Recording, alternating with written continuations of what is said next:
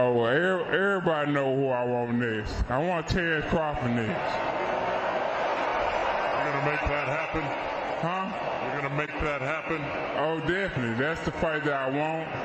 That's the fight everybody else want. Like I said, I'm going to get these straps and I'm going to go over there and take his shit too.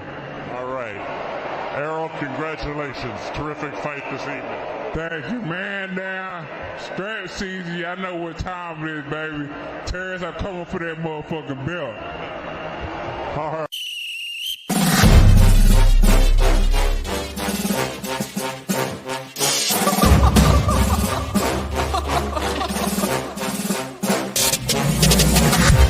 I'm not catching fades anymore. Gotta keep my hands clean when they come for the board. Keep it smooth like a dawn, making moves in the dark. Cause I learned how to swim in the pool full of sharks. Now they coaches, cause they can't read all his motions. How the kid never switch codes, but he code switch focus. Staring down your team with a frozen, ice cold look that could end the summer solstice. Cause I'm more like the top dog. Keep on running game and the gang will accost y'all. I be calling plays from a plane while I'm off court. But we ain't the same, you a lame, I'm a mob star.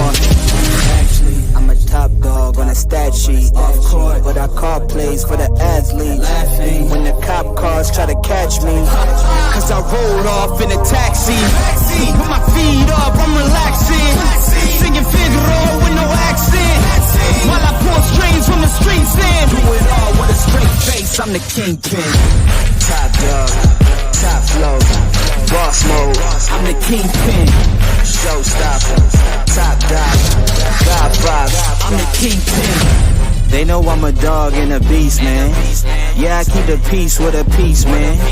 I ain't got no time for a piece, man. Why would I respond to a pawn? I'm the... Hold up. If I let my dogs off the leash, then you might want to get out of Dodge by the evening. Honestly, think it's not the blood and the beef. If they don't leave anything behind at the evening. I can see you soft, ever thought about retreating. If you never have, then they'll give you a reason. Better watch your tone, lose your bass when you speaking. Underneath the mask is the wrath of a... When you learn how to smile in their face, then go cutthroat. Then they wanna call you a con when the blood cold. I remember starving while y'all had a truckload. Now I'm with the mob with the call and the gusto. I'm a top dog on a stat sheet. Off court, but I call plays for the athlete. Laughing when the cop cars try to catch me. Cause I rolled off in a taxi. With my feet up, I'm relaxing. Singing Figaro with no accent. While I pull strings from the streets in. Do it all with a straight face, I'm the kingpin. Top dog, top flow, boss mode, I'm the kingpin. Showstopper, top dog, God five, I'm the kingpin. What's up, everybody? What's going on? What's happening? Let's see. What is going on? What's happening? Man, so we got the fight coming up this weekend, man. Caleb Plant versus David Benavidez. Man, I amped this motherfucker for this fight, man. It is what I want to see. But let me holler at folks. Let folks get up in here. What's going on, J Watch 4? Salute to you, bro. And what's going on, Cash Crypto in the building? What's up, bro? And TZ Frank, what's happening, man? Man, we are in for a treat, man, because we got a bad blood fight. Man, them dudes right there, man. I'm talking about this fight probably gonna be fight of the year, man. I'm talking about, man, you know they don't like each other. And so, man, we gonna get a treat, man. Them dudes gonna be going at each other, especially with Caleb Plant, acting like, what I'm saying, he got power now. Like he's, what's his name, Brett, man? You heard the interview. He said, shit, they ain't gonna run or nothing. He said they're gonna actually be trying to get it in. You know what I'm saying? So, we might see some toe-to-toe action with the Mexican monster. But Derrick James, what I'm saying, he gave his assessment on the situation. And Derrick James was like, both guys are athletic, both guys have fast hands, but they both lack like depth because they haven't had no adversity. Now I kind of disagree with him on that because I think Caleb, when he fought that Utah, however you say that guy name, you know what I'm saying? He had some adversity at the end of that fight, and he had to hold out and pull through. But other than that, Derek James said shit. If he was to tell David, you know what I'm saying, he would tell him to press him to look out for traps. That Caleb Plant is probably going to set, and if it was Caleb Plant, he would tell him to move. You know what I'm saying? That would be David Benavidez' probably weakness. You know what I'm saying? Because he said if you stand in front of David, bad things are going to happen to you. Bad things are going to happen to you if you stand up in front of the Mexican monster, which everybody pretty much know that. But Sweet Hands Plant, you know what I'm saying? He always going to race around that ring. You know what I'm saying? It didn't save him against Canelo, but you know what I'm saying? We know what he's going to do. You know what I'm saying? Utigate, I forgot how you say his name. That nigga, how do you say that damn name? And but yeah, he faced some adversity against him. You know what I'm saying? So he knows how to dig deep. It's just, you know what I'm saying? If he don't, I mean, I don't know how far it would take him against David Benavidez, because David don't care about all that. He didn't get the memo that grit gonna save your ass. You know what I'm saying? It's like, Caleb got a tough, he got a durability problem. You know what I'm saying? It looked like he could be broken down. Like when we see him get broke by Canelo wasn't doing nothing special. He was just going to the body, getting close, hitting him to the body with one or two punches. And Canelo ain't like, everybody think he's like some kind of great power puncher, but it's only against certain guys who has weak will, in my opinion. You know what I'm saying? Because nothing that didn't happen against Danny Jacob. None of the guys who can throw some combinations, you know what I'm saying, and got durability and got power. You know what I'm saying? He can't do that too. He couldn't do it to Triple G. You know what I'm saying? And Triple G was old, so you know what I'm saying. For him to break Plant down at his age, you know what I'm saying, his boxing age, I should say. For him to let Canelo catch up with him and break him down like that, it says a lot. You know what I'm saying? And I don't think, and Canelo, him not wanting to fight David Benavidez says a lot.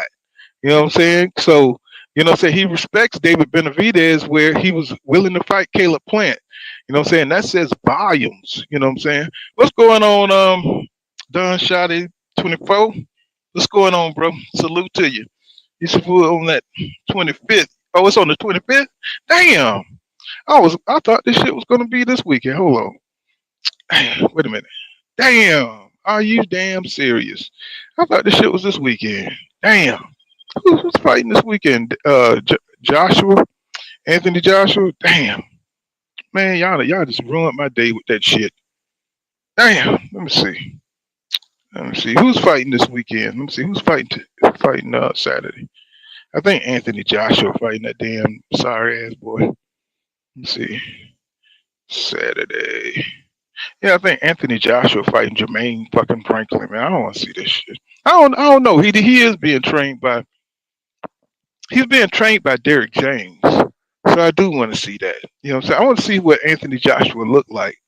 You know what I'm saying? Being trained by Derek James. See if there's any difference in his game. You know what I'm saying? So damn, it's the 25th. Fuck, man. I was getting amped up for no damn reason. For some reason, I thought that shit was this weekend.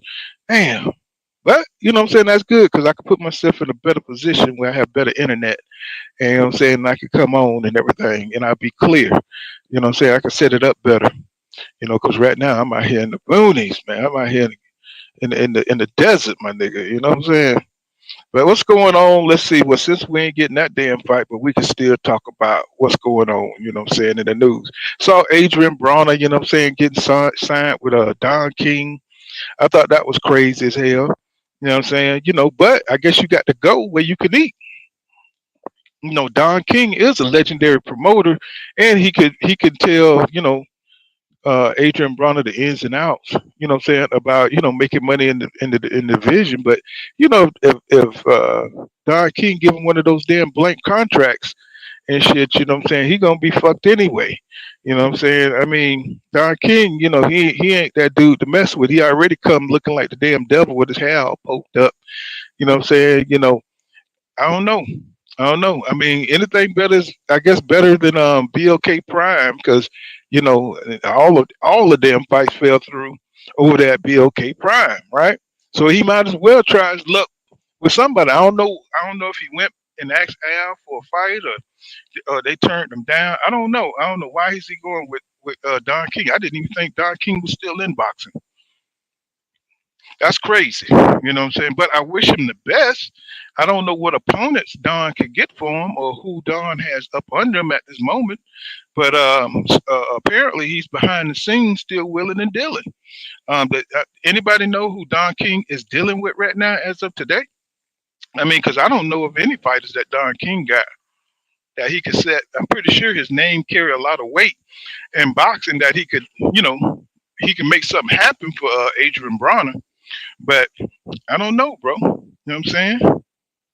I don't know. I mean, that's a long shot. I mean, I haven't heard nothing about Don King lately, or what he's doing in the sport that's major, you know.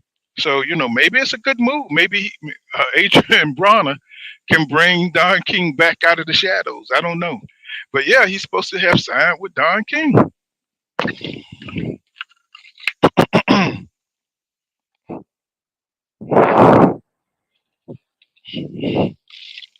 You believe that? Don King gonna help bring damn Adrian Bronner back. That'll be a beautiful thing to see. Let's see, what's going on, Marvin Banks in the building. What's going on, Andrew Smith? What's going on, DOG? Dog, 215 and Reed 215. What's going on? He said Zerto was supposed to fight this weekend, but he came in. Man, what is up with Zerto? Zerto, see, that's what I be talking about, bro. You be seeing these fighters, what I'm saying, with these great records, right? From Golden Boy, Hyman McGill. But the first time they fight a real one, when Zerto fought Bivol, he looked like trash, bro. I mean, he was trying. Don't get me wrong. He wasn't scared. He just lacked the skills of fighting somebody of that level, and it showed. And Bivol went in there and just outboxed the shit, just beat him, just outclassed him, right? And he had like a 44-0 record or some shit like that, something ridiculous. And Bivol just made him look like like he wasn't supposed to be in the ring with him. So it don't matter that these guys over that Golden Boy, building up their records, trying to look like, Floyd Mayweather or some shit like that. It don't matter. It's about who you fight, bro. So you can get that experience and beat, dudes on a higher level, and it'll show. You know what I'm saying? It'll show. It will show. Let me see. Let's see, DOG. What you say? He says Eddie Hearn made sure Jamal couldn't get Canelo. He says in Texas, same plan, bro. Yeah. You know what I'm saying? And they did the same thing. The zone, you saw what they did to Demetrius Andrade, man. That's like the biggest bullshit in boxing history. But he let it happen. He knew what they were doing.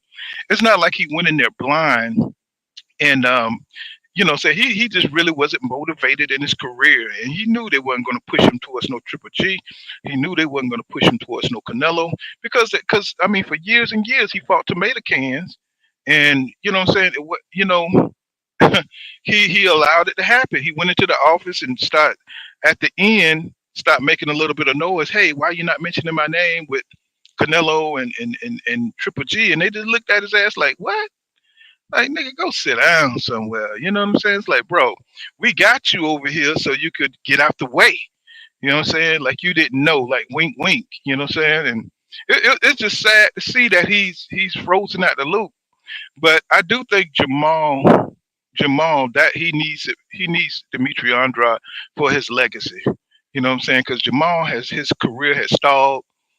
He done got caught up in all kind of personal things like that, and installing his prime years. No matter what's going on in your life, y'all.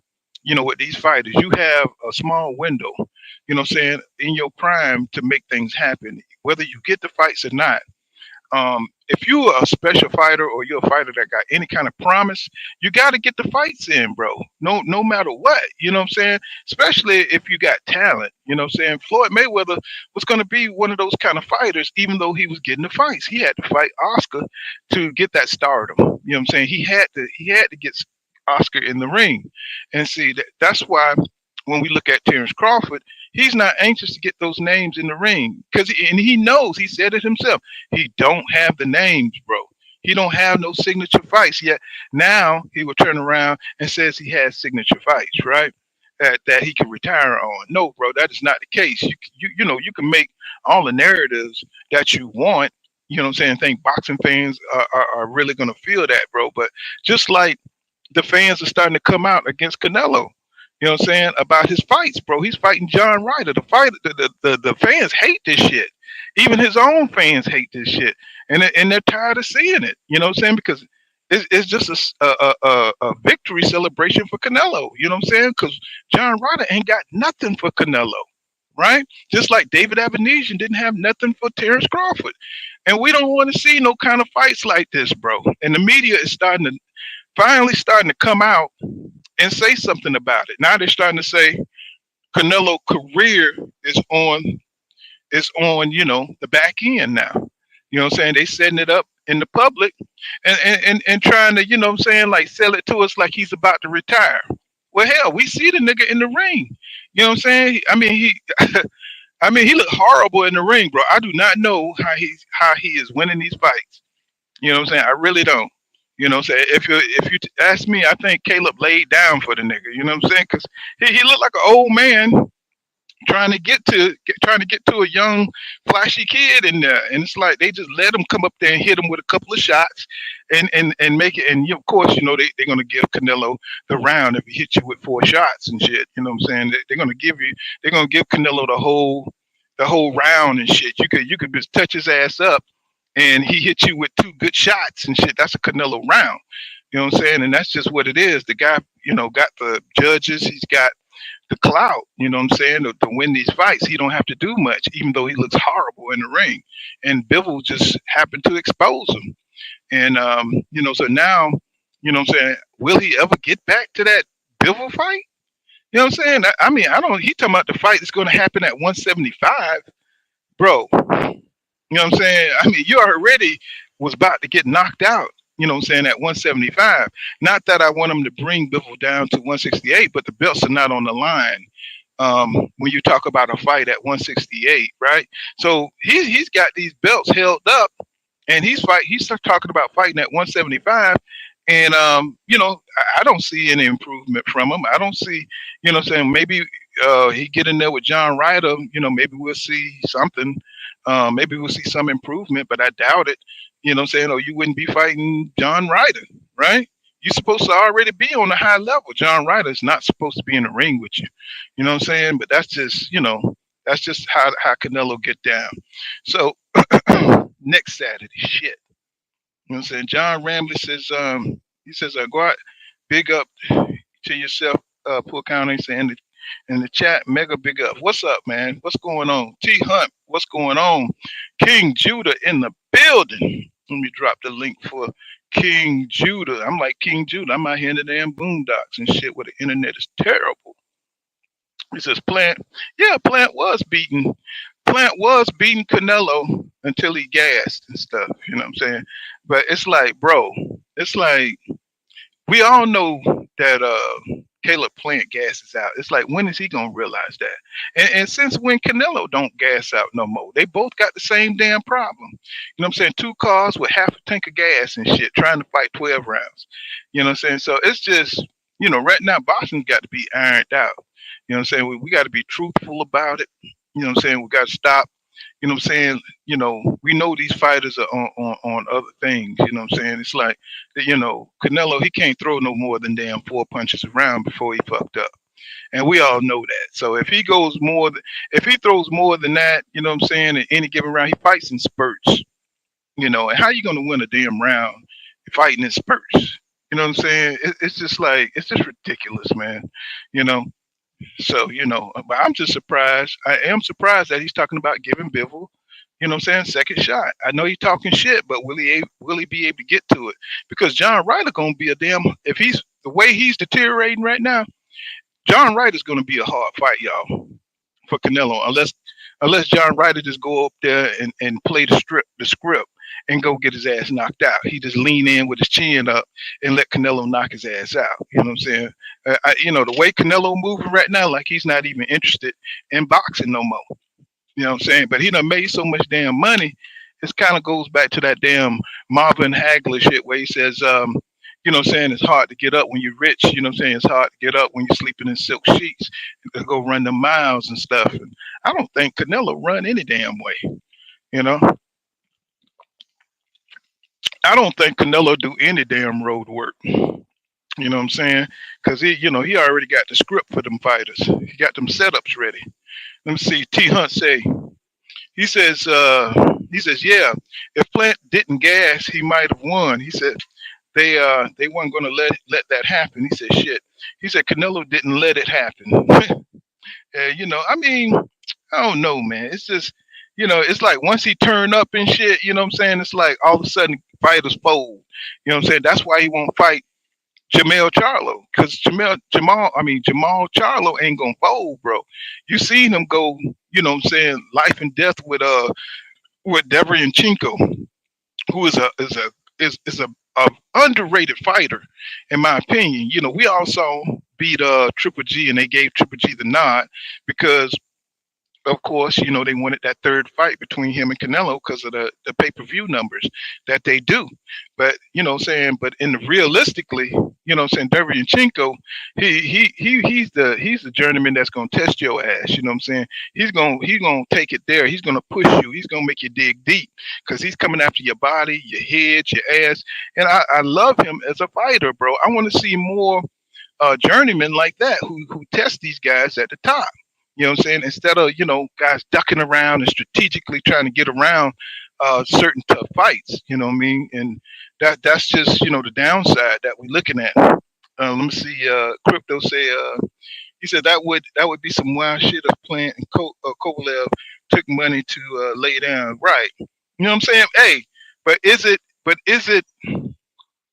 unreasonable to think that? You know what I'm saying? Is it unreasonable to think that with, these stars, they got more money to make with them. You know what I'm saying? When you think about Canelo, he can't lose at certain, at certain points. You know what I'm saying? That's why he's taking a John Ryder fight. He should have fought David Benavidez. He should have fought David Morrell. He could have fought a number of guys. You know what I'm saying? He didn't have to fight no damn. Where the hell John Ryder comes from, man? John Ryder hasn't done anything. They say Jamal Charlo hasn't done anything, but what the hell has John Ryder done to get a fight? You know what I'm saying? So it's just hypocrisy at its best. You know what I'm saying? Nobody's really listening. When it comes to Canelo, they don't want him to lose. What's going on, Pedro Torres? What's going on? He says, Pool and the gang. He said the Bronx is the place to be. What's going on, TZ Frank? He says, hell no, Ryder's garbage, bro. That's what I'm saying. He is garbage. But what if he ain't read the script? What if John Ryder say, I'm feeling bad. He looking bad right now. You know what I'm saying? I'm finna go in here. Think about it. If John Ryder went in there and gave it his all and whipped Canelo ass, he would have to give him a rematch immediately. He couldn't, you know what I'm saying? He would have to give John Ryder a rematch immediately. If I was John Ryder, I would go out there and give it my all and say, fuck it, and just beat Canelo ass and stuff, because Canelo can't survive another loss, especially not to a damn John Ryder. You know what I'm saying? He ain't got nothing to lose. He says, Andre Smith says, I was born to duck. And that's what he was, man. You know what I'm saying? I was pine ready. I was like, this dude. And then he got selective hearing, you know what I'm saying, when he answer questions, like, you know what I'm saying, he understands perfect English, he can speak perfect English, but he try to, when he don't want to answer some shit, that's when he be like, then he act like, you know what I'm saying, like he an immigrant or some shit, you know what I'm saying, but that dude speak better English than I do, you know what I'm saying. That's the crazy thing about Canelo. He be playing the game and shit, you know, like a lot of Mexicans do. They be speaking perfect English and shit, you know. He says, T Hunt say, he said, Ryder might expose him. He said, but I expect Canelo to KO him in the late rounds. He said it looks bad against Ryder. It might be a wrap for him. He said he's already not fighting the top guys. It ain't nothing but killers around him. You know what I'm saying? It ain't nothing but killers that want him, and they hungry as hell. You know what I'm saying? He done held them off for so long. Some good competition is ready now to fight. You know what I'm saying? You know what I'm saying? There are no more like Europeans, you know what I'm saying, to get into the game, man. You know what I'm saying? He's got to fight these Americans over here. You know what I'm saying? He done held off David Benavidez, who won the WBC interim title how many times, bro? So, you know, he went around David to get the belt. You know what I'm saying? He went around David to get the belt. And David, you know, he lost the belt a couple of times, but shit. You know what I'm saying? He went and got that damn WBC interim again and again. You know what I'm saying? So it's kind of looking like Ryan Garcia when he got the WBC interim, and but he didn't want to fight. He didn't want to fight the champion, right? And but it's just a reverse. You know what I'm saying? Because you know, David Benavidez, he's the man that's been waiting. You know what I'm saying? He's been sitting in that spot for a while. And Canelo, you know, did him dirty, went around him. You know what I'm saying? It's like, yeah, David knocked himself out of contention, but as honor to really be the man, you know what I'm saying? You got to beat the man, right? So David was the best guy at 168, arguably, right? You know what I'm saying? He was the best guy at 168. You got to go through him. You can't fight Yildirim and say I'm undisputed. No, bro, you disputed. You are disputed, undisputed champion. So you know, long as there's somebody in there, you can't call yourself undisputed. You know what I'm saying? Because that dude is knocking on your door, right? So Pedro says he says Canelo has 1 foot in, 1 foot out like crawfish. Yeah, that's what I think too. He says Charles Young says computer all. He says computer all. He got computer all for stamina. Yeah, they don't raise the. I mean, have you ever seen any shit like that in your life? You know what I'm saying? That's like getting caught by the cops with cocaine, and they say, you know what? You know what I'm saying? We ain't gonna even, but we're gonna, you know, what we're gonna do is you're gonna go home. You know what I'm saying? You're on home arrest for, you know what I'm saying, a month and shit, and we're gonna raise the limit where you could carry, you know what I'm saying, this amount of cocaine that you was carrying that we busted you with. So, I mean, that's what they doing for Canelo, man. It's like, and they cool with that. You know, they cool with that. Like, bro, you know what I'm saying? It's just crazy the way, you know what I'm saying, the sanctioning bodies are treating this PED shit and banned substances. It's just all wreck. It's just all a wreck, man. And then they get mad when you call these motherfuckers out. It's like they're not going to be happy until somebody's head get bust down to the fat meat. You know what I'm saying? What if Canelo go in there and just bust somebody's head open? You know what I'm saying? You know what I'm saying? They'll try to cover that shit up. You know what I'm saying? And that dude, he got power already. So, you know, them damn PEDs. I think I seen Canelo look like he was damn squatting like shit. Looked like he was squatting like 600 or 700 pounds. I'm like, come on, man. Get out of here. That's why your knees fucked up. So P Hunt says greed pool. He said greed pool. He said A Wash. He said I'm he said, oh, A Wash in the late round. A Wash in the late rounds. I got you, T. He says, Andrew, Alexander 89 says, what's Gucci OG Pool? What's going on? What's happening with you, bro? He says, Derby and Chinko is a good fighter. He's not gonna lay down. That's what I love about him, T Hunt. He don't give a fuck about you know what I'm saying? He don't give a fuck about niggas. He don't give a fuck about white people. He coming in there, Mexicans. He's coming in there to whip your ass, bro. He's gonna do his best. You know what I'm saying? At some point he gotten old. I mean, I haven't seen enough. I've seen his fights, but I haven't seen him like grow. I don't know if he had promotional problems because I seen the fight when him and Castano was in the amateurs. If you have a chance, go check that fight out. That shit was raw. They went at it, bro. I'm talking about they went at it. It was a Pan American Games, I believe. And man, that's when you knew Castano was a beast, man. You know, he beat Errol Spence Jr. in the amateurs, right? So when you saw those two go at it, man, you said that dude is gonna be a monster. God damn it, my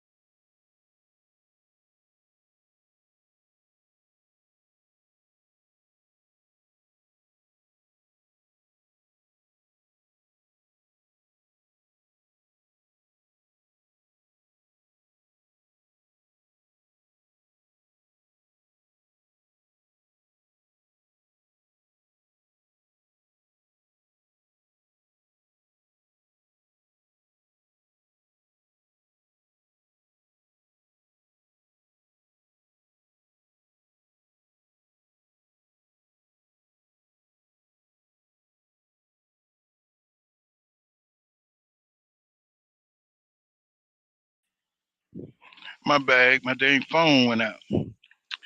Oh, my bag, dang phone went out. So yeah, man. So let me see. Yeah, no, it was my internet had went out. My damn phone had went out. So he says, okay, okay. So let me drop the link so my boys can come up when they get ready. What's going on, John? What's happening? Let's see. He said, "It's mute." Yeah, my dang phone had cut out, bro. Let's see. So he says, TZ Frank says, Derevchenko, oh, now he said he started late in the pros. He said he came in damn near 30. Yeah, man, I noticed that. You know what I'm saying? I noticed he's starting to look slow now. He's starting to look like, you know what I'm saying? It's time to kind of like hang him up or something. You know what I'm saying? He don't look, he don't look as sharp and he don't look as prepared as he usually is. You know what I'm saying? That dude is a beast though, for real, for real. Let's see, what's going on, John? Let's see, Benton, South D Town. He says no sound unless you say you had to do something. Y'all hear me now? Can y'all hear me now? Somebody let me know. He says, Craig the Keg. He says, not gonna lie, so I'm interested in watching Big Baby Miller versus Big Dog. Oh man, right, that. Oh fuck, man, that fight right there, bro. I don't know, man. Lucas Brown, man, that good dude is old as shit, bro. That dude is old, bro. That Big Baby Miller, that dude is old as hell right there, bro. I don't think I want to see that fight. Lucas Brown, man, shit. That's like going way back. You know what I'm saying? This is what's going on, Dub? Right side, respectfully. What's going on? Thank you for tuning in, my brother. What's happening? He says, LeVar Cooper, what's happening? He says, Zerto versus Gabe is canceled. You know, they need to cancel that. You know, Gabe is trying to fight all these fights, and he's losing every last one of them with all them damn tattoos all over his body, bro. I mean, he looks horrible in the ring right now, but he's getting the bag, bro. If you beatable, you know what I'm saying? One thing about it, if you got a little bit of a name and you're beatable, you know what I'm saying? I mean, like you have like almost like zero chance to win, you'll make some money. You know what I'm saying? Because you know what I'm saying, they'll put you in the ring with somebody. You know what I'm saying? But if you're dominant and you're good, bro, you're gonna starve. You know what I'm saying? You're gonna starve. I'm looking at Marius Barrios versus Urdanus Ugas they got coming up, bro. And that's gonna, man, you're talking about a fire fight, bro. That is a firefight. I really like Marius Barrios, man. You know what I'm saying? He's not winning all his fights, but look who he's fighting, bro. Look who he's fighting. He fought Tank, you know what I'm saying? He fought Keith Thurman and what this dude name. Now I know this dude wasn't like, you know what I'm saying, somebody to be, you know, in awe of Santiago, Jovine Santiago. But he showed dominance in that fight. And to me, he showed dominance in that fight because, you know, because of who he fought. You know what I'm saying? He fought Tank. It made him a better fighter. You know what I'm saying? He fought Keith Thurman. It made him a better fighter. And so he went in there against somebody, you know what I'm saying, just the average, you know what I'm saying, Blow Joe, and he showed his pedigree. You know what I'm saying? So now he's about to fight Ugas. Now look at his fighting spirit. I mean, you know, I don't know what warrior. I think he's an Indian or something like that. But man, he is showing, he is making his ancestors proud because he's going out there and he's fighting the fights, win or lose. He don't give a damn. I love that about Marius Barrios, man. And Ugas is a killer. He is a killer. You know what I'm saying? Even though Marius Barrios got like 4 more knockouts than Ugas, but Ugas always been fighting the best. You know what I'm saying? He fought Porter, which, you know what I'm saying, I believe, and I think most of you guys believe, that he beat Porter. You know what I'm saying? Because y'all saw the fight. It was a knockdown in that fight, and they didn't even call it. The ref didn't even call it, and he was tearing Porter's body up, man. I mean, the way he was just bulldogging Porter. You know what I'm saying? Ugas is a big boy. You know what I'm saying? He's huge. You see how he looked in there with Errol Spence Jr. with the reach, and Errol Spence Jr. even had problems with Ugas' jab. You know what I'm saying? Until, you know what I'm saying, he messed around and made that Texan, that cowboy, upset. And you know what I'm saying, EJ had to come with them uppercuts. You know what I'm saying? And broke that over the bone. You know what I'm saying? So, you know, but Ugas is a bad boy. He was, even when he was really bamped up by EJ, he was still giving EJ some good body work, bro. And EJ was feeling it too, because you could tell how he was reacting to some of them body shots, right? But I think that's a good fight for him, for Marius Barrios. And the shame of it all is that we know that Terrence Crawford should have been fighting Ugas, not no Alexius Rocha. He should have been fighting Ugas, bro. That's your peer group, right? If Manny Pacquiao, old ass Manny Pacquiao, got in there and fought Ugas, you know what I'm saying? You definitely got to get in there and fight Ugas. This dude don't care nothing about tradition or the way boxing should be at that weight class, right? You know what I'm saying? There's no way in the world Alexius Rocha should have the ability to get in the ring with the WBO champion, right? And I say this all the time. People act like, oh, Crawford can fight who he want to fight. Well, just imagine if Errol Spence Jr. skipped all these dudes. You know what I'm saying? Virgil Ortiz, Jerron Boots Ennis, you know what I'm saying? Whoever, you know what I'm saying? Keith Thurman. Imagine if he skipped all those guys and fought Alexis Rocha or David Avenesian. What would we be saying? What would we be saying? We'd be like, man, what are you doing? Right? But we don't hold Crawford to the same standards that we hold Errol Spence Jr. And that shows you that he's not the best then.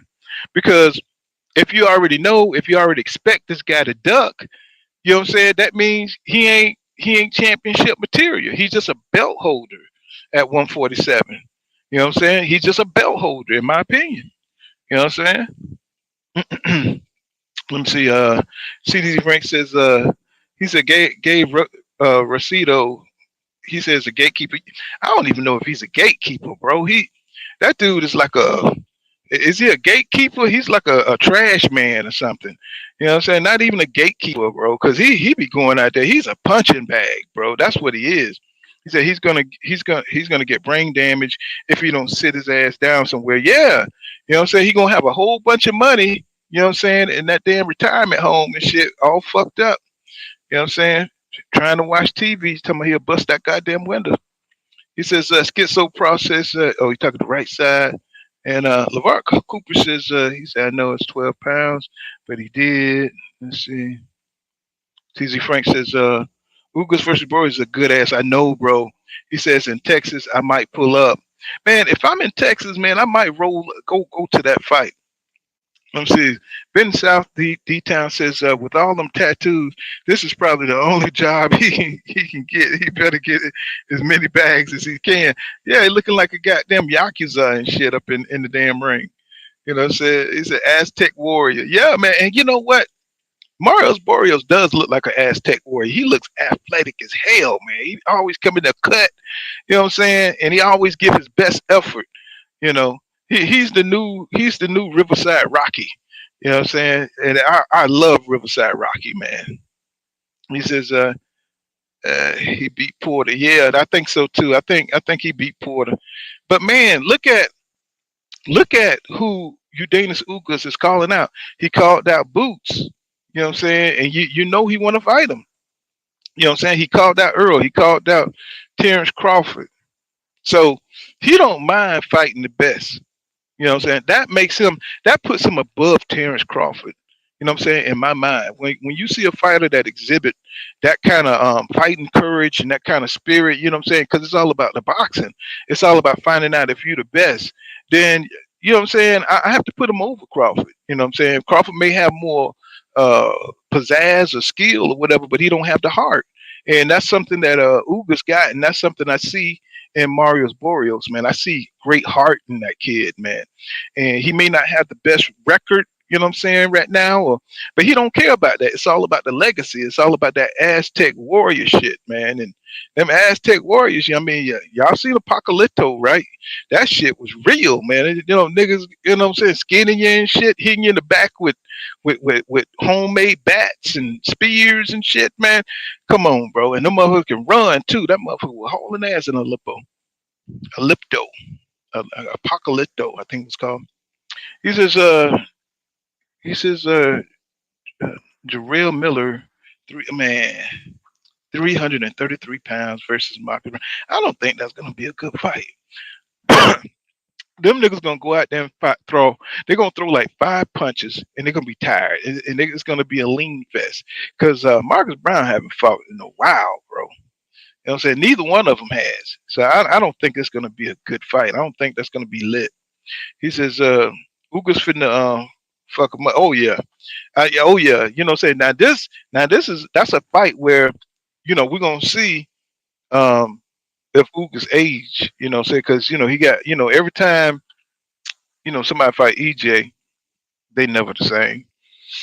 They never the same. And he took a brutal beating by EJ. So will that take enough up out of him so Marius Barrios could do something with Ugas? Now if he's the regular old Ugas, you know what I'm saying, he gonna go in there, he gonna bang, he's gonna beat the hell out of Marius Barrios. But you know what I'm saying, if he got a lot of vitality and life taken out of him by EJ, it might be a good damn fight. This might be a good fight. You know what I'm saying? It just might. Lou Era grassroots say, he says facts. He said he whipped on Bud and called them out. Exactly. You know what I'm saying? Exactly.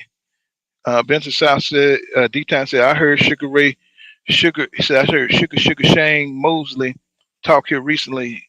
All the head punches messed up Shane Mosley. Isn't that crazy how that stuff catch up? Because Shane Mosley was cool for a while. You know what I'm saying? But, like you say, he fought that. I think when he fought Canelo, he took a lot of punishment. You know what I'm saying? At the end there, he started taking a lot of punishment. And it's like, man, but those head injuries, you know what I'm saying, they come back later on. You know what I'm saying? Like, on the back end. Because you see him, in an interview, they start slurring a little bit. You see James Toney. You see Evander Holyfield. You know what I'm saying? If you go back to the early interviews, they was just fluid and they was able to, express ideas and everything and formulate sentences. But at the end, it's like, pray the Lord. You know what I'm saying? Jesus, this is God good. You know what I'm saying? At the end, you know what I'm saying? It'd be kind of bad, but it looked like it just progressively gets worse.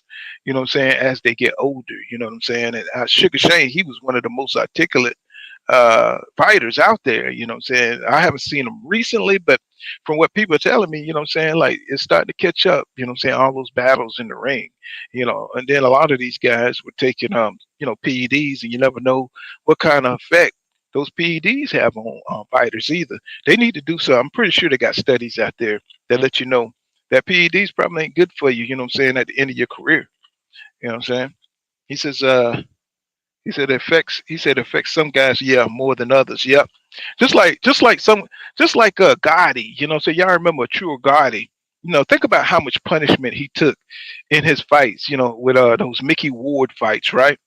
And those guys used to go life and death, man. You know what I'm saying? It was always like a constant, battle. Just, I'm talking about look like some Dragon Ball Z shit, the way they fought. And then he would come out of there and go into another fight with Floyd Mayweather and get decimated. You know what I'm saying? And I know he's not here. You know what I'm saying? I know Achura, died some years ago. He was a warrior now. But, let's think about it. All that punishment, even if he wasn't going to, even if he didn't die, he was going to have some problems. I think Mickey Ward be slurring and stuff too. You know what I'm saying? Because, you can't take that. The head ain't designed to take that kind of punishment, man. You know what I'm saying? That many shots to the head, you know what I'm saying? We see it all over boxing, hopefully, what I'm saying, these guys are in when it's time, you know what I'm saying? Don't go too long in the sport, you know what I'm saying? Even though we want to see some great fights, you want to see people make it out alive because they got kids and stuff, Let me see. He says, yeah, Oliver McCall interview, and he speaks clear and articulate, and the man looks took huge punches. Yeah, but you saw him break down in the ring. But people were saying that he did crack and stuff. You know, people that knew Oliver McCall, they said he did a lot of drugs and stuff like that. Maybe that's the key.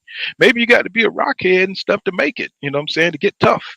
You know what I'm saying? To come into the ring. Because I remember that one fight where he just broke down. And he was crying and shit, and he had some kind of mental breakdown and stuff. And the shit was crazy, man. The shit was crazy. But what y'all think about Adrian signing with Don King? That was shocking to me. You know, so I thought maybe he would take I thought maybe he would take a deal with the zone, or maybe go to Top Rank and see what he could get. You know what I'm saying? I don't know who he was turned down by. Or I thought maybe even the PBC would pick up Adrian Bronner, right? But I'm saying for him to just, dig up Don King, I mean, it's like Don King must have came to him. You know what I'm saying? Because I damn sure wasn't aware that Don King was out and about. You know what I'm saying? Looking for fighters and still promoting fighters. I did not know that, bro. You know what I'm saying? So, he is signed with him. I don't know who his opponent would be. You know what I'm saying? I really don't. You know what I'm saying? I really don't. He says Broner going to be fighting in front of 100 people in a school gymnasium. He says AV got to eat them bills. He said don't stop coming in. For some reason I think he's gonna bounce back though. You know what I'm saying? I don't know why, but I think he still got a name. He's still a 4 division champion. You know what I'm saying? You can't take that from him. And he's willing to fight. And my man, he worked hard to get himself back in shape. I mean, I've seen the videos, and I think he's for real, for real. Now, how much do he got left? What can he take? His punch resistance? Who could he fight? You know what I'm saying? Possibly to get back. You know what I'm saying? I would have loved to see that Michael Williams Jr. fight. I think that would have been a good fight for him to beat that guy. I think he would have beat him. But it would have been good just to kind of see where his reflexes are, see how he's moving in the ring. You know what I'm saying? I mean, he got to get in there. You know what I'm saying? And he's not getting any younger either. So I think what Adrian Brown is like 34 or something like that. I think he's like 34 or something like that. Let me see. I think he's like 34 or something like that. But he's been around for a minute, believe it or not. You know what I'm saying? He has been around for a minute. Let's see. But Plant is looking good. You know what I'm saying? He ain't playing no motherfucking games. You know what I'm saying? He is straight laced, you know what I'm saying? He getting them reflexes together. He says, hold on. He said, I heard D-Town joking about Bud and Don King. He said, then a few days, AB signed with him. And I'm surprised he didn't try to go to Golden Boy. He says, I want AB to bounce back. He said, hope he invests his money this time, though. You know what I'm saying? And you know what? But you also can't be blaming motherfuckers that's trying to help you. You know what I'm saying? That shows a character flaw right there to me. You know what I'm saying? When somebody like Al Heyman takes interest in you, you know what I'm saying, to invest your money, but like I don't know if y'all ever gave a crackhead in your family, they come to you and give you the money, you know what I'm saying, to hold for they pay their bills, and man, as soon as they get ready to go hit that pipe, they start coming and attacking you, and they, you know what I'm saying, they want you to give you their money back, they go crazy and shit, then you have to go out there and whip it. Well, I'm going too far, but you know what I'm saying, he was doing that to Al. You know what I'm saying? And he kept coming back, you know what I'm saying, trying to gamble and, you know what I'm saying, trying to be a ball out there in the streets. And he was just doing dumb shit with his money. So, he can't be bitter when the money runs out, and yeah, you got to go out there and fight these guys. In your division, you had Godzillas in your division. So, even though I wouldn't classify Mikey Garcia as Godzilla, you know what I'm saying? He said, the King has only put on 6 boxing shows in the last 5 years. Yeah. You know what I'm saying? So I know I haven't been hearing from him. You know what I'm saying? T Hunt says if he stays focused and let his hands go, he'll be okay. He said, I hope he gets he gets right all the way around. I don't think he ever gonna throw in combination no more. We've been waiting too many fights to see, and that's when he was, active. You know what I'm saying? And every fight, everybody be like, AB is gonna throw this time. You know what I'm saying? And let me tell you something. When AB put his combinations together, he's a whole different fighter. But of course, you know, um, Madonna fucked him up, man. You know what I'm saying? He gave him post traumatic stress syndrome. You know what I'm saying? When he went in there with them loaded gloves and faloomaloomed him, man. It was just sad to see to ruin somebody like that, to ruin somebody's career, you know what I'm saying? To the point where, the man can't throw in combinations now.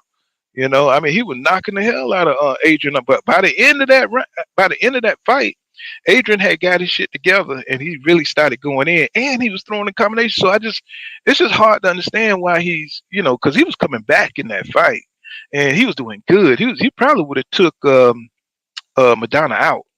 And Madonna said that was the hardest he had ever been hit by anybody. So Adrian got he had some talent, he had some power. He knocked down Sean Porter. You know what I'm saying? I mean, the dude, he just couldn't put it together. He just mentally a little off. You know what I'm saying? Just got too many things, too many irons in the fire. Said too distracted. I think if somebody could have got to him and just like Javante Tank Davis got his shit together and got with Adrian Bronner, I think Adrian Bronner could have been something special. You know what I'm saying? And it's just sometimes life don't work out that way. They got too many street stuff going on, you know, too many other activities that was taking him off the focus of being off his craft and being great. But I think Adrian Bronner could have been something special, bro. But you got to have all that shit come together, though. You know what I'm saying? You just can't be. You got to be like a Kobe Bryant or Floyd Mayweather or Michael Jordan. Just singly focus and block out all these other things that keeps you from being great. You know what I'm saying? I know that's not easy to do. I'm not saying like, it's like something that you just can do. You know what I'm saying? But you gotta make sure that's your priority. Boxing is your priority, or the thing that you're after or the want to be great in is your priority. And when you do that, you're gonna be great in that thing that you want to do. Um, the Kegi says Al Heyman helped him become the youngest uh, four weight champion in history and a multi-millionaire, right? You know what I'm saying? But it's just weird how to see these guys blow that much money. He says the Kegi says he said he lost it all through his own fault. That's what I say. He says PBC. JV says PBC make you fight these killers, but that's if that's what you got. If that's what you got in your weight division, that's what you got in your weight division.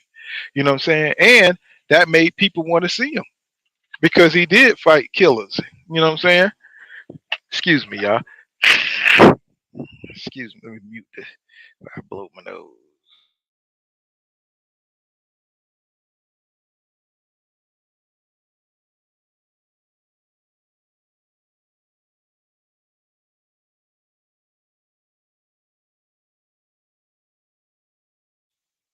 Okay. Yeah. So that's what it is. You know what I'm saying? That what made him people want to see him. Not only was he talking a lot of shit, but he was going out there to fight and back it up. Now, did he win all the time? He didn't win against Mikey Garcia. You know what I'm saying? He didn't win against the last opponent. They gave him the nod against the last dude, but I thought he lost it. He didn't look great. You know what I'm saying? But he's Adrian Bronner. You know what I'm saying? So your name is gonna carry a little bit. You know what I'm saying? But now, at this point in this time, he got to prove something. You know what I'm saying? He can't rest on his laurels. You know what I'm saying? You can't rest just because you was a four division champion, right? You know what I'm saying? Now you got to go out there and you got to fight you another killer and get a win. I mean, the tune up don't have to be that way, but the fight after that, he's going to have to fight somebody, bro. You know what I'm saying? To get back into what's going on, bro? What's going on, holy boy? He says, you say AB needs to get a job behind the scenes, put together fights. Yeah, I could see him, you know what I'm saying? You know, I could see him doing something like matchmaking. You know what I'm saying? That was, I think he got a good boxing mind. You know what I'm saying? I really do. You know what I'm saying? And he can talk. He could be an announcer or something for somebody. You know what I'm saying? I could see him doing that too. He would definitely be a good person to amp up the fights. You know what I'm saying? To do interviews and get shit started. I could see him doing that. I could see him going too far too. And saying, Benton South D Town says, fighting killers equal a lot of bag of money. That's right, bags of money. He said Sean Porter, and he lost most of the big fights, but he got paid. Exactly, bro. And you know, if you're gonna put your body on the line, if you're gonna put your youth, your energy, your time on the line, right? You know what I'm saying? Why not just do it one time, bro? You know what I'm saying? Why waste all your money, your hard earned money, and you going out there taking these shots from professionals, you know what I'm saying? People who train and knock your ass out, and knowing that these blows are gonna have devastating. I don't care if a motherfucker hit you in the shoulder, you know what I'm saying, 6 times, you know what I'm saying, for 12 years, bro. Your shoulder ain't gonna be the same. You know what I'm saying? So you know when they hit you in the head, you know what I'm saying, all these years, bro, it's gonna have an accumulative effect. You know what I'm saying? So you wanna wait till you get older to start doing right? It's like, man, and you done made all the money already, bro. I don't know, man. It's just like, I mean, we got a lot of examples out here, so these fighters can see what and what not to do. Floyd has shown a lot of people. You may not make it to the level of a Floyd Mayweather, but he's showing you, you know what I'm saying, but that you don't have to be him. You know what I'm saying? You can make your money, invest it, and go chill out, bro. You know what I'm saying? That's all I'm saying. You know, you don't have to be Floyd, but you know, you could be Floyd like. You know what I'm saying? And be smart with your money instead of having to go out here and destroy your damn body. What's going on, Greeks with fire in the building? You know what I'm saying? That holy boy said, he says, oh yeah, that would be great for AB. He says, don't forget he is the one to bring Tank into the spotlight. Of course. You know what I'm saying? Plus but he was terrible he also was terrible for Tank. You know what I'm saying? Because I think, you know, both of them, you know, he kind of got a young man mindset where he's not disciplined. You know what I'm saying? They're saying AB was drinking, you know what I'm saying, on his comeback, you know what I'm saying, his comeback tour, you know what I'm saying, trying to get back in shape. He was damn drinking and shit. So, you know, when he was with Tank, you know, they was having a good time. He was trying to show out in front of Tank. I remember one time Jamel and Jamal was about to slap shit out of him one time, you know what I'm saying, because they were acting silly. Every time they used to go to these PBC events or they go to a fight, they be trolling or whatever, you know what I'm saying? And you know, them two are already half crazy. I see it was some video where Jamel was gonna he don't like them dudes, you know. Jamel don't like nobody though, you know what I'm saying? But he definitely wanted to slap the hell out of Javante Tank Davis and and Adrian Bronner, bro. That shit was funny as hell. They got the hell out of Dodge too when because Jamel Jamel looked huge, man. He looks like he looked like both of them. He looked like he looked like equal two of them. They look like little dwarves or something compared to Jamel. Yeah, man, it was just too funny, bro. How they be playing with Jamel, and Jamel's like, man, I'm gonna slap the hell out of one of you. But Better D-Town says, South D-Town says, he said AB he said can get you a YouTube channel and blow up because he's a comedian. Yeah, I remember like the first time when he was talking about he was going to propose to his girlfriend, and he dropped down to one knee, and then he was like psych. And I was like, something wrong with this nigga here. Something wrong with him. Something is wrong with Adrian Bronner. You know what I'm saying? Yeah, he was brushing his hair and all that shit. I was like, yeah. You know what I'm saying? The Kegi says, he says, Tank said to AB and King he says, and King Pick, y'all look the same age. Tank says to AB and King Pick, y'all look the same age. He says, have Thurman on one side and AB on the other as boxing as, oh yeah, man. Whew. Man, I would love to see that. I would love to see. I'd like to see Keith Thurman, you know, give a really good analyst, because even when he analyzes himself, he gives a really good breakdown of what a fight between him and Terrence Crawford could look like, or Errol Spence Jr. could look like. He's a really good analyst, man. He knows what he's talking about. So he was right. AB looked much older than 34. Yeah, man, all that damn drinking. You know what I'm saying? When you abuse your body like that, bro, you know what I'm saying? You're gonna look like an old man. Plus you out there late at night, you're not getting your rest. You know what I'm saying? Then you gotta come in there, work that fat off you, and you know what I'm saying? It's just a lot of stress, wear and tear on your body. Schizo Paul in the building. He says Jamel was looking like a pit bull with rabies that day. Oh, you know what I'm talking about. He said he was yelling. He said Adrian Bronner is a pussy. Yeah, man. I was like, he was fired up, bro. He didn't even want to fight the dude he was about to fight. He wanted to fight Adrian. I don't know what they said to him, but that back then they was mischievous. They were going around, you know what I'm saying? I remember one time it was Tank. Tank was talking about he wanted to fight Errol Spence Jr. and Errol Spence Jr. was like, what? And he turned that off real quick. You know what I'm saying? He's like they were playing around back then. But it's good to see them boys mature. They done matured up, and now they about their business. Now they about their business. King Judah in the building. Y'all subscribe to Inside the Square Circle with King Judah. What's going on? King Judah said he met Don King and AB looked about the same age. Oh my God, bro. Mm. It'd be funny as fuck if AB come out with Don King hair. You know what I'm saying? They be side by side and they had that hair shooting straight up in the boy. Nigga, but I'd be dead. I'd be dead, bro. You know what I'm saying? Adrian Bronner do some shit like that too. Just come out with some Don King hair shooting straight up, man. Especially if they give him a good deal, man. I would be falling out, bro. He says Zach B. Zach B says Jamel had his head cocked to the side. He's looking crazy as shit. I know. Oh man, Greeks with fire in the building. He says not when Thurman called Spence versus Porter. He says fight Thurman. Looking in the camera, said Porter won every nigga. you know, hey, oh man, that's too funny, man. Cause I'm gonna tell you something. Porter was hating too. Porter be hating too on. He be trying to be. He try to look fair, but you know what I'm saying, he can't help to hate. You know what I'm saying, when it comes to Aerosmith Jr.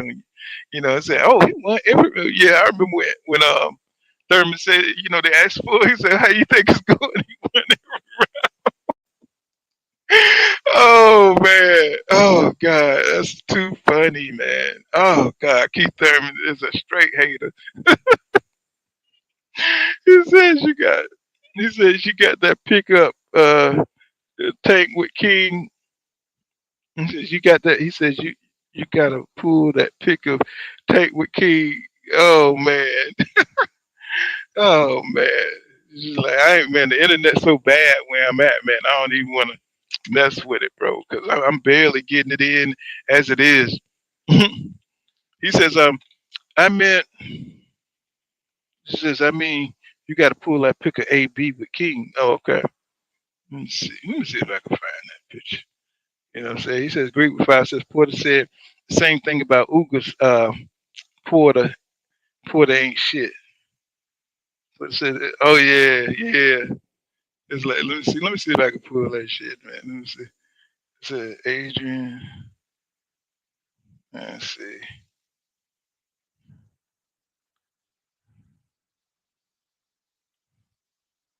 Uh, Don King. And Don King looked like he'll never die, man. It's like he get older and older, but man, somehow he still be hanging in there.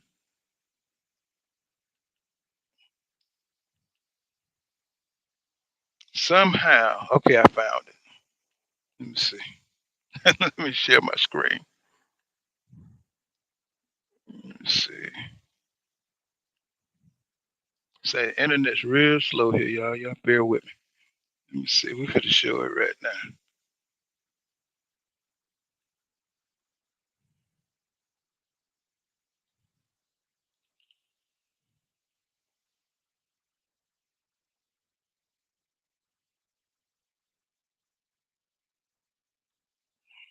I'm pretty sure that picture will pop up anytime. Let's see. This is Bronner, won titles in 4 divisions, but the 33-year-old parted ways with Al Heyman. Somebody last year headline Bill Cape Prime. He says the Cincinnati native was set to fight last month in Atlanta, but after 3 different opponents withdrew, the event was scrapped, and Bronner ended his relationship with Bill Cape Prime.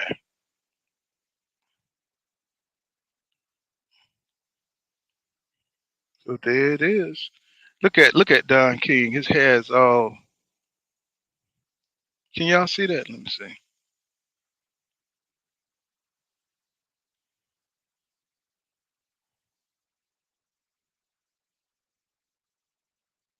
Look at that damn money, man. You know that's probably about $100,000. That's what Don King be doing. That's about a damn $100,000. He give you a damn blank contract, and you'll be fighting for the rest of your damn life till you 75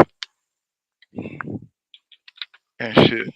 You know, but Bronner looked like he looked pretty decent right there though. You know what I'm saying? He don't look. Y'all say he look old and shit. I don't think he look too bad, you know. But he grayed up. He is grayed up. Let's see, trying to drop this picture down. You know, he still look youthful. You know what I'm saying? Just a little gray on his beard. Not too bad. Got a little bit of eye bags and stuff, but you know, he been training. He don't look too bad. You know what I'm saying? You know what I'm saying? I wonder what Don King has got for him though. That's what I'm interested in. I want to see what he looked like. I mean, who could he beat? You know what I'm saying? At 140. You know what I'm saying? Right now, I don't think he could beat anybody on the top. You know what I'm saying? I don't think he could beat anybody. He says, I know, John, I know, Allison, Johnny Allison. He says, Adrian is a fuck up. Everybody knows it. And if he loses his next fight, that guy's going back to the club days. Nice try. You know what I'm saying? Well, I think what it is that, like Adrian is just like that problem child, you know what I'm saying? And, you know, he got talent. So you just hate to see, you know what I'm saying, talent, you know what I'm saying, not manifest, you know what I'm saying? And it's just like you're always rooting for that guy because he's so open. He's an open book, and he's willing to get into the ring. You know what I'm saying? He's not like the rest of these cowards. You know, that's what we like about AB. Say he looked better than Bob. Bob do. Bob looks. But you know, if you think about it, Don King and Bob Aaron come from the same era, bro. You know what I'm saying? They come from them damn. You know, they probably saw a little bit of the damn prohibition shit. You know, but you know, Don King was a real gangster. You know what I'm saying? You know, he probably held people, you know what I'm saying, over the rail upside down by the ankles and shit like that. You know, he had mafia connections. I'm pretty sure Bob Aaron, the same thing. You know what I'm saying? He was a high powered lawyer. You know what I'm saying? He helped started Top Rank, get Top Rank started with Ali. So, you know, them dudes go way back. You know what I'm saying? So they like real mobbed up type of situation, you know. X-Men says AB Wash. She said he should have stayed at 140 from the jump. You know what I'm saying? I think so too. I think he moved up too fast. You know, once they start calling nigga Floyd, then, you know what I'm saying, it was a problem. You know what I'm saying? That's when you start seeing him taking risk, you know what I'm saying, he shouldn't take because he didn't have the defense really, you know what I'm saying, to hold off that power at 140. You know what I'm saying? You got to be on top of your game. You got to stay on top of your game. You know what I'm saying? When you go into another weight division, at least get yourself acclimated, you know what I'm saying, to that division. You know what I'm saying? They say AB got that Billy D, Billy D hairstyle going on. Yeah, that nigga got the waves going on. You know what I'm saying? That's my era shit right there. That's it, you know what I'm saying, you know, getting the waves in your head, you know what I'm saying, with the grease and all that, you know what I'm saying, looking smooth, you know. See, but you see all that money sitting on the table. Hopefully that ain't just for show. You know what I'm saying? Hopefully he gonna get some of that. You know what I'm saying? Say KY Mel says AB got to be what's his name? Pilo for his strap. And I said look like that's the dude that everybody's gonna Albert what his name? Pilo? That's the scrap that's the most vulnerable at that division, you know what I'm saying? Because, you know, Josh, Josh a heart attack. You know what I'm saying? And I think he's gonna beat Tio down, bro. I think Josh wants to embarrass um Teofimo Lopez. I think he wants to show that he's not an elite fighter. And if I was Tio, man, I would be training my ass off, man, because John is a nasty fighter, bro. He's a dirty, nasty fighter. And you know what I'm saying, Tio going in there, you know what I'm saying, he's kind of, he's got a little attitude, he got a little, little something something going on, but he don't have the little nuances on the inside that John got. And you know what I'm saying, John is just, he's relentless with it, bro. I think he's going to embarrass Teofimo. You know what I'm saying? All that arrogance that he displayed when he was at 135, you know what I'm saying, it's going to come back to haunt him, you know what I'm saying, at 140, because he don't carry the same kind of power. He don't carry the same kind of toughness and durability. And I think Josh gonna go out there and falumaloom his ass. You know what I'm saying? And he's gonna have a good time doing it. He's gonna make him look good again. You know what I'm saying? I don't think he's gonna get in the ring with Jack Catterall. Jack Catterall got a little bit too much going on. What's going on, Mike Ray II? He said Madonna beat the fight out of AB. Yeah, he beat more than the fight out of him. He damaged his career. AB never was the same after that fight. You know what I'm saying? He never did punching combinations like that. It's like it was just sad to see. You know, as an X-Man says, he said the fact AB dealing with Don King is the end of the road. Boys, I know, man. Look at Don King have, bro. That tell you all you need to know right there. Just that nigga got a fucked up flag around his neck, and it's like he's still trying to promote. Man, God damn. Johnny Allison says, he says, what happened to all the fights leading up to this pool? He said he had a new cat. He had new cats lined up. He said, I don't want to see hammering Hank swinging at them. I know, even though Hank is a willing fighter, man, he don't, he on the downside of his career. But I think that would have been a good scrap with AB. You know what I'm saying? But I think Hank might have pulled that one out.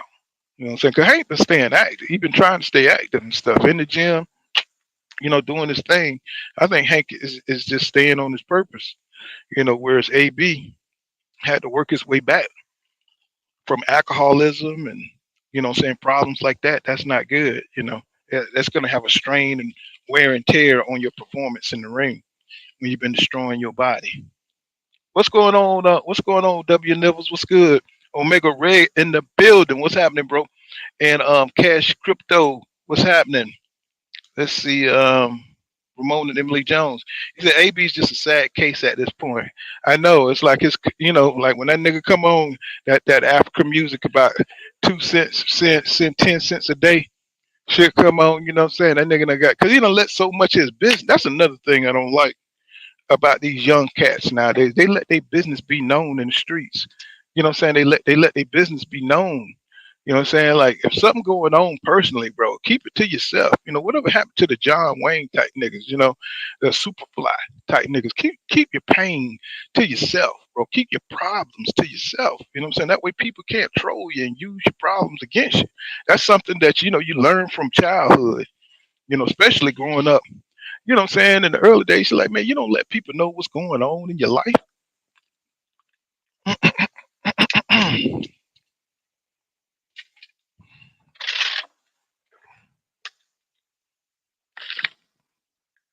And AB, he just kind of let out a little bit too much. He shared a little bit too much. But that's why people like him too. That's why he got a fan base today, because he is so proud and he is so open about his life.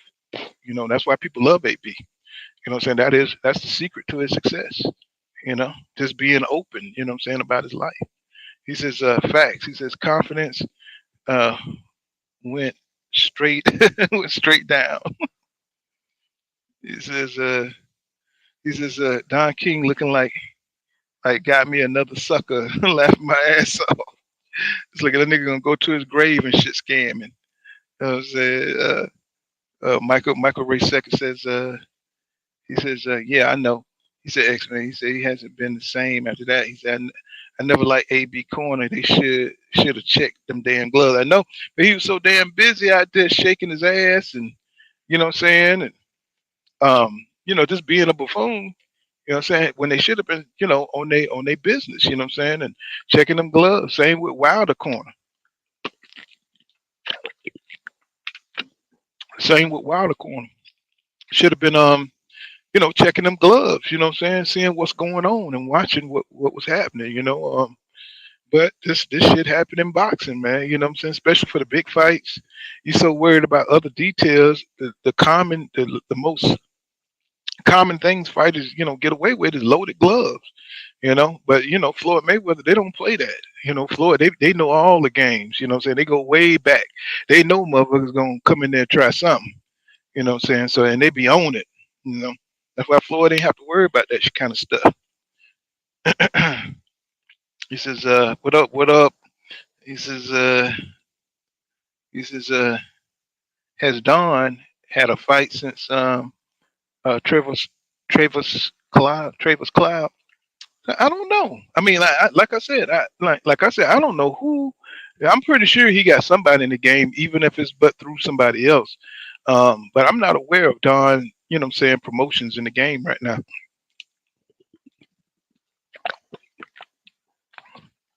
I haven't heard anybody. Now, it was a rumor that Don King was behind BLK Prime. It was a rumor that he was the dude behind BLK Prime, but you know what I'm saying? My guess would be Daniel McKinney, you know what I'm saying, being behind BLK Prime. But you know what I'm saying, Don King could be in there. Maybe they partner up, two gangsters, you know what I'm saying? Hey man, let's take this shit over. And got in with BLK Prime because it was, they was the weakest link. And Crawford, of course, Crawford wasn't enough to bring him back, and they dropped the ball with AB. Man, that the shit is sad, bro. It's like, but I hope Don can get him a good fight. And at least he can go out on the shield and he can make him a bag. Cash Crypto says last fighter I seen Don King with was okay, Barnett, what his name, Bermain Steven. Yeah, I didn't know he was a Don King fighter.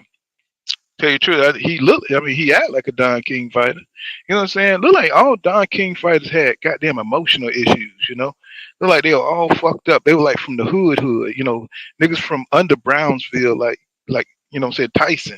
You know what I'm saying? Under Brownsville. Motherfucker come from the from inside the woodwork of the wall type niggas. He said John Allison says rags to riches sometimes goes full circle. Yep. If you're not used to having anything, or you're used to not having any money, you know what I'm saying? These fighters don't know what to do with it. You know what I'm saying? So they ball out till they fall out. And you know what I'm saying? All of a sudden they rap back from square one, and that's what a lot of people, you see, like the people who win the lottery, they're not used to having money. So what do? They go out there and give it away. They go out there and party, and they go out there and they marry, you know what I'm saying, above their level. And then, all of a sudden they end up getting their money taken from them. You know what I'm saying? Or somebody put an insurance policy on them. You know what I'm saying? And it's over. You know what I'm saying? It's like, damn. Schizo Paul says, yeah, Zab Judah was under Don King, I think. And you see how his career went. You know what I'm saying? Trevor Bryan with King. Okay, so he's still in the game. So, hopefully we can see AB, you know what I'm saying, fight soon, get in the ring, you know what I'm saying? But right now I want to see this David Plant fight. I want to see Ryan, I want to see Tank go at it, you know what I'm saying? They still talking, you know what I'm saying, little itty bitty shit, about who has the advantages, who don't have the advantages. But you know what I'm saying, for me, I don't think it really matters, you know what I'm saying? Because Ryan wanted to fight Tank, and if you want to fight the A side, guess what? You're gonna have to make some concessions. I don't care what those concessions are, but you're gonna have to make some concessions. And Ryan don't carry, you know what I'm saying, he don't have a cachet to the point to where, he's like this great fighter or something like that. You know what I'm saying? Yeah, Tank been fighting his fights, you know what I'm saying? He's been getting it in. You know what I'm saying? So Ryan, you know what I'm saying, he's got to bow down. And if you want to fight at 136, you know what I'm saying, they gave you that. You know what I'm saying? They could have said, hey, 135 and no fight, right?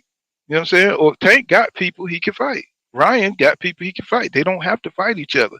But if you're going to fight each other, one's going to be the A side, one's going to be the B side. I don't understand what's all the problem is, you know what I'm saying, to make this man fight at 136. He's going to rehydrate. You know what I'm saying? Even if you 135, you fight at 135, you're going to rehydrate, bro. They just want to make sure that the man don't rehydrate over 10 pounds, right? Because then you're not fighting a lightweight fight. You're fighting, you know what I'm saying? You're fighting a welterweight. You know what I'm saying? In the ring. And we know that's how boxing goes sometimes. But we don't want him fighting a middleweight. You know what I'm saying? We don't want him to rehydrate to 154. You know what I'm saying? That's why sometimes you look in the ring, motherfucker be 2 times the size of the dude they fighting, because the dude he stuck to the plan to stay around, you know what I'm saying, the weight they supposed to fight at, and the other guy just rehydrate, just like Canelo went up to 170 against Mayweather. He couldn't even move. Mayweather was running rings around Canelo. The reason he couldn't move because the nigga was 170. You know what I'm saying? He was 170 pounds. You know what I'm saying? Mayweather looked like he was a damn what you call them things? Fight them snakes, a mongoose. He looked like he was a mongoose in there, bro. You know what I'm saying? Against Canelo, 'cause Canelo came in there and had them rehydrated up to a weight to where he couldn't really move around the ring. You know what I'm saying? What's going on? Thank you for that $5 contribution to the channel. Romney Emily Jones, he said, salute to all the kings in here. Pool counter. He says, God, I can't wait for Cool. Oh my God, bro, Cool, man, we got some good fights. People be talking about the PBC is going out of business, bro. What are they talking about, bro? What are they talking about, man? PBC is putting on a show. You know what I'm saying? Showtime. They putting on a show, bro. They're letting you know that these dudes are full of BS. You know what I'm saying? It's a propaganda campaign to make the PBC look bad. You know what I'm saying? To look like they don't have the money. They got memes out. You know what I'm saying? Where it look like the PBC is begging for money, bro. I mean, we got all kind of fights coming up. You know what I'm saying? Jamel Charlo's gonna fight soon. You know what I'm saying? All these fights in July that's coming up. You know what I'm saying? June, May. You know what I'm saying? The PBC is doing their thing. They're coming out with a whole nother schedule to show you who's going to be fighting for the rest of the year.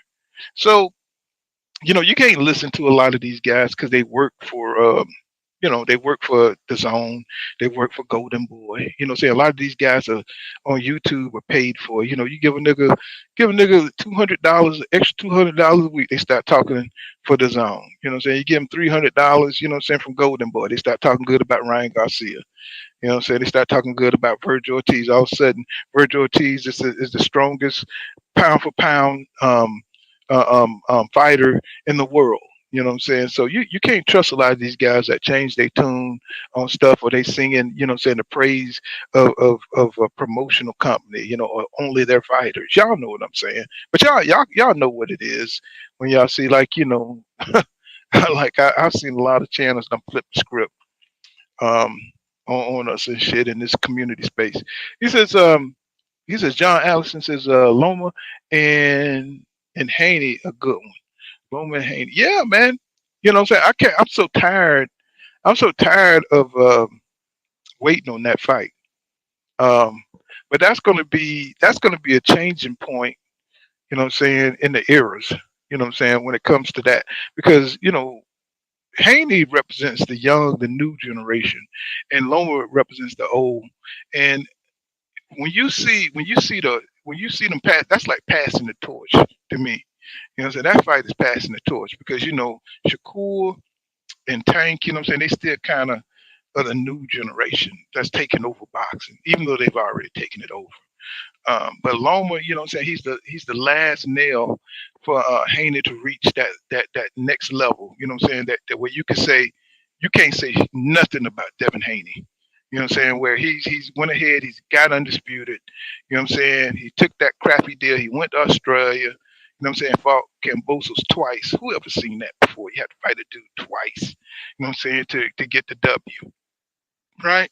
And then he's gonna go on and he beats Lomachenko. That's gonna put Devin, you know what I'm saying, on another level. You know what I'm saying? And if he goes on to fight Shakur, man, that's going to be crazy. That's a crazy schedule to fight Loma. Then you have to fight Shakur or Tank. But he says he's going to sit there and he's going to wait. He's going to wait for Tank.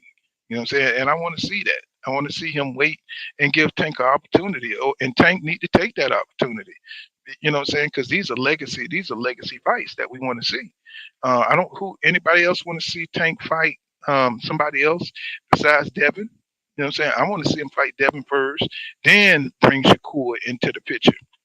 I could see Devin probably going to move up after that Lomachenko fight, and probably have to fight Tank in a catchweight. You know what I'm saying? I could see that happening. You know what I'm saying? But he's got to have Devin. He's got to have Devin in that ring. You know what I'm saying? Schizo Paul says Don King promoted events often ended sketchy. Yeah, he said he was the promoter when Pernell Whitaker was robbed versus. Oh my God, I saw that fight, man. I was so upset about that fight. He said, and when they cheated, oh Mildred, oh that fight too, bro. You know, but yeah, Don got his hands. He's a little crook, man. He is crook. You know what I'm saying? He don't care about it. He just want to make the money. You know what I'm saying? He's all about the green. He's one of those dudes that have no soul when it comes to, you know what I'm saying, loving boxing like that. You know, Ali, he didn't give a damn about putting Ali in there versus Larry Holmes. You know what I'm saying? He knew Ali wasn't in no condition to take that fight. And I know Ali was a strong, bull-headed man who was all about making his paper. You know what I'm saying? He did what he did to make his money. But that fight shouldn't have been sanctioned. You know what I'm saying? Because he was already starting to get slow, you know what I'm saying, from, you know what I'm saying, taking all those shots over the years. And Don King should have never put him in there, but Don King didn't give a damn, you know what I'm saying, put Ali in there. And, you know what I'm saying, he's just that type of dude. He's ruthless, you know what I'm saying, but we did get some of the best fights, you know what I'm saying, from Don King era, you know what I'm saying. He did put on some of the best fights, heavyweight fights, you know what I'm saying. Don King, you have to give him that. He's a scumbag, but, you know, sometimes scumbags make the greatest promoters. He says, YK Mel says, I think Tank also makes sure Ryan ain't on that stuff with with that weight clause. Yeah, you know, you're gonna have, you know, especially in this day and age, bro. You know, if Conor Ben could get busted, you know what I'm saying, you know, twice. You know what I'm saying? Get busted twice with, you know, I ain't say busted twice, but he tested positive twice for whatever it was in the system, and then be able to get reinstated, bro, this quickly. You know what I'm saying? We got to watch every fight. You know what I'm saying? We got to watch every fight because these guys got a lot on the line. They got a lot of pressure, and they got a lot of millionaires and a lot of people with money behind them that don't want to lose. And if that means they got to take a little something, you know what I'm saying, to win the fight, they don't give a damn, bro. They don't give a damn if you get busted. You saw Conor Ben get reinstated. You know what I'm saying? He was caught red-handed, right? You saw Canelo, you saw Oscar Valdez, you know what I'm saying? Big Baby Miller, you know what I'm saying? They still fighting, bro. They still fighting. So, you know, obviously, you know, it don't mean shit, you know what I'm saying, if you get busted. You know what I'm saying? So it's not an incentive. Yeah, man. Sweet Pea, yeah. You know, Sweet Pea was a special dude, man. Rami Emily Jones, he was especially, you know that, man. That dude, offense, defense, defensive fighter, offensive fighter, man, he could do it all. And one of my favorite Sweet Pea fights was when he fought Roger Mayweather, because that was a bad blood match and they didn't like each other, man. And boy, Sweet Pea damn near knocked Roger over the ropes, and he kept beating him when he was tangled in the ropes. Oh my God. That was such a good fight, bro. That was such a good fight. You know, that was wild. But to see Sweet Pea go out like that, man, you know what I'm saying? It was a mark of the times, you know, during the crack era, you know what I'm saying? A lot of brothers got caught up in that stuff. He says, John Allison says, yo, Pooh, keep up the work, my man. He says, great stuff as always. He says, I'm on my way to VA. Cal. He said, and off to dinner with the Mrs. Salute. Yeah, I'm out here in California, my dang self, man. You know what I'm saying? You know, I hate coming out here because it's 55 miles per hour for trucks, man. You know what I'm saying? We have to drive 55 miles an hour, but I'm headed back. I'm headed back to Texas. So it's all good, bro. I'm just enjoying it. You know what I'm saying? It's an X-Men says PBC got the all the butter fights. And they better know it. They better know it, man. You know, I don't, you know, I know it's these big promotional companies trying to throw a little dirt on their grave, on PBC grave, but I mean, shit, they showing better fights than all the rest of them. So what can they really say? You know what I'm saying? They got you got 150, 54. You know what I'm saying? They got it locked down. You know what I'm saying? They got welterweight locked down. You know what I'm saying? So, you know, they really can't say much. You know, they got the fighters that people want to see. So I don't understand what all the bullshit is about. You know what I'm saying? You know, if you got the best fights, you got the best fights. You know what I'm saying? Michael Ray Seck says that was a lie from the jump. He says a false narrative being pushed by people with an agenda, of course. And you can see them all on YouTube. You know what I'm saying? You see them all on YouTube. I don't understand why they trying to give. Well, it's the money. You know what I'm saying? I'm pretty sure they're getting money from promotional companies. All they have to do is put it in their damn cash app. You know what I'm saying? And now they work for Golden Boy or, you know what I'm saying? Or the Zone. You know, so I'm pretty sure the Zone got enough money to, you know what I'm saying, give somebody, you know, 1,500 a week, you know what I'm saying, to talk for the Zone. You know what I'm saying? You know, but y'all never see that on Pull Kind of Boxing. That shit ain't happening. I don't want your money like that. Keep that. You know what I'm saying? He says, now that we found out Floyd Mayweather is promoting Tank for this fight, he said that he says for this fight he was going to make sure he get back for the shitty deal he had to take when they fought. Yeah, in that see that I was asking about that. Was Mayweather still promoting Tank? I don't know if it's like on a base by basis or fight by fight basis.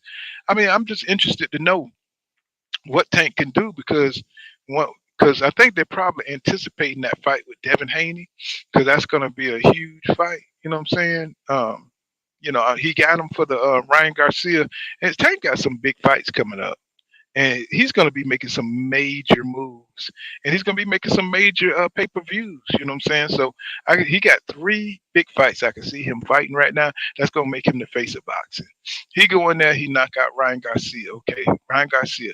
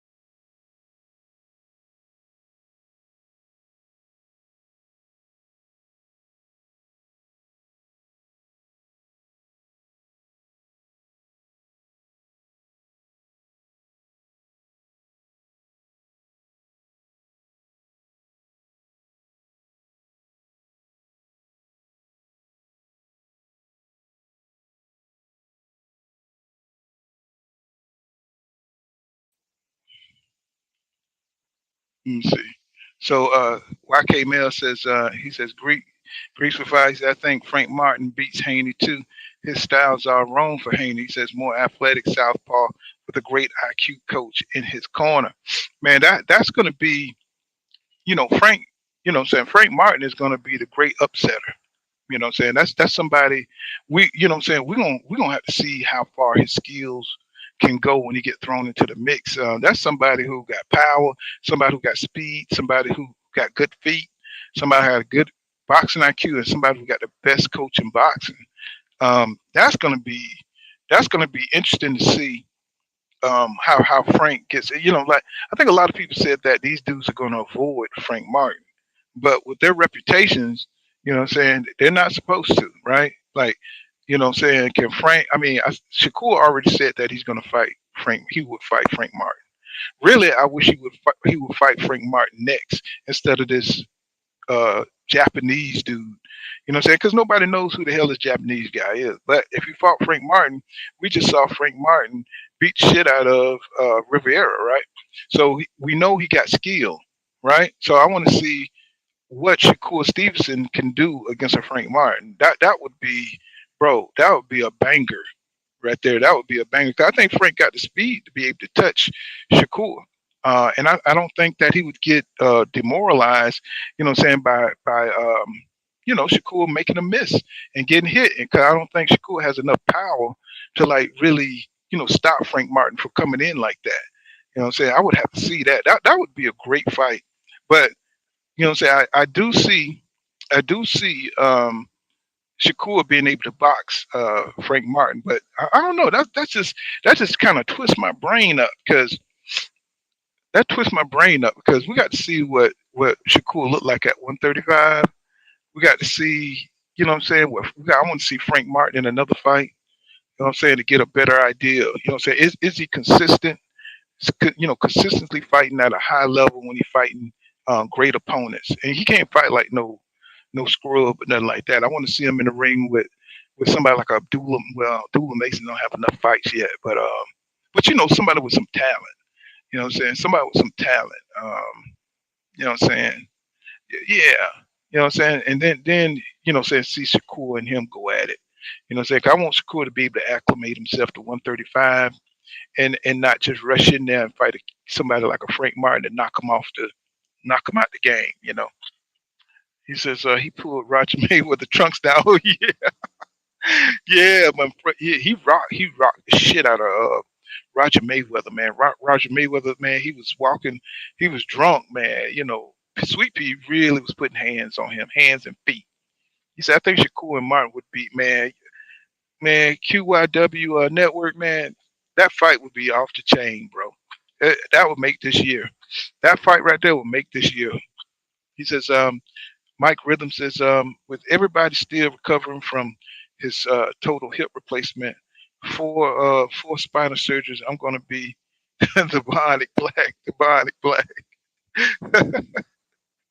What's going on, Don Spencer? I see you out there, Queen. Thank you for that 99-cent super sticker. You know what I'm saying? Feel like old times. You know what I'm saying? But yeah, man. You know, so we're getting closer to the fight. Tank. You know, he looked like he got his little swag going on. He got his little whatever that is, a fur jacket on. You know what I'm saying? He looked like he's confident about fighting Ryan Garcia. But at the same time, you know what I'm saying, he really he's getting that A side big head mentality a little bit. You know what I'm saying? He think he's a star. And he is a star, don't get me wrong.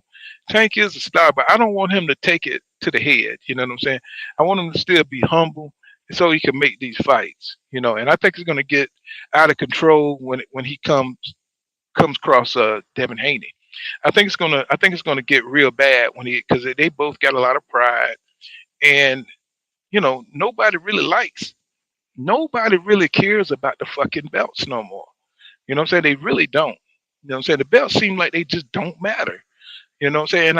I hate it for Devin Haney, but you know what I'm saying? It just seems like the belts don't. Nobody wants to fight for belts. Everybody want to. I guess they're prize fighters, and that makes a lot of sense. But at the same time, you want the sport to be a sport. You know, um, you know, and I just want Devin to get his respect because he went through hell to get those belts. And I think when he beats Loma, you know what I'm saying, which I think is going to be a hell of a fight. I don't think it's just going to Loma is just going to roll over and give it to Devin.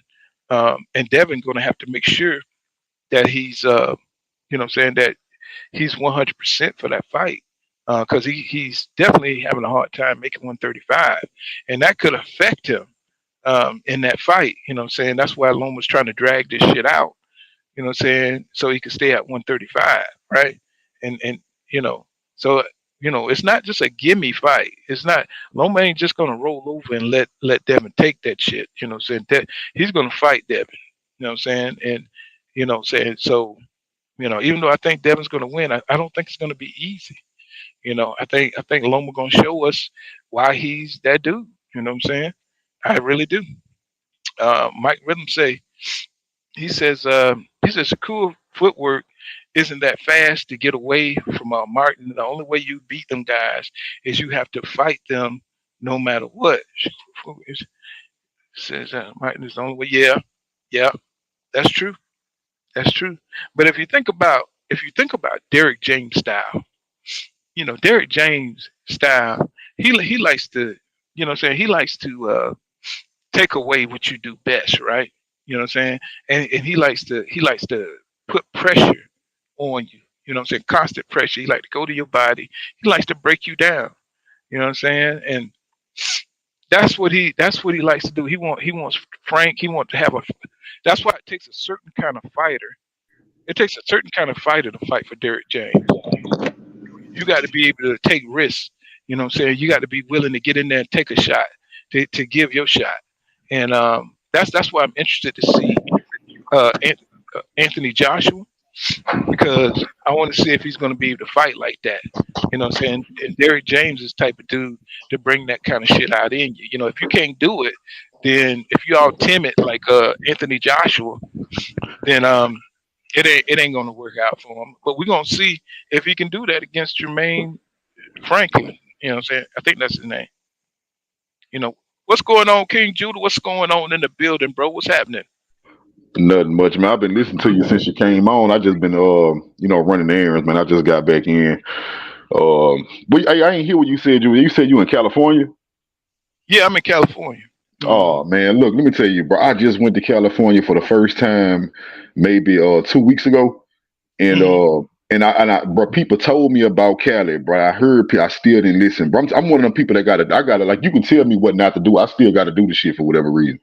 Man, I got my first speeding ticket in the semi truck, and poor, they got me doing 70 out there. Yeah. So, but look, the officer that pulled me over, he was cool, bro, because he told me, he said, "Look, I know this your first time in California, so I'm gonna let you go with a warning." But man, he told me if getting caught doing 70 in California is a misdemeanor. Bro, Yeah, I didn't know it was that serious. Yeah, because it's only 55-mile speed limit, bro, all the way from the outside to the end, bro. I mean, 55 miles an hour, bro. That is a killer. If you know what I'm saying, you come from Arizona going 75 miles an hour, you know what I'm saying? You roll it. Then you hit that damn California state line, 55 miles an hour, bro. That's all you can do. Yeah, one thing about it though, I will say this, bro. California, that's a beautiful state, bro. I ended up going to Los Angeles, so just getting to all that Los Angeles, the valleys and shit I was passing up, I ain't never seen no shit like that before, man. Like, that was crazy. Oh, it's even crazy when you go Route 66. You know what I'm saying? You see all that Indian land out there. You know what I'm saying? You see, let the road runner Bugs Bunny. You know what I'm saying? The coyote. Shit. You see all the plains and the mesas and stuff like that. The shit is real, bro. The shit is real. Yeah, one thing I want to touch on, though, you had just said, bro, when you were saying that the belts don't matter. So what's crazy is recently, bro, Knockout did a live about do the belts matter, and I think BFTB also did one about do the belt. They both did polls. The crazy thing is the majority of people do feel like the belts matter, Paul. And the reason I brought that up is because this the potential fight between Devin Haney and Tank Davis is monumental to us diehards, not casuals, because that's the fight that will prove for that belts do matter, because Tank have shown you over the years that he does not want to fight Devin Haney. And if Devin Haney ends up securing that fight with Tank, it's going to show the thing that got Devin Haney in that ring. It wasn't talking, because Ryan talked his way in there. But every time Devin talked, his team said, "That's why we not fighting you." Right? And it wasn't star power, because although Devin isn't a major draw, Devin was a bigger draw than Hector Garcia. But Tank still fought him. So that wasn't the reason why Devin would get this fight. The one thing that's gonna get Devin this fight is those undisputed titles and the fact that he would have been defended them twice. That's why Tank can't ignore Devin next. So if Devin does get that fight, it will be because of the belts, and the whole world gonna see that. Well, I don't know. You know what I'm saying? The reason I say the belts seem like they don't matter is because Tank has no interest in gaining those belts. You know what I'm saying? He's a star without them, right? And that's a problem. That's a problem. You know what I'm saying? Because you want there to be something that Tank wants. He don't want that. He wants the money. He wants the A side. Um, when he meets Devin, Devin is undisputed champion. So how does that work out? How does that work out? Who's the A I side? believe. I believe it worked out the way it always work out because I can only go by what a man showed me, right? And I understand people saying, "Well, look, Devin building more and more accolades with every fight." That's true, but I don't believe Devin is the type of person. I don't believe Devin is a complicated person, especially when he's Mhm. dealing with somebody who already don't want to fight him. I don't think Devin to give. I don't think Devin to give Tank any excuse to duck him again. That's why Devin stand at 135. We all know that by Tank giving Ryan a catch weight and Tank also having been in fault at 140 before, it would be nothing for Devin just to move up and fight Tank at a catch weight. But Devin in his heart believed that would be a reason for Tank to duck him. That's why Devin want to stay at 135. Mhm. So I don't believe he gonna go into a negotiation and all of a sudden I'm the A side. But I do believe for now on, everybody not named Tank Davis, Devin is gonna flex on them as the A side. I So do believe that. let me ask you this. So if Tank end up fighting Frank Martin, you know what I'm saying? Would you consider him a duck? My thing is this here, man. Not the only two fighters that Tank can fight without me just being like, look, bro, you duck is Frank Martin and Shakur Stevenson. If he fight those guys, bro, as a Devin Haney fan, yeah, I want to see Devin get that fight. But for him to fight him and fight Duck, not I ain't say Duck, but for him not to fight Devin and choose a Shakur Stevenson or a Frank Martin, I just have to call it is what it is. You didn't duck him to go fight bums, right? So I'm never gonna just tear into Tank Mhm. behind that. If you duck him, I mean not duck, I keep saying duck, but if you don't fight Devin to fight a Shakur or a Frank Martin, I'm cool with it. I just feel like Mhm. Devin, at that point, that's when I look at Devin like move up, bro. He don't want to fight you. Move up. One thing I wouldn't do is if Tank does choose to fight somebody else, even though I'm not calling him a duck, I would not blame Haney if Haney bring that up in the future, like you did everything you could to avoid me. I wouldn't blame Haney for bringing that up though. Mhm. I just want to see the fights, man. I can't. I feel like it's been too long for this to happen. You know what I'm saying? For these guys to meet up, they should be on they second and third. You know what I'm saying? Times fighting each other, and you just feel like there's just something in the way, and for some reason you just feel like something's going to happen where this Ryan Garcia Tank fight ain't going to happen. You know what I'm saying? Because it's like almost, you know what I'm saying? It's kind of like you're so used to not getting the fights that you want to see that you just have this phobia now. You know what I'm saying? So now, you know what I'm saying? I just, we just got to see if it's gonna get done, bro. I think once we get past that, I think everything else will fall in line. I think the Errol Spence Jr. and the Terrence Crawford fight probably gonna get announced. From what I hear, they're talking to each other. You know what I'm saying? I hear that they trying to get shit done together. You know what I'm saying? So I'm really, you know what I'm saying, on the line about a lot of these damn fights, you know what I'm saying? Because I just want to see him get done, man. Because I want to, the David Plant fight, that's gonna kind of suffice for a little while, you know. You know what I'm saying? But I think once we get uh, Tank and Ryan in the bag, I think we'll be all right. I think we'll Yeah, be all I, right. I honestly feel like this here, Paul. I'm not gonna lie to you, bro. I like you said, you did say it's a possibility that Tank will fight a Shakur or a Frank Martin, which I believe that out of those two, I believe he would choose a Frank Martin. And the reason is I don't even think that's a necessarily easier fight for Tank. I just do. I feel in my heart, bro. I feel like I've seen enough evidence to the way he moved. Tank is not thrilled about fighting a pure boxer. You know what I'm saying? He is not thrilled about fighting somebody that's going to stay on the outside, going to make you work for every punch, going to pop a jab in your face, and they fine with beating you to a boring decision. Tank does not want to fight somebody like this, especially if they skilled enough to actually keep that up for 12 rounds. Well, if So you I, think about it, you know what I'm saying, they've gotten Tank used to making money. You know what I'm saying? They build him up to be a star. And like Canelo, you know what I'm saying, once you get used to making easy money, you know, it's kind of hard to go back to fighting, you know what I'm saying, people that got talent and got, skills and stuff, that could beat you. Um, you know what I'm saying? Because, if you go out there and make, 5, 6 million fighting, nobody, you know what I'm saying?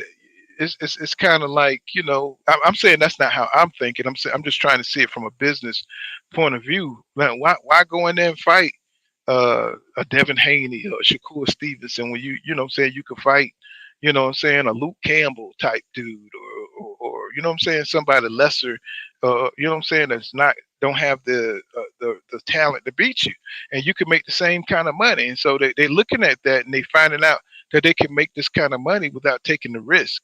And that's what's killing the sport. You know what I'm saying? Being outside of the sanctioning bodies, or, what I'm saying, having that stardom and popularity to be able to make great fights. That's killing the sport, bro. You know what I'm saying? And Tank gonna have to change his mentality. I don't think he's afraid of Devin Haney. I just think he's having so much fun making millions fighting, what I'm saying, dudes who don't have the ability to beat him. You know what I'm saying? But I think he will fight Devin Haney. I think he got the heart to do it. They just got to, keep up the pressure, on Tank. So we have to make that decision. You know what I'm saying? But I think it's real tempting to keep fighting, bums, so bums are guys who don't have the talent to beat you, what I'm saying, and make that money. Like, Canelo was making what? He was making like 30 million, 35 million to fight Europeans that, what I'm saying, couldn't withstand his power, and he made a shitload of money doing that. You know what I'm saying? One side of me is saying, damn, that's messed up for the legacy of boxing. But the other side of me is like, damn, what a racket. You know what I'm saying? What a hustler to be able to go out there and do that. You know what I'm saying? So, they took an average dude and made him a star in boxing. You know what I'm saying? And a poor guy. You know what I'm saying? Now he's one of the richest athletes in the world. You know what I'm saying? So, for them, it's not all about legacy, and it's not all about boxing. For a lot of these guys, it's about, making that money, you know what I'm saying, and retiring rich. You know what I'm saying? So, we got to look at it two folds too, But Tank did say he wanted to retire early. You know what I'm saying? So maybe we'll get 3 or 4 fights out of him before he retire. Let me see. What's going on, Renzo Patterson in the building? What's happening? He says, meanwhile, Shakur's about to fight K-pop artists. Shaking my head. I don't know why they moving. Well, I guess they want to acclimate him to 135.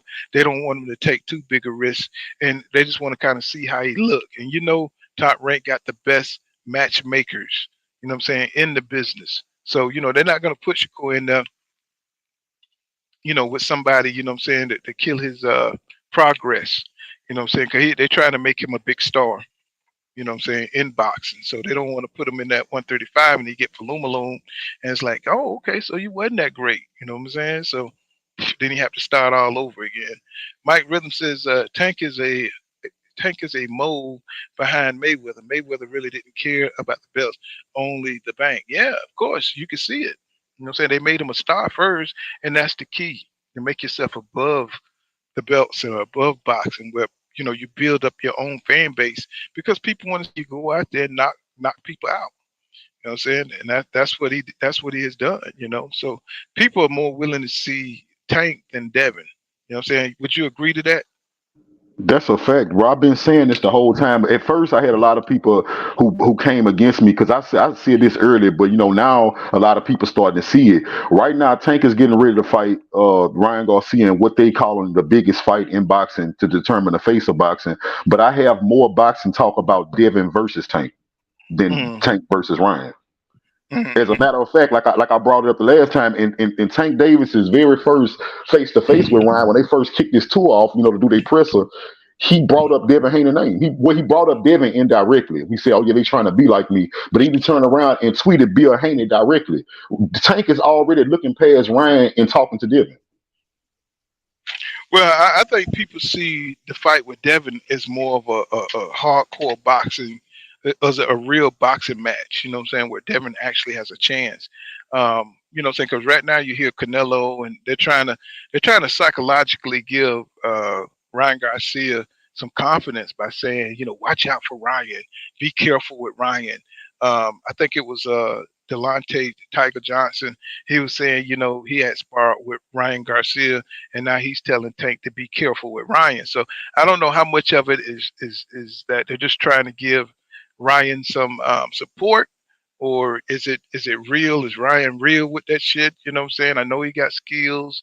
I mean, I know he got power. I know he got reach. I know he got speed. You know what I'm saying? But man, Tank is a whole nother beast up in there, bro. You know what I'm saying? And you look at Tank is with the experience, you know what I'm saying, of his fights is with Pedraza. I know people don't think a lot of Pedraza, but I think he's a great boxer.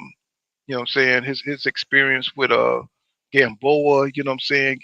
His experience, you know what I'm saying? Like they're all kind of like similar except for Ryan, right? He backed out a lot of fights. So I don't look at the fight with Ryan the same as I look at the fight with Devin. I think Devin got a little bit more experience, same kind of experience as Tank. So I think he'll do better with Tank. And Ryan been inactive, and you know what I'm saying, he just came up on a couple of fights with dudes that really ain't, you know what I'm saying, on par with Devin, Shakur, and Devin. You know what I'm saying? So, I don't think those guys. I don't think Ryan kind of lines. I think he needed a couple of more fights. You know what I'm saying, to like really be able to beat a Tank Davis. You know what I'm saying? I think when And he skipped out on that tune-up, I think that was a detriment to him. He should have took that tune-up, and I think he might have been a little bit more prepared to face Tank in the ring. right, right. And you know what else I wanted to point out too? The Devin versus Loma fight, whenever it does happen, that's going to be a bigger fight than what people thinking. I'm not saying it's going to be bigger than Ryan, because I mean, anything Tank involved with is huge. So I'm not saying that big, but this is the fight that Europeans, bro, and people, uh, that's looking for a great white hope. This is the fight that they're being told by ESPN, Paulie Malignaggi, a lot of people telling them that Lomachenko is the white boy that can beat Devin Haney. So I think it's going to be a lot of eyes on that fight, because a lot of them believe that with their heart that this is going to happen. Then the fact that Devin Haney came out his mouth and said that a white boy can't beat him, I think that makes it even better, because I think in the build up with that Loma fight, somebody when they promote this fight, they gonna bring up that when Devin Haney said that. You see what I'm saying? To build up Mm. this fight, when he said, "I'm not gonna lose to a white boy. Can't nobody white boy beat me." Now Devin may not say that now at this age he is now, but when he was young, he said that, and I think that's gonna come back up. And I think a lot of eyes is gonna be on this fight, and for whatever it's worth, Devin is gonna be more famous after this fight with Lomachenko than he was before. Well, the only way that's going to come up if Paulie Malignaggi, you know what I'm saying, is at ringside, and we know that ain't gonna happen. Well, I think You know what I'm saying? I ain't watch Paul, I ain't watch his show in a while. But if he still have that show, I'm pretty sure that's gonna come up, because him and Devin, Yeah. they got a history of going at it with each other. He gonna bring that up in the build up. But Brian Garcia ain't white though. Well, no, I'm talking about the Lomachenko fight. Oh yeah. Yeah. But if he beat the brakes off Lomachenko, you ain't gonna hear shit. You know what I'm saying? If you go out there and beat the brakes off of Lomachenko, you ain't gonna hear nothing. Miss Moet says, what if Loma defeats Devin? He said the whole landscape would change at 135. Boy, what you mean? What you mean? Man, that would shock the world. You know what I'm saying? If Devin loses to Lomachenko, man, I'm talking about, bro, that's gonna be like Tony Harrison losing to Tim Zoo. You know what I'm saying? The whole world is just gonna be turned upside down, bro. You know what I'm saying? Especially with everything he said, about the white boy thing. That's gonna come back to haunt him. They're never gonna let him live it down. You know what I'm saying? That's probably right in the ring interview that's gonna come up, so they could rub his face in it. You know what I'm saying? That's just how the world is right now. Very toxic. You know what I'm saying? Type stuff. And saying, Paulo Malignaggi probably gonna pay to be at ringside. You know what I'm saying? So in case things go his way, he would have something to say about that. You know what I'm saying? But man, that would, whoo, Lomachenko undisputed champion. Oh my God, on Devin Haney. Whew. So Lomachenko got to be working his ass off right now so he can get the upset. Man, shit. Devin, he gonna have to chill for a little bit if he loses to Lomachenko. You know what I'm saying? Even though it's just another loss, You know what I'm saying? And Lomachenko is it's no shame in losing to Lomachenko. You know what I'm saying? It's just that the rivalry between them has been going on for so many years, and Lomachenko ducking Devin Haney. You know what I'm saying? In my opinion, I know some people say he didn't duck him, but hell, when you know what I'm saying, you ask for a franchise belt, you know what I'm saying? So you don't have to fight this young dude. You know what I'm saying? That's a duck to me. You know what I'm saying? So now he can't duck. His back is against the wall. And you know, when you got somebody back against the wall, they fight their best, bro. You know what I'm saying? And Devin, he's gonna have to, he's gonna have to like really, really go in there and do his thing, man, and not overlook Lomachenko looking at Tank. You know what I'm saying? That could happen. And he lose that fight, he's gonna lose a lot of credibility if he lose undisputed. You know what I'm saying? Especially the old ass Lomachenko right now. What's going on, Mr. Moet? Hey, this is Doc Kent says much respect to Errol for trying to work with this brother. He says Bud, Bud, despite Bud disappointing boxing fans, how he's moving as far as an opponent, as far as opponents he's faced in a welterweight division. Yeah, you know what I'm saying. But I think Errol understands that. You know what I'm saying. If you're gonna work towards a goal, you know what I'm saying, to become undisputed, man, you can't let little things stop you like ego.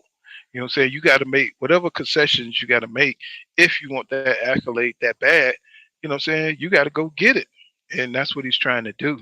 You know, he's letting Bud go ahead and have the spotlight, um, because that's one of the things Bud care about. You know what I'm saying? His image out in the public. He already knows EJ is the bigger star, but he wants to be perceived as the big dog when he walks into the building, right? That's something that he wants to have. So EJ don't went quiet on us and stop talking about shit so they can get something done. And I that's why I love Errol Spence Jr. because he's a real fighter. He just wants to get that man in the ring and he wants to beat the hell out of him. You know what I'm saying? And I think Terrence Crawford understands that, but he's such a prima donna, you know what I'm saying, that he got to have everything, you know what I'm saying, the perception that he's the big dog. He got to have, you know what I'm saying, what you call it, insecure. He's insecure, you know, about his position in boxing history. And you know what I'm saying, he's fighting his rival who's a bigger star and did it in a shorter period of time. So he's got a lot of bitterness inside of him, right? So I think EJ is doing what he can to make this fight. Hopefully they can make something, say happen and they fight this year. They got to fight this year. 'Cause, but either that or we'll get the Keith Thurman fight. So, and then he'll move up to 154. So it'll work out, man. You know what I'm saying? But if Crawford don't sign the goddamn contract and get into the ring, he'll be biggest bitch in boxing. That's all I got to say about that. You know what I'm saying? Michael Rhythm says, I don't think Tank is worried about a pure boxer. So he showed that he can box when he had one hand, one arm, but he has the equalizer. You know what I'm saying? And that's true. You know what I'm saying? But I think what it is that Devin ain't gonna be so easy to hit, man. Even though Devin take chances against other fighters, I think he would switch it up with Tank and just try to win on points. He's not going to go in there trying to bully Tank like he did Cambosos. He can't do that to Tank. He can't take no chances. So that's what makes this fight so good.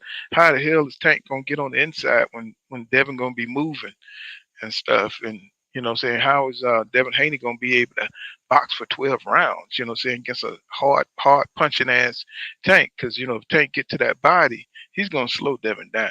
You know what I'm saying? But if Devin plays it smart, he can just box from the outside and stop trying to take any, any advantages, take any risk, because he do take risks, more than Shakur Stevenson. And he could get nailed, by Tank, and not recover. Because, Jorge Linares was able to make him drunk. Tank gonna be able to make him drunk too. But he would just have to fight a box of discipline style in there, and it just had to be pure boxing. I don't see him mixing it up with Tank at all. You know what I'm saying? Schizo Paul said Devin and Shakur should go to PBC. He said the cards would be even better than they are already. Man, shit, man, it would be a war. It would be a war like the Corleones, you know what I'm saying, and the Godfather versus, the other five families, you know what I'm saying? It would be a war if that happened. Because, really nobody want to see anybody else. Those are the stars in boxing. You know what I'm saying? So, and if Shakur left, Keyshawn and everybody else is coming. You know what I'm saying? Nobody top rank, but top rank got them ironclad uh, uh, contracts and stuff. Goddamn, Mikey Garcia had to sit out for years and shit to get out his contract. You know what I'm saying? Floyd had to buy himself out his contract. So, top rank ain't bullshitting over there.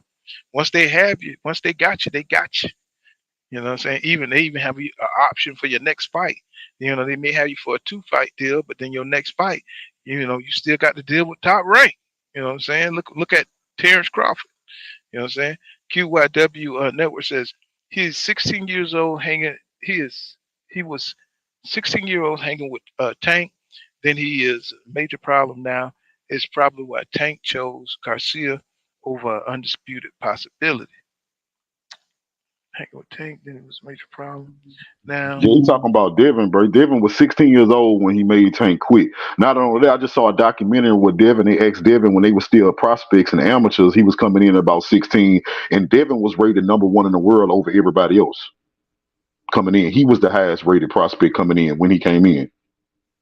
I just don't, I just don't buy it. You know what I'm saying? And it was hard for me to believe that Terrence Crawford was scared too. You know what I'm saying? Because for a while, but you know what I'm saying? It's just hard for me to believe that Tank, you know what I'm saying, is like afraid of Devin or something like that. You know what I'm saying? I don't see that. You know what I'm saying? Maybe it's his style. Maybe he just don't want to deal with, you know what I'm saying, a mover in the ring. Maybe he just rather fight fighters that's going to come forward. You know what I'm saying? Instead of having to go out there and get them. Because Tank like to counter punch.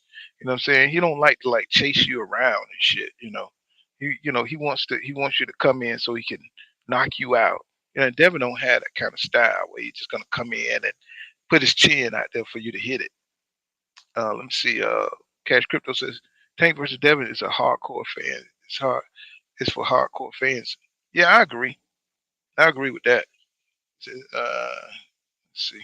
What's going on, Erica? He says,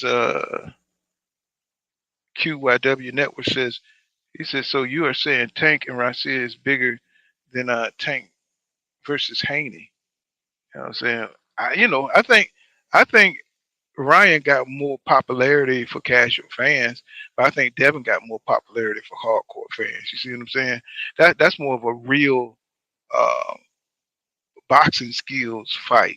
You know what I'm saying? Ryan is not perceived to have those kind of skills. You know what I'm saying? Because he hasn't been disciplined, like Canelo said. You know what I'm saying? He's been lazy. You know what I'm saying? He hasn't been paying attention to his craft. Now, I'm not saying that he don't have talent, but I think because he ducked out of so many fights, he don't have the experience. Because he's in the same class with these guys, but he has an Instagram following. He's promoted, you know what I'm saying, like a star. You know what I'm saying? And he's promoted better than Devin.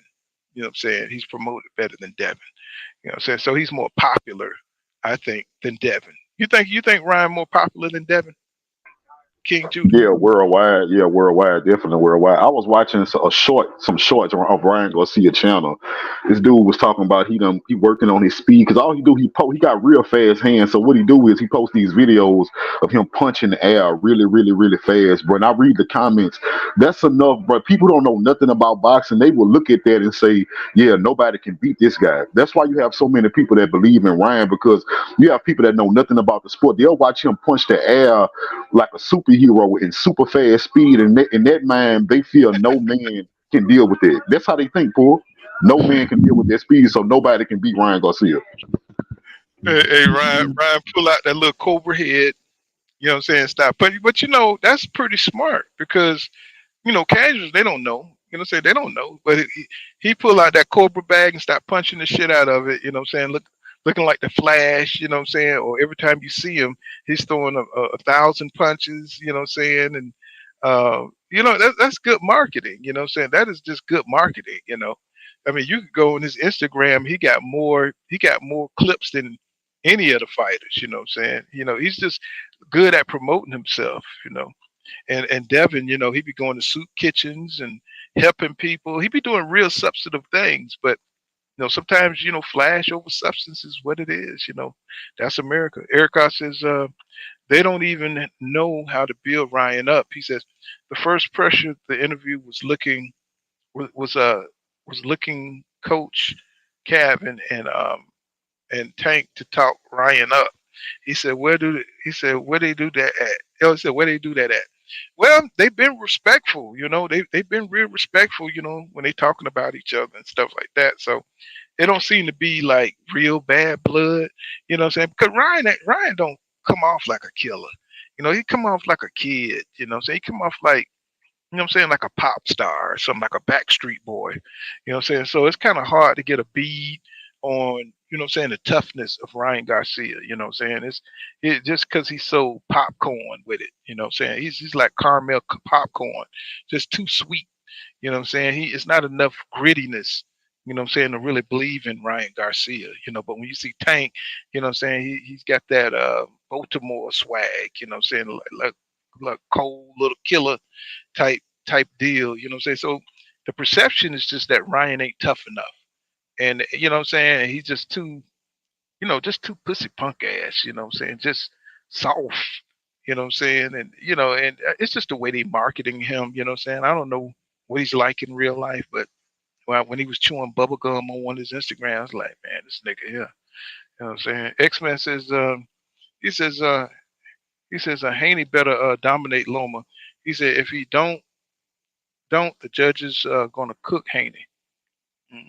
Yeah, you I already think know that that. just I think that just adds to his legacy too, though, man. When it's all said and done, bro, if they go in there and knowing, and we knowing that the judges is for Loma, we know this, and Devin Haney able to pull that off after he already pulled it off twice in Australia. That just adds. I'm telling you, bro, people don't understand. Legacy is what matters. Everybody talking about the belts don't matter and this and that. Oh, the money matters. Nobody in this world, bro. Even Floyd Mayweather. We don't. When we talk about Floyd Mayweather as a community and as Floyd Mayweather fans, the first thing we don't brag about is how much money he made, and he made more than everybody. We don't brag about his money. We brag about his skills and his accomplishments. So that just, like I said, that just adds to it, bro. Like that's what I think. And again, the WBA is already mentioning that they're going to try to find a way to make the Devin Haney versus Tank Davis. For whatever reason, they may think it's a big fight. Maybe it's race, because a lot of times they don't like two black undefeated fighters, so they'll try to find a way to put them up against each other, which in this case is not something I disagree with.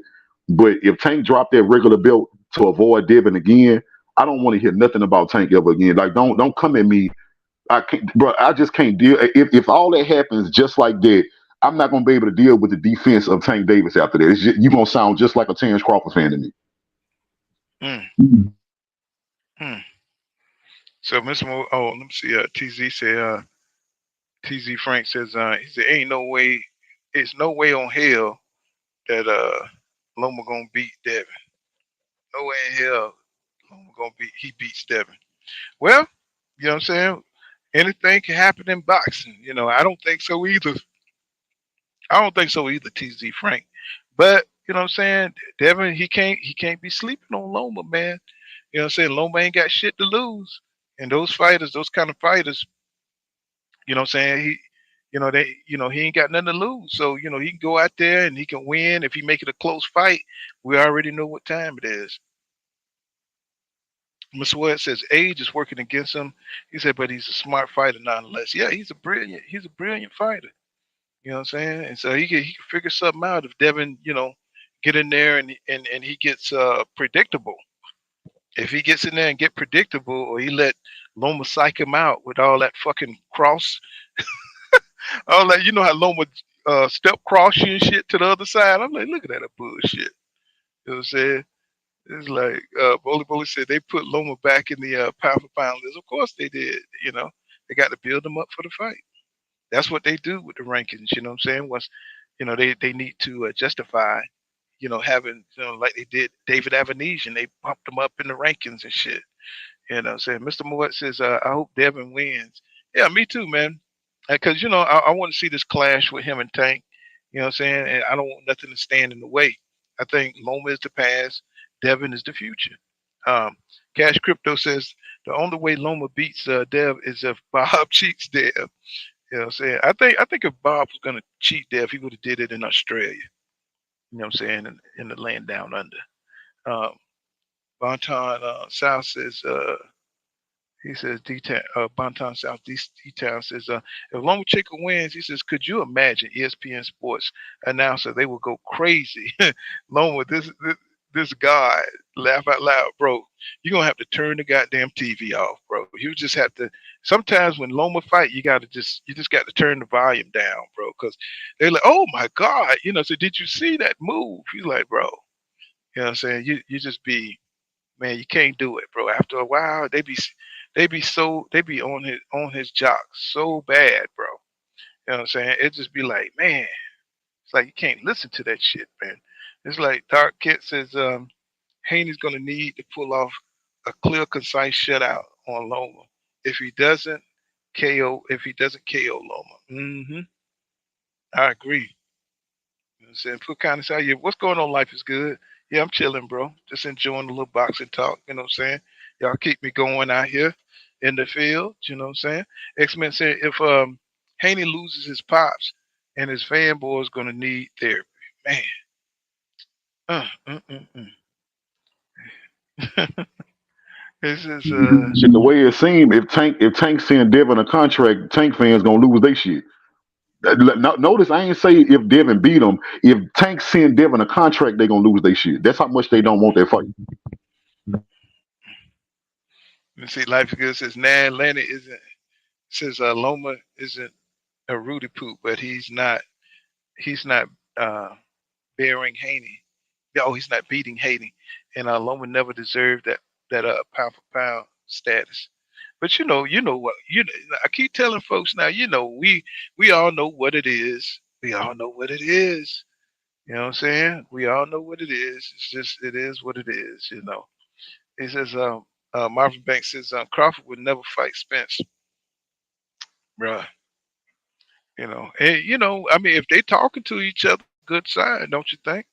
You know what I'm saying? So uh if I know he be talking, he'll do another thing, but what I'm saying, if we'll see if he fight Alex Rocha, or maybe he'll use that as a tune up to get back with Spence. I don't know, man. It's like this shit.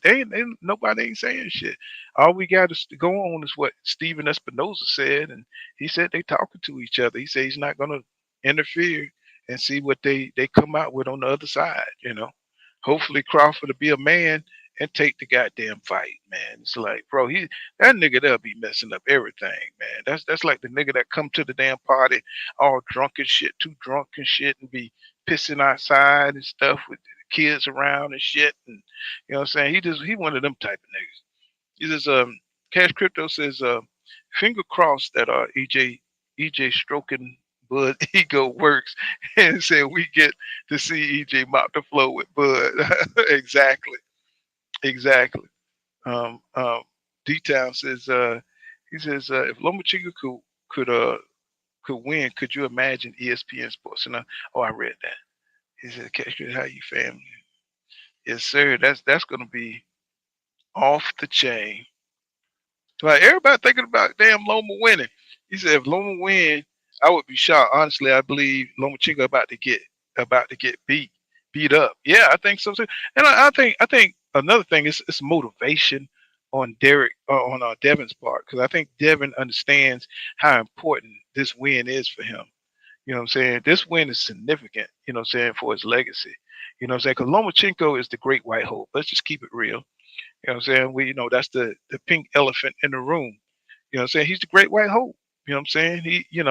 Probably knowledge, bragged on the man. You know what I'm saying? He's the Matrix. You know what I'm saying? He's the white Superman. You know what I'm saying? He's all that. You know what I'm saying? He's the dude to beat. Even though he could lose 2, 3, he could lose 5 times and shit. They erase 3 of them some bitches and make him pound for pound greatest. We know that. So this is their system. So Devin is the underdog in this fight, even though he really is the person with the advantages. But we know society, on a society wise and a system wise, I'm saying, he's got everything stacked against him because, like my man was saying, Devin got to be perfect out there, because they're just going to look for a reason to give it to Lomachenko. You seen Lomachenko turn up on John. What's that kid name? Jose Ortiz, right? I keep calling him John Ortiz. Jose Ortiz. He just turned up at the end of the round, and everybody gave it to Loma. I thought John Ortiz beat him. You know what I'm saying? But it was like, they said they thought Loma did enough to win. That's what they're gonna do to Dev.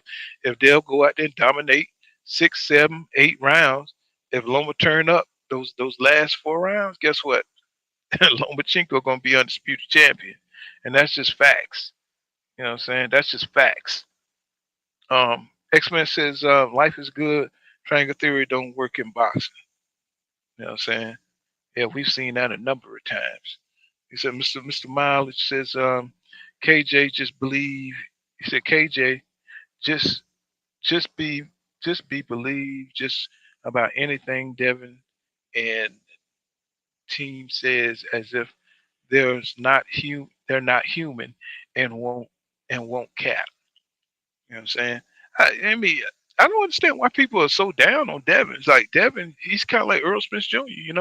Anybody he said he wants, he goes for him, and he get him in the ring. So I don't know how you could like really hate on that. You know what I'm saying? He's calling out folks. He's doing what a fighter's supposed to do. And they just want to see that from Tank. You know what I'm saying? They want to see Tank name names. And he has. He said he's gonna fight Devin. He says he's gonna fight Shakur. But they want to see the passion. You know what I'm saying? They want to see the passion. That's what they want to see from Tank. They want to see the desire to go out there and knock their ass out. And that's what it is. If you don't see that from a fighter, then you don't feel like they really want to fight. You see what I'm saying? And it says Lou Arrow Grassroots says all the marbles, Tank versus Devin would be major. I think so too. What's going on, Bowley? Bowley, what's happening, bro? How you doing, man? It's a surprise to see you on it this time. Now I know I got to be very aware when you come on. You come on at any time. Yeah, because I be, saying, I had to do a PM on my truck, and what I'm saying, so that put me out for a little bit. So I said, let me go live, baby. You know what I'm saying? Going live.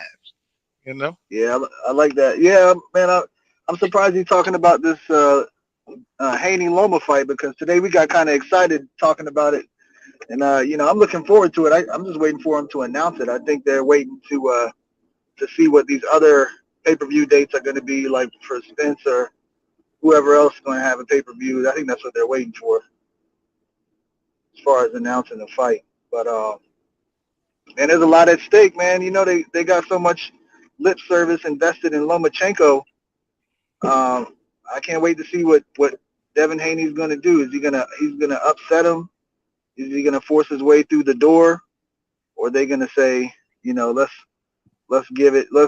feed Lomachenko to Shakur Stevenson? Well, a lot of politics in play. Well, with him being at 135, I think Top Rank is gonna try to get Devin to fight Shakur. I think that's gonna happen. You know what I'm saying? Since they got Devin Haney for an option for his next fight, you know what I'm saying? I think they got him for an option for the fight after the Lomachenko fight. So they're gonna probably try to get him to fight Shakur Stevenson. You know what I'm saying? So it's gonna be between fighting Shakur Stevenson or Tank Davis. You know what I'm saying? I think that's gonna happen for real, for real. Really, I mean, if you think about it, nobody want to see him fight anybody else besides Shakur and Tank. I can't think of nobody else at 135 that, because he got plenty fights up at 140 that he can fight Devin. You know what I'm saying? So he got a lot of options, So he's probably going to leverage that to make some good money down at 135, assuming that he can stay at the weight. You know what I'm saying? Life is Good says that Haney jab is going to be in Loma face all night. He says Haney is bigger, stronger, and just a better fighter. He says Loma is good, but he ducked Haney the first time for a reason. You know what I'm saying?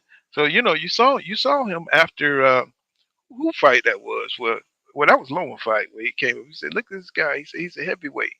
You know what I'm saying? So he already kind of look at uh, Devin like he's a weight bully. You know, in this weight division. And I don't think he really want to fight Devin. You know what I'm saying? Because Devin got a tricky style. He's long. Devin he's gonna have Loma's gonna have a hard time closing that distance. He's gonna have to sell out to get inside to fight Devin Haney. And I think that Loma understands that because he's got a good boxing mind, got a good boxing IQ, and it's not going to be an easy fight for him. He knows that. So, you know, Hey, can I ask Judah a quick question? Go ahead, bro. You still there, Judah? Yeah. Hey, so would you be disappointed like if they made Haney versus Stevenson and instead of Haney versus Tank, assuming they all win their fights? It wouldn't be a disappointment, but it would be me looking at Devin like what you're doing, because I feel like that's a lateral movement. You're not going forward or backwards fighting Shakur Stevenson. That's a complete lateral movement.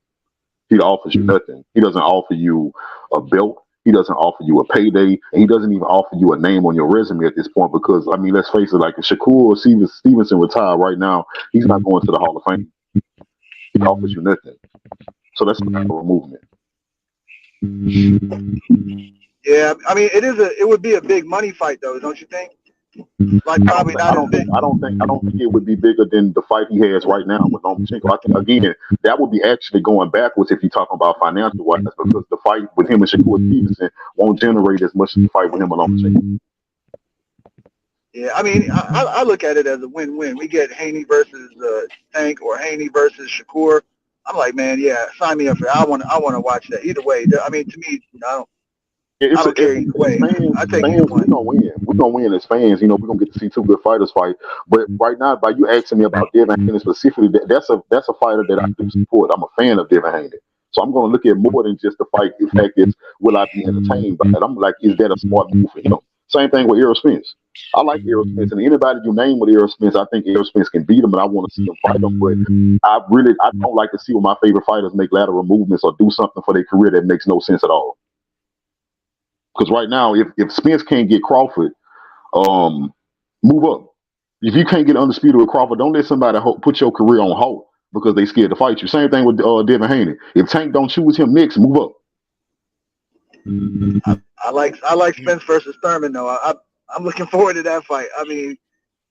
Spence versus Crawford is first option, but man, I'll take Spence versus Thurman. Yeah, 100%. If there's a second fight that I'd like to see him fight, I'd like to see that even more than Boots, because another year or so, I'm not sure where Thurman's going to be at, Mm-hmm. Yeah, I'm the same way, because I do like to see fights like Spence and the Thurman fight. I hate when big fights get away from us, meaning that we get these fights we think we're gonna get, we don't end up getting it. Years pass and we never get it. So I do like the fact that we still make it this Spence and Thurman fight. I hate to look back and say what if. Well, Thurman, it looked like all roads leads to 154. I could see Thurman going up to 154. You know what I'm saying, and fighting Danny Garcia. That's another good little legacy fight right there. If Spence end up fighting Terrence Crawford, I could see, Thurman fighting Danny Garcia at 154. That would be a damn good fight. You know what I'm saying? Hopefully they can, Spence can work something out with Terrence Crawford, because that's just a fight that got to happen.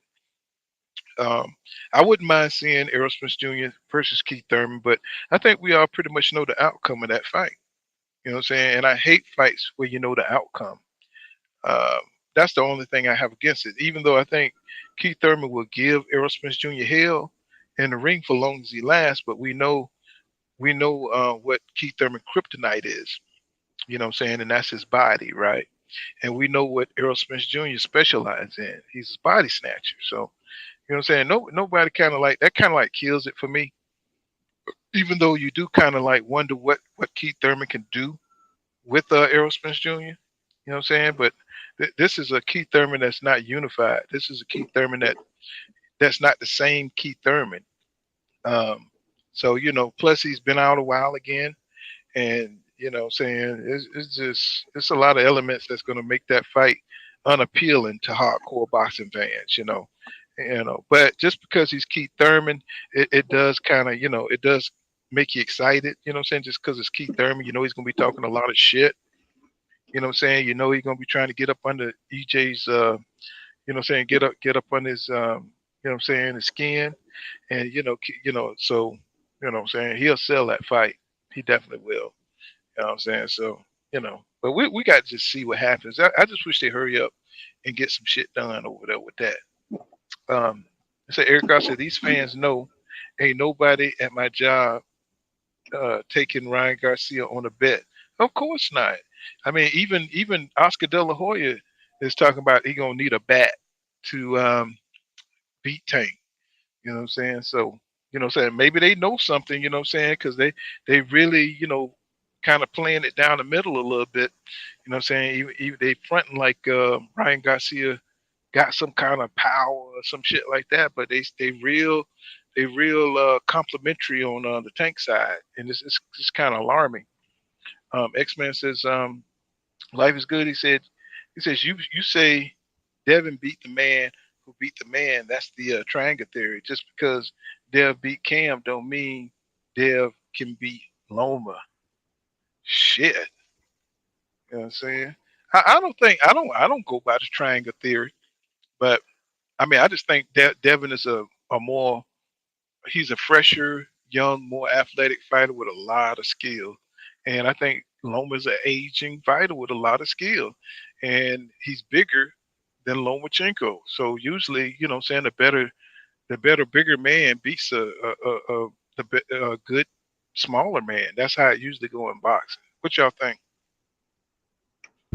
Yeah, same. I just think that Devin. I said this before. I just think Devin has always been better than Lomachenko, and I think Lomachenko knew that too when he ducked him. I think Devin always, ever since Devin Haney said his name, he was already better than him. One thing people don't feel, like I said, when Devin came in at 16, Devin was already as good as his peers, even though they were older than him.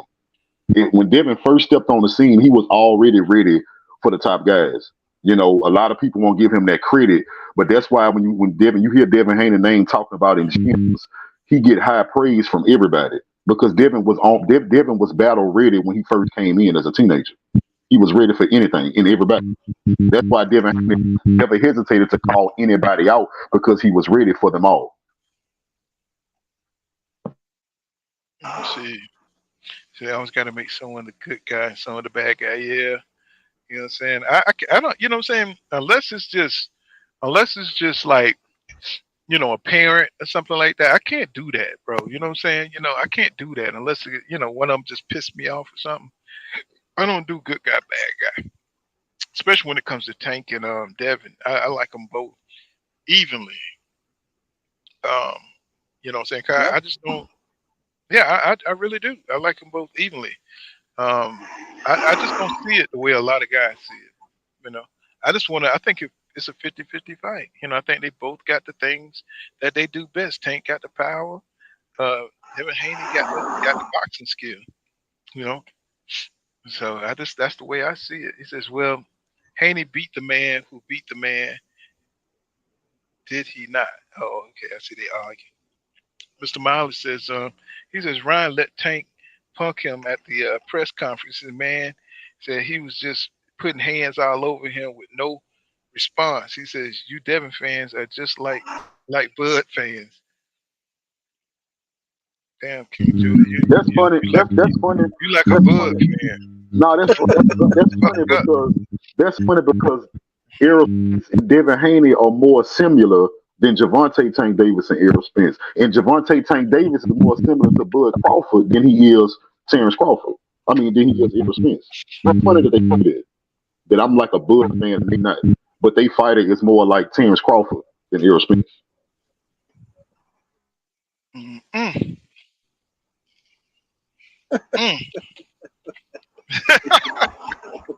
Let me see. He says, Mr.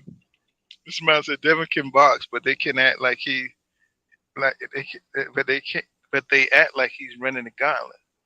And Well, I mean, I don't know about the gauntlet, but shit, he got a deal. He got a shitty deal with Top Rank. You know what I'm saying? Imagine, I mean, shit. If Teofimo Lopez would done, that's who he would have fought. If Teofimo Lopez would have won the belt, that's who Devin Haney would have fought. You know what I'm saying? And but Teofimo Lopez was weak, got beat by George Camboso. So, Devin can't help that. You know what I'm saying? That I think that would have been a bigger fight if he would have fought Teofimo Lopez for it and won with Teofimo Lopez. But hell, he could have make up for that by fighting the man, by fighting White Jesus. You say Lomachenko, so that's gonna make up for that. You know what I'm saying? And that's why I think Devin Haney needs this fight for his cachet. You know what I'm saying? To make him a bigger star. You know what I'm saying? To give him, you know what I'm saying, to propel him, you know what I'm saying, to be on more even status with Tank. Even though I don't think he can get there with Lomachenko, but I think it's gonna really do wonders for his his reputation and shit as a boxing star. You know what I'm saying? To beat Lomachenko is a huge thing in boxing. That's even bigger than beating Ryan Garcia. If you beat Lomachenko, those are skills. That's a skilled, you know what I'm saying? Dinosaur. You know what I'm saying? You beat Lomachenko, you could write your ticket. You know what I'm saying? So they should have that fight right after he beat Lomachenko. And I think, Devin, there's nothing he can do after that. You know what I'm saying? It's like, unless he re-signed with Tom Rake and they try to push Shakur Stevenson off on his ass, and that's gonna be ugly. You know what I'm saying? But even though that's a good fight too. Mm-hmm. So Judah, if let's say Haney beats Lomachenko and then he has the option to leave and he just drops the belts, since you said you want him to fight, well, maybe he wouldn't drop the belts if he's fighting Tank, but if they said, well, you gotta sign with PBC or you gotta do X amount of fights with Showtime, you would rather him do that and take the Tank fight, or would you prefer the Shakur angle? Nah, I think that's what Devin gonna do for the rest of his career. I don't see Devin just staying with one promotion company. I think from now on, Devin gonna keep the same blueprint where he already his own boss. He just gonna do promotional deals with certain companies who can give him the fight that he want to fight. So you would be okay with him going and taking a multi-fight deal, like maybe with Showtime or PBC, and getting a Tank fight instead of maybe riding out for 1 or 2 fights with Top Rank? What you think is, I mean, if he have the chance to take a contract with Showtime, of course, but because there's no guarantee that Top Rank will even make a fight for him. We're just hoping that they make a fight for him. But if he goes to Showtime, of course, it's easy for him to get that fight. The only problem with going to Showtime for a multiple fight deal is that let's say you fight Tank and they have a rematch clause in for Tank, like they probably will. So let's say that's 2 fights, right? But what if they tell Devin they want him for 3 or 4 fights? The problem with that is Devin wants to go to 140 after this, and I don't think I could be mistaken, but I think Bob Arum has the fighters that Devin wants to fight at 140, not Showtime. Wow, I mean, there's a lot of good fights for him on the PBC side, though. I mean, I feel you, brother, but in boxing, you have to set yourself up for success, and a lot of times, I want to say that you don't want to pick guys that you know you can beat, but sometimes you have the guys with the right amount of talent, the right amount of star power that helps propel you along your way to the top. If that makes sense. What I mean is, no, I know what you're saying. That was part of my question, though. Yeah, PBC may have good fighters, but Top Rank have good fighters that can propel his name, especially if you look at storylines. Because let's say he goes to 140 and Bob Arum can get him a Teofimo Lopez fight. Well, that's an instant storyline that can sell because him and Teofimo Lopez have history. You see what I'm saying? Okay, so let me set this up for you then. So Devin beats Lomachenko. Then they say, well, we want you to extend. We want a Shakur fight. We'll extend you 2 fights. We'll give you a Shakur fight and what's the kid's name? Teofimo, or Tank plus 3 Showtime fights. So that would be 4 fights on the Showtime side, but you get a Tank fight first, or Shakur and Teofimo. So which way would you choose for him, or would you like to see as a fan? Definitely the tank fight. Because I mean, the tank fight is gonna boost your notoriety because you're fighting on the biggest stage with one of the biggest stars. It's gonna boost your notoriety and your pocketbook. So definitely any fight that involves Tank. The only problem with that is when you're looking down the future, because what you're seeing after that, he has 2 more fights with Showtime. Again, I told you at 140 on the next level, that top rank would probably benefit his career more. That'll be the only thing that'll make that confusing for somebody like a Devin Haney. It's like, okay, I fight Tank now. Then when I move up, I'm back at the stalemate. You already have me at a stalemate now because I had to fight George Campbell twice. I didn't want to fight twice. I had to do that. You put me right back at the stalemate. I'm gonna tell you that what would turn the boxing world upside down if Tank went to 140. If Tank went to 140, that would turn the boxing world upside down. I mean, think about it. I mean, I know he's not interested in belts, but imagine if he fought Regis Prograde. You know what I'm saying? He fought Albert Polo. He fought what's his name, Matias. You know what I'm saying? I mean, imagine if he fought Josh Taylor. My God, bro. If Tank moved to 140, man, boxing would be all that. The whole era would just be lit on fire, bro. It would be an explosion if he was to move up to 140. Man, that would be crazy. And then Devin, you know what I'm saying? Yeah, there's a lot of tough fights for him, though. I mean, I think Tank is like Tank probably, since he said he's more comfortable at 135, he serves himself a lot better just staying at 135. And if there's a big name that comes out from 140, it's a 5-pound difference. They can meet in between, or if the guy is able to squeeze down, he can ask that, because a lot of guys will do that because Tank is such a big draw, and there would be a big check involved. I'm assuming that. So some guys will say, yeah, okay, I'll squeeze down 5 pounds, just like he asked Ryan to. I mean, Ryan pretty much is at 135. I don't want to compare that, but I mean, I think like it would be easy for somebody to hop down to do that. But real quick, Judith, do you think that Shakur is a tougher fight for Devin, or Tank is a tougher fight for Devin? Definitely Shakur Stevenson, bro, because Devin wins this. Devin, Devin wants to knock out because Devin want to be entertaining, bro. I just don't think he got the power, to be that knockout guy he wants to be, but he tries. But we all know that Devin will rather win a fight on points, right?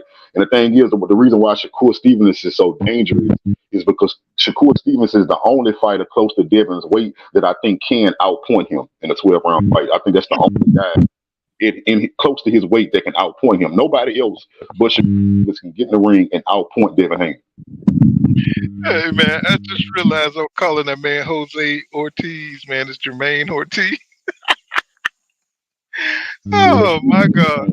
Now, Tank does pose problems, but I'm going to be honest with you. I don't know if you know my take on this. I think Devin and Shakur beat Tank Davis.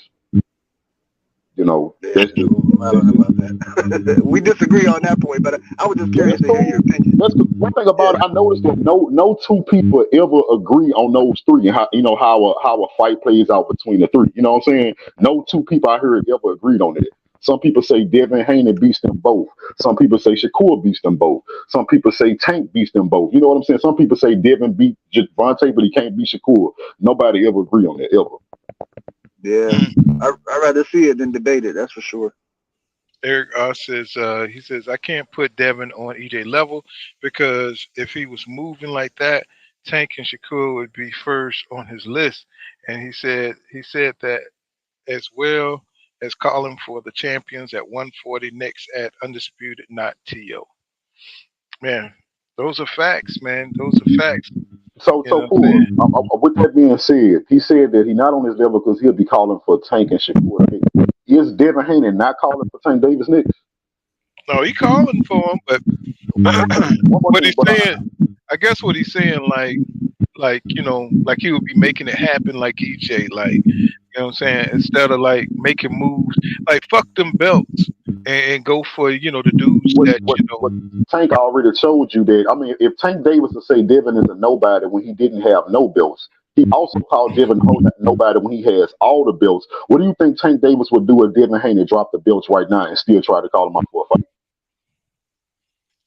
So what would he do or what now? What would So he do if Devin Haney didn't care about the belts, didn't try to get those belts or drop those belts to fight Tank? What do you think Tank's reaction there to be? He would call Devin Haney a nobody again and move on. Yeah, possibly. And furthermore, he said at 140 he wouldn't be calling out T.O. I said that was just an option because do you think that if Devin Haney got to 140 and Bob Arum made Josh Taylor an option, do you think Devin Haney would pass up a fight with Josh Taylor? Oh no. I'm just trying to make it. People come in and they make points that make no sense, Bull. All you gotta do is ask somebody else who have a good boxing mind, and you can poke right through their narratives. I don't think they're interested in Taylor though. Bill Haney said they're not interested in Josh Taylor. Does Josh Taylor have a belt? Yeah. I'm telling you what Bill Haney said. Then Devin Haney is interested in him. When Devin Haney get to 140, he's going to be interested in anybody with a belt. Preferably, like I said, you smart as I think Bill Haney is, and they trying to build Devin into some kind of star, which they have to manufacture Devin to be a star. You see what I'm saying? Devin don't have any help. So they building Devin from the ground up. His star power is all off the back of their promotional team. So they moving like I think they moved to build him up at the same time. Yeah, T.O. makes the most sense because he got history with T.O. They can sell that. Well, first you got to get through Lomachenko. I think if you get through Lomachenko, I think anything's possible because off that Lomachenko energy, you know what I'm saying? He can go anywhere, bro. He can write his own ticket, and if he want that Tank fight, it's gonna happen. Off a Lomachenko win, shit. I don't see how Tank could turn that down. I don't see how he could turn that down. I think it will too, but like I said, I already said earlier that I think that's going to boost his fame. But think about some of the European fans who are going to be mad if Devin went. Well, I think he can win that fight. Let's say Devin Haney beat Lomachenko. They're going to be upset. You know how they think. But after Devin Haney beat Loma, they're going to want to see him lose. And when they find out he may be fighting Tank, somebody that can knock him out, they're going to want to see that even more. Yep. Yeah. So that, like I said, that's going to prepare him. You know what I'm saying, into another level of stardom, man. That's just going to make that fight much bigger. Shakur he's gonna be really trying to push to get into that limelight too, because he definitely want to fight those two guys.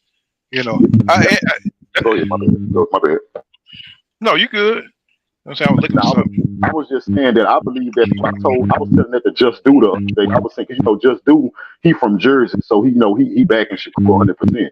So me and him have talked about it. But I was saying, I'm not gonna lie, but I really believe that the fact that Shakur came in so late, so close to Devin leaving, so close to Tank and Devin finally having some kind of collision course, they might overlook him, and he probably gonna have to take the long road to his glory. And the long road, what I mean by that is when Devin move up and drop those belts, Shakur gonna have to collect all those belts to get his glory. I don't think he gonna get his glory from Devin right away, and I don't think he gonna get his glory from Tank Davis fight right away.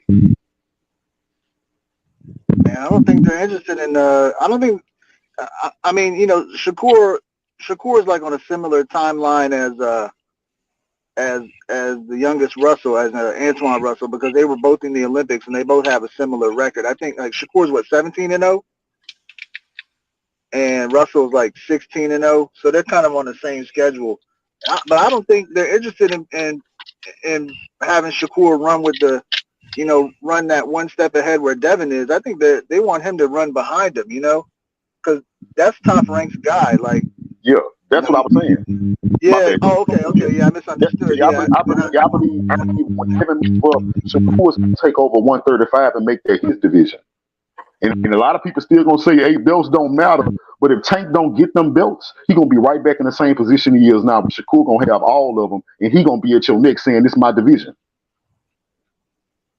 Yeah, I don't know. It's going to be his division to an extent, because there's Frank Martin still there. There's Tank still there. Oh, yeah, I keep forgetting about Frank.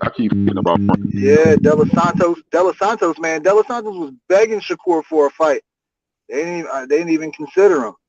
I mean, obviously he's not with Top Rank, so but I mean, he was still he was hounding Shakur online on Twitter. I don't even have a Twitter, and I saw that stuff. I was like, damn, this guy really wants that fight.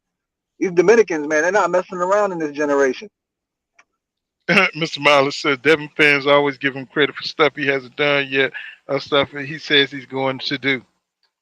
And Are you talking about? Look for it. They must be talking about how Tank said that he is the best in the world. He gonna prove he the best in the world by fighting the best in the world. That's what you talking about. Somebody telling you what they gonna do and not doing it. X-Men says it says Thurman versus EJ won't go 7 rounds. He said EJ will win with body shot stoppage, of course. And Cash Crypto says, Mr. Mileage, Devin gets credit for what he's done, bro. Crossing the pond twice and pitching 2 shutouts was major. I agree. What's going on, Charles Young in the building? I dropped the link in case you want to come on. He said Frank Martin would beat Haney and Shakur. Goddamn. Now that's a perspective I haven't heard in a minute.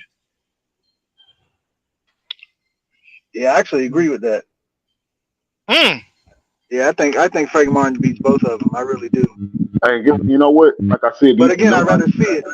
Nobody ever see these situations quite the same. I don't believe that Frank Martin beats both Devin and Shakur. I can't tell you which one will beat him because I do think that he a good matchup for either one. I don't think he beats them both. But I do. One thing nobody mentioned, I think Frank Martin also beats Tank Davis. Yeah, because I think with his style, his size, he's short and compact just like Tank. He's strong just like Tank. He's not like everybody else. Tank fight is at a disadvantage on the inside. Frank Martin would not be at a disadvantage if he get on the inside with Tank Davis. And Frank Martin also has the power that can hurt Tank Davis. The one thing y'all said Shakur and Devin don't have, Frank Martin has. I don't know. Yeah, I don't know. I mean, on that end, like, I think I got to wait a few fights and see what Frank Martin does because I definitely see the physicality side of Frank Martin, but like Tank's mind, I think moves and body's a little more agile, and I think he moves a little quicker. But the danger's definitely there. I mean, I think he has the mold to possibly do it. I see that's that. What I'm saying. Yeah, that's what I'm saying. But my thing is this: one thing about it is a lot of people trying to paint Ryan as a big threat. Oh, he got so much power, but Brian don't have high IQ at all. He lunges, punches, stuff that Tank gonna see a mile away. If Tank was to fight Frank Martin, that would be in the first time in his career he was really at a risk of getting knocked out. Is if he fought Frank Martin. That's the first time Tank in his career he is at a legitimate risk of getting knocked out. Because contrary to what you believe, Isaac Cruz was not a threat to knock Tank out. His offense was pressure. Yeah, he had a lot of pressure. It was good pressure. But Cruz wasn't gonna set up nothing big and catch Tank with his power, with his mind. It had to all be physical. Frank Martin is somebody that can set Tank up and catch him with his mind. I agree with that. You know, I think Frank Martin is a cerebral fighter.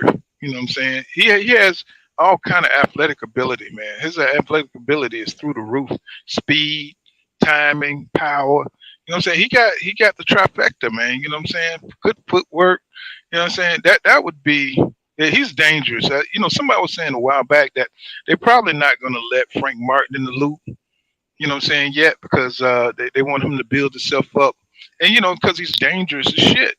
You know what I'm saying? So, but he got that EJ. He's under EJ. I wonder if EJ could get him in there. He know those guys, too. You know, EJ, he knows Tank.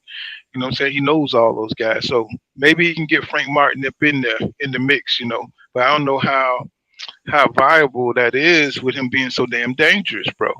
You know what I'm saying? That's a dangerous kid, you know what I'm saying, to be facing, you know what I'm saying, when they got each other to fight. You know what I'm saying? You know, Tank take care of Ryan. I don't know what way he can fit in there. Then, you know, Loma, Devin take care of Loma. And shit, I don't know what Frank is going to fit in there. Who he's going to fight. I think Frank going to be just, they going to put Frank right there in that same boat they got Shakur in. Look, man, we don't want to take no risk for you to get your name off of us, man. We're going to make you go to take the elevator. You might take the stairs up. You know what I'm saying? We're going to close the elevator up on it. You're going to have to take the stairs all the way up. They're going to do that to Frank Martin. Frank Martin and Shakur going to battle it out from 135 because Loma on his way out. They're going to have to. You got Ryan saying he going to either move up or retire, which he'll take your pick, move up or retire. You got Devin moving up. And Tank, if Tank do stay, which you think he's going to stay, Tank already showed what he's going to do, man. I'm going to fight whoever I want to fight. I'm the new Canelo. I don't care about belts. Y'all can fight it out for the belts. Yeah. Yeah, well, Shakur for him to boost himself up, he's gonna have to fight Frank Martin if you think about it. You know what I'm saying? So he can get up there in the mix. He's gonna have to beat the Frank Martin.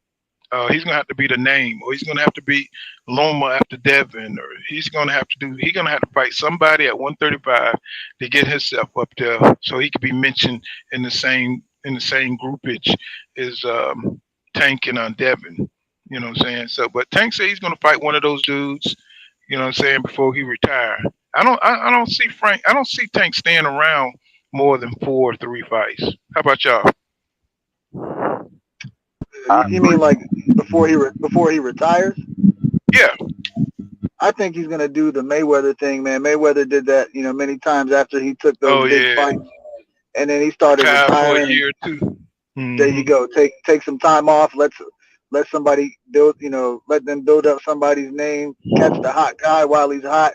The hot name. Fight him. Disappear for a little bit. Come back when he needs to. That's the Mayweather green print. That's what they call that, right? That's possible. That's possible. Yeah. But far as like serious fights, like before we're talking about, yeah, I agree. I don't think. Yeah, he said he want to fight Devin and Shakur. I don't believe it's Devin and Shakur. I believe it's going to be Devin or Shakur, which is cool because I wouldn't by it being 3 big dogs. I wouldn't say that Tank have to fight them both. You know what I'm saying? If you choose one, that's cool with me.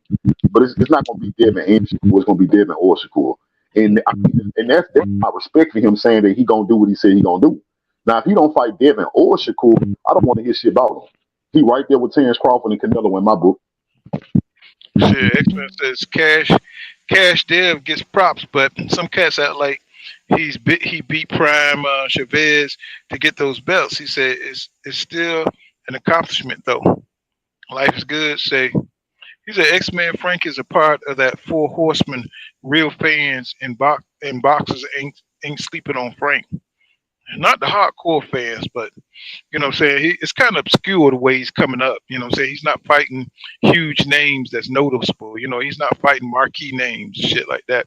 So he just one of them kind of guys that just kind of appearing at the scene, but he's solid. You know what I'm saying? He's solid and got way more talent that's underrated. You know what I'm saying? Hardcore boxers see it because we watch this shit. What's up, K-Mail? What's happening, bro? All good, bro. All good.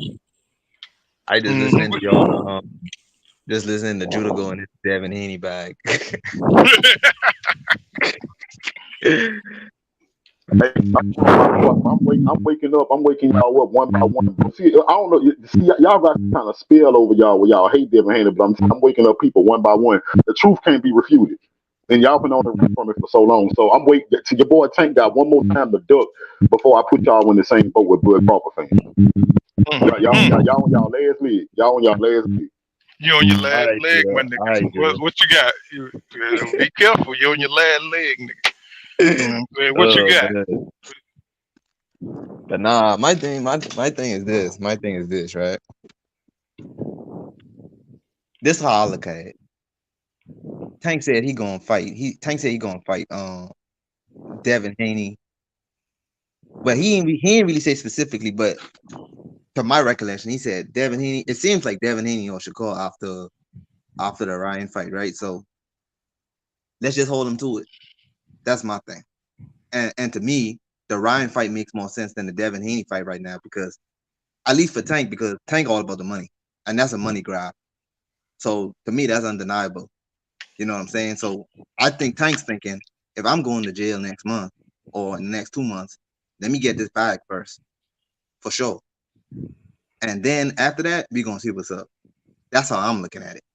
So we should just wait and see if that happens like that. That's how I think. And I want to ask you a question right quick, brother, since you said that.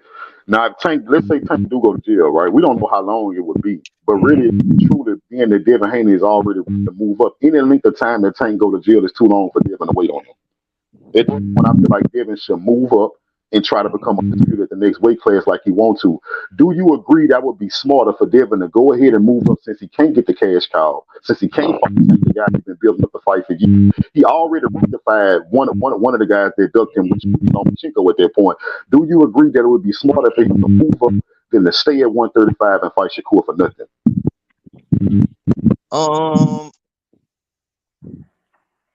I think it depends on the time of the things. Because let's say Tanks goes, he gets sentenced in May or whatever, right? He's gone. Now, Haney said he gonna stay there till the end of the year, if I'm not mistaken. At least Bill Haney said that. So let's say Haney gets past Loma. If Haney gets past Loma and he's staying till the end of the year, the only good fight for him is Shakur, in my opinion. You got to stand on what you said. You said you staying until the end of the year. Yeah, bro. He said, you gotta know, if you've been keeping up with boxing like I think you have, because I can kind of tell when people know something. You have to know that the whole time Devin Haney has been talking up a team, and not Shakur. So even by him saying I'm staying at 135, you have to know that that's for Tank Davis and not Shakur Stevenson. Nah, I don't agree with that. I feel like Tank. I'll put it this way. Wait. I'll put it this way. I feel like Tanks is his number one is his number one option, but from what I can gather, the little interviews with Shakur and stuff like that, it seemed like there's some hostility there too. Because Shakur said, Devin ain't got no choice. He got to fight me or Tank. And Bill Haney said after that, he said, we ain't giving up the belts. We stay until the end of the year. So it seems like it's either Tank or Shakur, just like Shakur said. And what I'm saying is that may very well be, but I'm also knowing from a business standpoint that they can wake up one day and know that what I'm saying and how I see it makes way more sense for Devin Haney in his future. First of all, Devin Haney is the youngest undisputed champion in the football belt era. Devin Haney is already setting himself up on a historic pace, which I'm not, now mind you, I can't read the future. I'm not saying that he's going to be undefeated forever. I'm not saying he's going to go and take over 140. What I'm telling you is he has a chance to do all of that. And with his age, and he's already undisputed, that's a monumental leap that he has on most fighters for his building career. He has a huge head start at 23, already being undisputed at one weight class. Do you realize if he's able to get undisputed again before he retires, that would then set a record that has never been set? So why wait to fight a guy? Why wait to fight a guy who offers you nothing at 135 when you can go straight to 140 and start to collect belts? Nah, I disagree. We just got two different opinions on it. Because to me, the belt. Well, I think we know how good Stevenson is. And I think we know. I think that's what it is. He, like you say, in boxing, it don't seem to matter if you're highly skilled or everybody know that saying you're one of the elite fighters. It's that what risks are you willing to take that fight? And I think that's the problem with boxing today. It's all about popularity. It's all about saying what you got to offer me, and it really kind of like been like that. Saying because Hagler he never fought Mike the Body Snatcher. He these are fights that everybody wanted to see, and it never manifests because he didn't really have nothing to offer Hagler. Even though, and we know Hagler wasn't no punk because he fought John the Beast Mugabe. He fought some bad motherfucker. He fought Tommy Hearn. He fought Sugar Ray Leonard. But he didn't fight Mike the Body Snatcher. Maybe because he knocked out Julian Jackson. So it's a lot of highly skilled fighters, and we didn't get to see the fights because they didn't have nothing to offer the champion. And I don't think nobody's scared of Stevenson, but he is a high risk, low reward for Devin Haney right now. So especially when he got his eyes on a big money fight with Tank Davis, and Stevenson could mess that up. Coming in there and beating Devin Haney, that's a threat. And what he's going to get on the other end, what is he's going to get from fighting Stevenson besides accolades from the hardcore boxing fans like ourselves. So he's going to. And a question for how stupid would it look? Honestly, in your opinion, how stupid would it look if everything I just named about Devin, how he came in at 16, he was already touted as one of the next Mayweather at one point, and he became the youngest undisputed champion. How dumb would it look to stay to fight Shakur for nothing, possibly lose when you could have moved up to 135 and had an instant title shot because you were the undisputed champion in the weight class below? Yeah, I mean. No, I'm talking business. I was talking about how stupid would that? When you look back in history, how stupid would Devin Haney look? Now, what would have to happen if, I don't know what sanctioning body he would fight for interim. He got to get him an interim belt. You know what I'm saying, to to get in line to fight Devin Haney. You know what I'm saying? He got all the damn belts. So he had to fight the one that would make him mandatory. The fight, I guess that would be the WBO, right? The fight at 135, he would have to get that interim title, right? To put pressure for Devin to be even consider him, you know what I'm saying, to fight him in the ring, right? But that fight, I don't think that fight is viable. I think he got his mind set on Tank Davis fight or move up.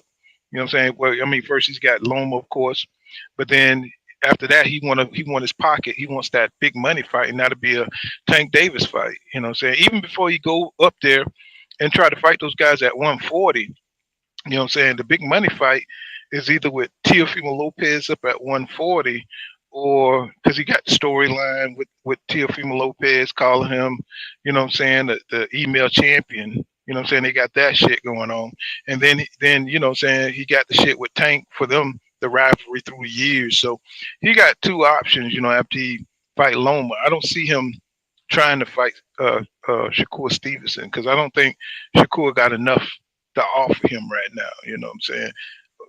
He would have to get in line, you know what I'm saying, behind Tank or Teofimo Lopez, I think. You know what I'm saying? I think that's where he's going to go with it, You know what I'm saying? Shakur just a little bit too late, in my opinion. He's just a little bit too late. Let's see. Life's Good says, Judah says, you've been reading the future when it comes to Haney for the past 2 years. And I've been getting it right, goddammit. Yeah, I've been getting there because I told y'all you was getting all them bills. Everybody fucking back to back. I said I've been taking on a run for so long. I said eventually somebody gonna have to fight them, and he gonna take whatever they got. I just didn't know he was gonna take all the belts at once. That's what I didn't know. What's going on, Educated Jazz? This is Marvin Banks say. He says, how did Spence get his belts though? Jazz. Oh, he's talking to Jazz. Okay. He says, Marvin brick by brick.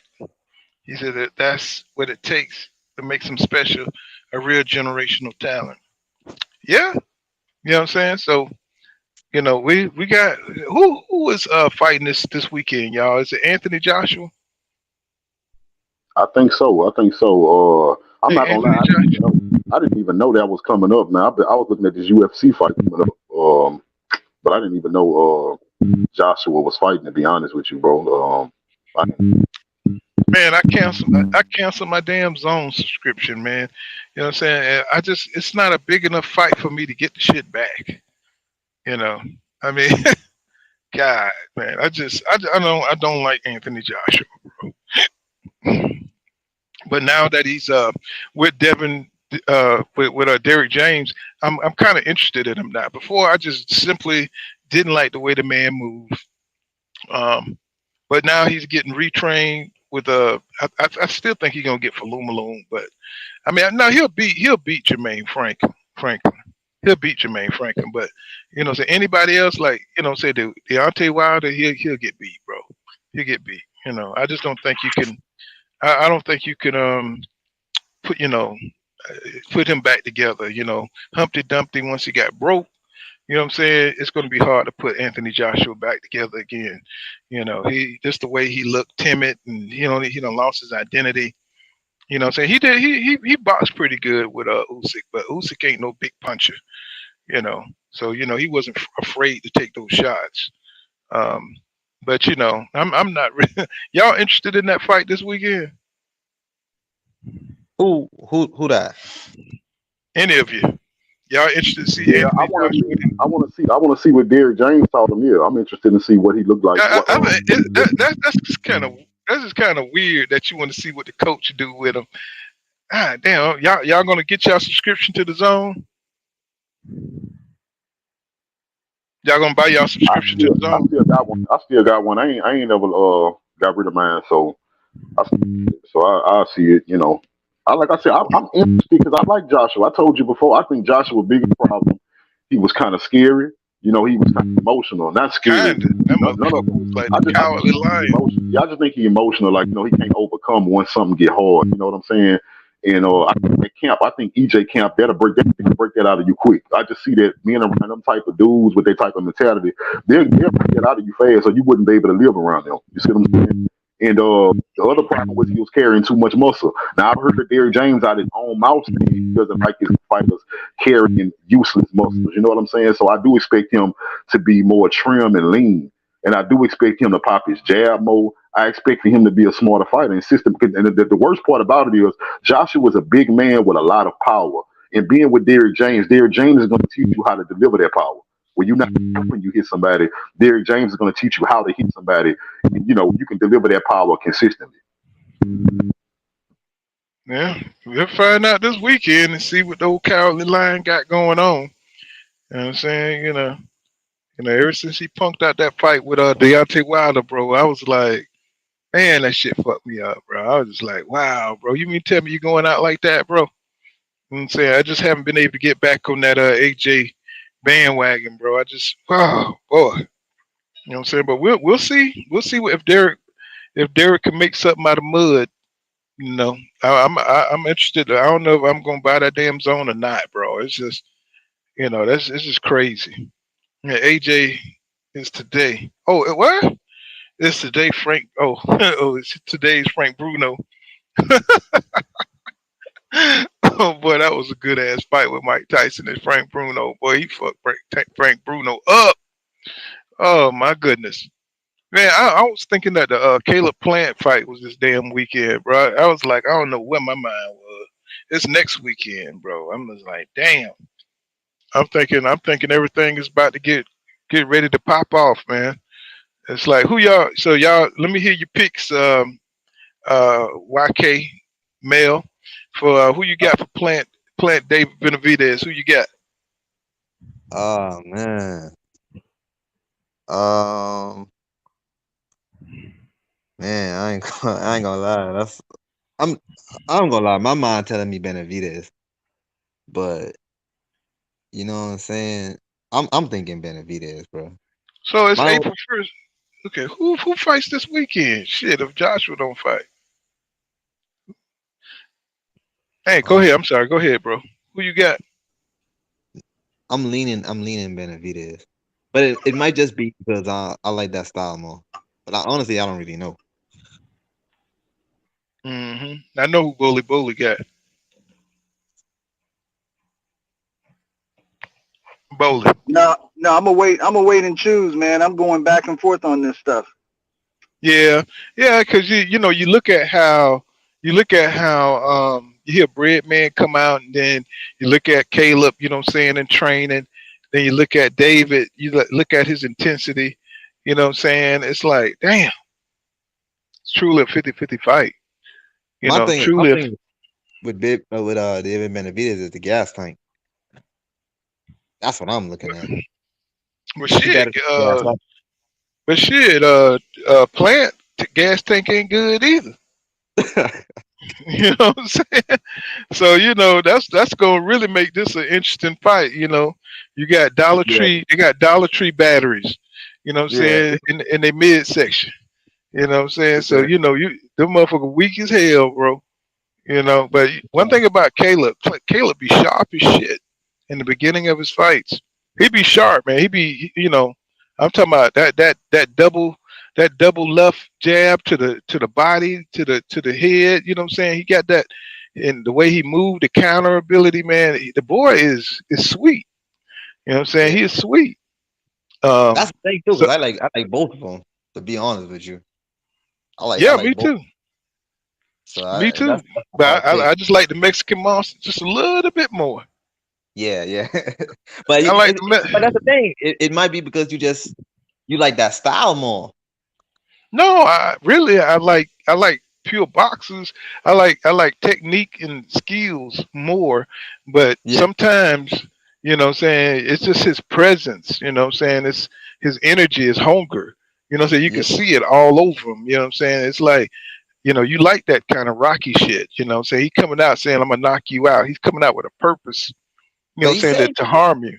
He say in his last interview, he said he want to be a pay-per-view star. He want to be like Tank. He want to hurt you. He want to knock you out. He want to be an entertainer. So that type of thing, that's infectious. That rubs off on people. People could sense that. So they want to, they want to root for you. They want to watch you fight and stuff like that. So I think if they whisper in his ear, you fat, because yeah. you a fat boy, something like that, something that that's real traumatizing. He had to grow up with, you fat. You know what I'm saying? Yeah. Fat ass boy, yeah. Hey, just to answer your question about the fight, it was supposed to be Gay Rosado versus Zurdo Ramirez, but Zurdo missed weight by like 12 pounds, no joke. So they canceled the fight. Say that again? So yeah, it was supposed to be Zurdo Ramirez versus Gay Rosado, but oh shit. So they're going with the co-main as the main event now, which I don't even remember what the co-main was, to be honest with you. Shit. If they were I was looking at this as a week off to watch basketball. So shit, if they were heading the cards, it don't even matter, bro. We talk about Cyborg versus, you know what I'm saying, Christina, some shit. You know what I'm saying? It's like they ain't drawing nothing, man. So them two dudes, I don't know. Zurdo might have some more fights in him, but man, Zardo, man, he need to get the hell on, boy. You know what I'm saying? Yeah, I think they're close friends. That's why I think that might be part of the motivation. You know what I mean? He need to go sit down, bro. He need to get some of them tattoos removed too. It's starting to look. He got old. He got that old body and shit. It's just starting to look like one dark cloud on his body. This is Educate Jesse. I liken this fight to Hurd and J Rock. He said if Plant can turn David like J Rock did Hurd. You know what I'm saying? There's a lot of people. There's a lot of people think Plant got a chance, to beat the Mexican Monster. You know what I'm saying? It's like, I don't know. I hope David haven't overtrained and he don't go in there just throwing everything, shoot his load early, trying to get Plant out of there. That emotional shit can work against you, and I think they're gonna have a really brilliant game plan. Now talk about David. Talk about Caleb Plant. I think they're gonna come in with a real good game plan, man. Countering, moving, what I'm saying, being conservative. And David, he can't get out of control. He's gonna have to press him real smart because Caleb Plant setting them traps. He walk into that damn left like Adrian Darrell did. Like, not Adrian. Yeah, that's his name, Darrell. Like Darrell did. Man, he could hurt David. But shit, if he can't hurt the Mexican Monster, you know what I'm saying, it's gonna be a long night for him. It's gonna be he gonna get battered. He gonna get defeated. He's gonna take his second loss. He says Plant won't get that respect. Plant won't get that respect. If anything, he'll have to make him miss and pay. That's what I'm saying. He says Ryan knocking the gumbo out of Tank. What the hell? Where they coming from with this Ryan support, bro? I mean, ain't nothing wrong with supporting Ryan, but I just don't get it, bro. I don't see it. You know what I'm saying? Much as y'all watch these damn fighters, where y'all getting that from? He says, Educate Jazz says, J Rock put on, yeah, man, that was a beautiful performance he did with her on her. He said, I still got that fight recorded. Hell of a damn fight. But J Rock, his chin so fucking weak. It's like all you have to do is thump his chin. That nigga knocked out. You know what I'm saying? It just, I don't know. He just one of them. That's one intangible that he don't have. He just don't have a strong chin. You know what I'm saying? Soon as you scrape that nigga chin, he's asleep. He says, Educated Jab says, life is good. That's a great fight. He said, I watched it once a month since that fight. He said, I think Canelo showed that the pressure. Let me see. What you say, Armstrong? He says, I think Canelo showed that the pressure to be too much for Plant. And well, he gassed out too because he was running all over the damn place. Educate Jess said, life is good. That J Rock best performance ever. He says, Gillimore the second. That's a great fight. Boy, I love watching Gillimore because he got an attitude. Y'all ever watch Gillimore fight? That boy, that Jamaican, that's one Jamaican that hate to lose, boy. But when he lose bad. Let me see. Educate Jazz said, yeah, it is. And Marvin Banks says, Benavidez said it doesn't go into any fight emotional. Yeah, he says, yeah, he's too smart for that. Well, I mean, I don't know. You know what I'm saying? Yeah, you can say that shit with your mouth, but the way he been acting, man, he been acting like, he want to kill Caleb Plant. His dad had been talking wild shit, you know what I'm saying they want to end his career and all this kind of stuff, you know what I'm saying? So, like Breadman said, shit getting way too personal. Way too personal. Mm-hmm. Getting way too personal. What y'all think about that? What do y'all think about that Ugas Mario's Boreals fight? And me, I like it. I like the fight. I like the I fight, mean, but for me, okay, like for me, it goes back to that whole thing about if belts matter and stuff like that. Because a lot of people don't think Barrios deserves I think it's for the interim belt or something like that. yeah, they fought for the WBC interim belt. Yeah, like I don't really care, to be honest, about all that stuff. I care more about who you fighting and how good the matchup is over the belts. I ain't saying the belts don't matter. I think everything matters to an extent. You know what I mean? But some things more than others. So I'd rather see a good fight over a fight with not too good competitors for belts. That's how I feel about it. You know what I'm saying? So with the I think Barrios I and the Ugas fight, I think it's a good fight. I mean, you would think Ugas would win, but I don't know. We gonna see. man, Ugas gonna destroy Mario's Boreals, bro. He's gonna put his foot right in his ass, bro. And what Mario Boreals, he's a bad boy. I mean, I really, really like him as a fighter. I mean, I think he's strong. I think he got good skills. But Ugas, he's another breed, bro. He's a refugee. And He was, but uh, after Errol Spence, you know what I'm saying? yeah, I talked about that earlier. Like maybe he got, because fighters are never the same after they fight EJ. You know what I'm saying? Because Yeah. Sean Porter with the arthritis in the hips. You know what I'm saying? He said he was fucked up, bro. You know what I'm saying? After that, look, Mikey Garcia. Said Errol Spence Jr. was the reason why he lost that fight to the last dude he fought before he was out of boxing. Um, you know what I'm saying? So we're gonna see it with after effects. You know what I'm saying? That's really gonna bring a lot of hardcore fans to watch that fight just to see if EJ, what kind of damage he put on Ugas. But what I'm saying, he should be able to beat Marius Barrios, That's what I'm And saying. anybody who swam from Cuba and shit, what I'm saying, 7 times and shit, got caught and they just threw your ass back in the sea. You know what I'm saying? And then you came all the way back again, nigga. I like that nigga tough. You know what I'm Yeah, for saying? sure.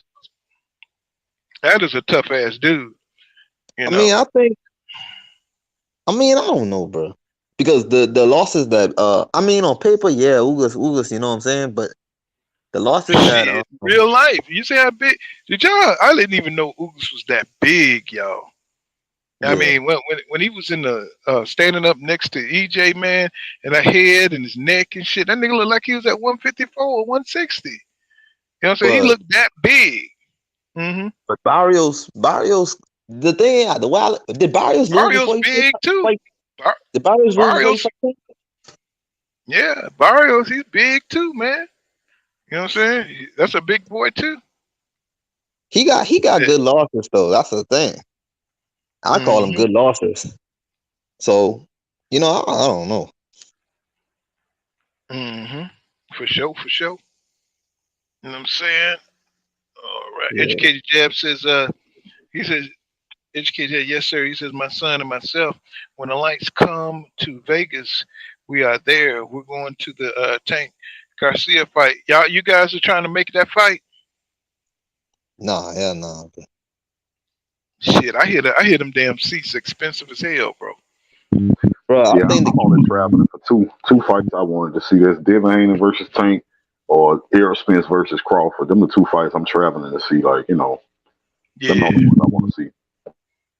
yeah, I would travel too, but somebody might see poor kind of boxing and try to hit me in the back of the head or some shit. You know what I'm saying? Oh, you talking shit about Crawford? Shit, I had to get on the EJ side.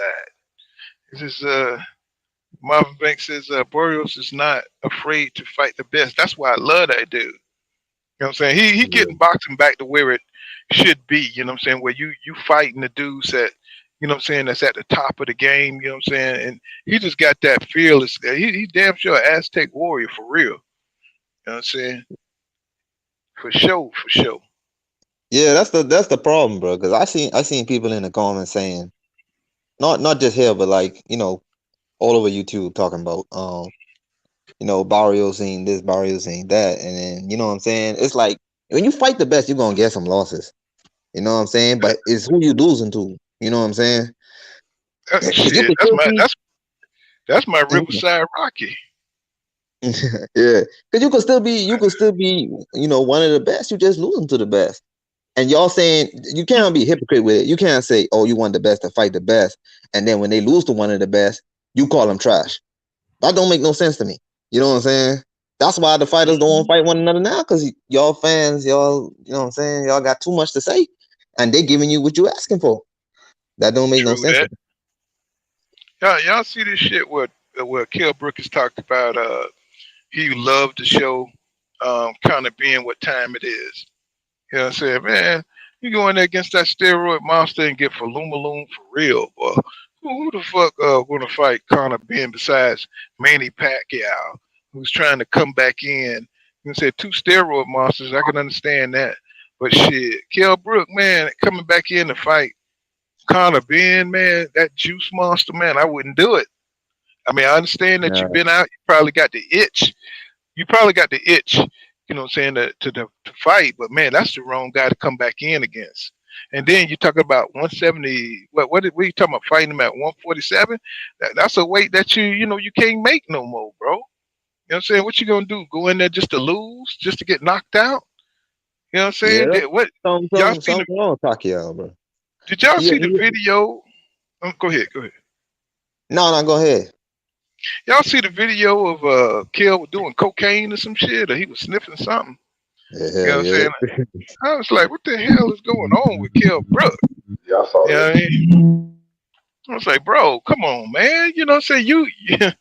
I know you're depressed. These fighters get depressed when they can't get in the ring no more, when their career's over. But shit. You can't be doing cocaine, bro. You know what I'm saying? And showing it. Why would you show it on Instagram and shit? I don't know what be going through some of these guys' mind. I think they just kind of lose their way once they get away from their passion. They gym rats. You know what I'm saying? All they ever done in life was train. So it's like once they get away from that, they don't know what the hell to do. You know what I'm saying? And coming back I in mean, against a guy. Go ahead. they boxers, you know what I'm saying? Anybody would step in that ring professionally already a little off. You feel me? Yeah, that's true. So anything goes, you know what I'm saying? Anything could go, you know what I'm saying? Goddamn Richardson Hitson, he been making a lot of noise, man. He been really trying to get recognized. And a lot of people are pissed that he said that Ryan Garcia is not an elite fighter whatsoever. You know what I'm saying? He even said, Devin, he'll beat Devin. So what A King, what you think about Richardson Hitson? Just reasoning what he said, he just said what all real boxing fans know. Ryan Garcia is not elite. He's a social media star that brings a lot of money to it, and they boosting this fight up the sale. It's no different than when Jake Paul was fighting these guys who never fought. Look at Tyron Woodley. When Jake Paul fought Tyron Woodley, Tyron Woodley had never stepped foot in a boxing ring yet, but all they did was showed you everything he did in the UFC, even though everybody knows that doesn't necessarily translate. But they sold it to make sure that Jake Paul fight sold. Tyron Woodley is a big test. Tyron Woodley is very dangerous. It's no different than what they're doing with Ryan Garcia versus Tank Davis. So Hey Judah. What makes a fighter elite to you, bro? What's your definition of elite? skills. I mean, and I'm gonna say this, and I'm gonna try my best to explain to you. But the fact that you asking me that, like I said, bro, I'm gonna give you the benefit of the doubt and say that you're a real fight fan. But what makes it a fight in the least is self-evident. I'm asking you because everybody got their opinion. You feel me? I'm asking you yours. Well, first of all, okay, I'm gonna break it down all the way then since we're gonna do this. Well, they have different type of fighters. You have boxer punchers, you have pure boxers, and you have brawlers. The first step that make you elite is that whatever your style is, you understand who you are, you understand your own strengths and your own weaknesses. The way you can tell that is when guys implementing their style, more often than not, they can implement their style over any other style. Meaning that if you're a boxer,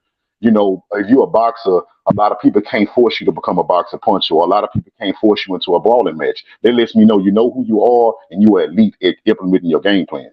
That's the first step, knowing your style and implementing your game plan more often than not. That's the first sign that you are elite to me. The second sign is punch variation, meaning that you're not throwing the same punch over and over again. You don't throw the same combinations over and over again. As a matter of fact, you throw whatever combination works or whatever punch is working, and you can mix that up throughout the fight. Meaning that if I see that you throwing this combination is working, then your opponent figure that out and take it away from you. You have yet another combination to go to or another way to attack this opponent. The second thing you have to have in my eyes to be elite is good footwork. Your feet have to be good. I don't care how good you punch. I don't care how good your head movement is. I don't care how fast your hands are. If your feet aren't good, I don't consider you elite. I consider you good. You can be a real good boxer without footwork. I would say you're good, but I don't consider you elite. The last thing would be defense. There's no way in a sport like boxing I would ever call you elite if you eat punches on your face. If you're not able to either block incoming punches, move out of the way, or move your head or parry them, you are not elite to me if you can't step in the ring and avoid being hit. I don't care how much you hit your opponent. I don't care how much you knock people out. If you can't avoid being hit yourself, I don't consider you elite. It's only a matter of time before the right guy puts you on your ass. If you can't avoid punches, it's only a matter of time before the right guy puts you on your ass. So I don't consider you elite. Oh, I feel you. I wasn't even gonna say all that, but yeah, I feel you.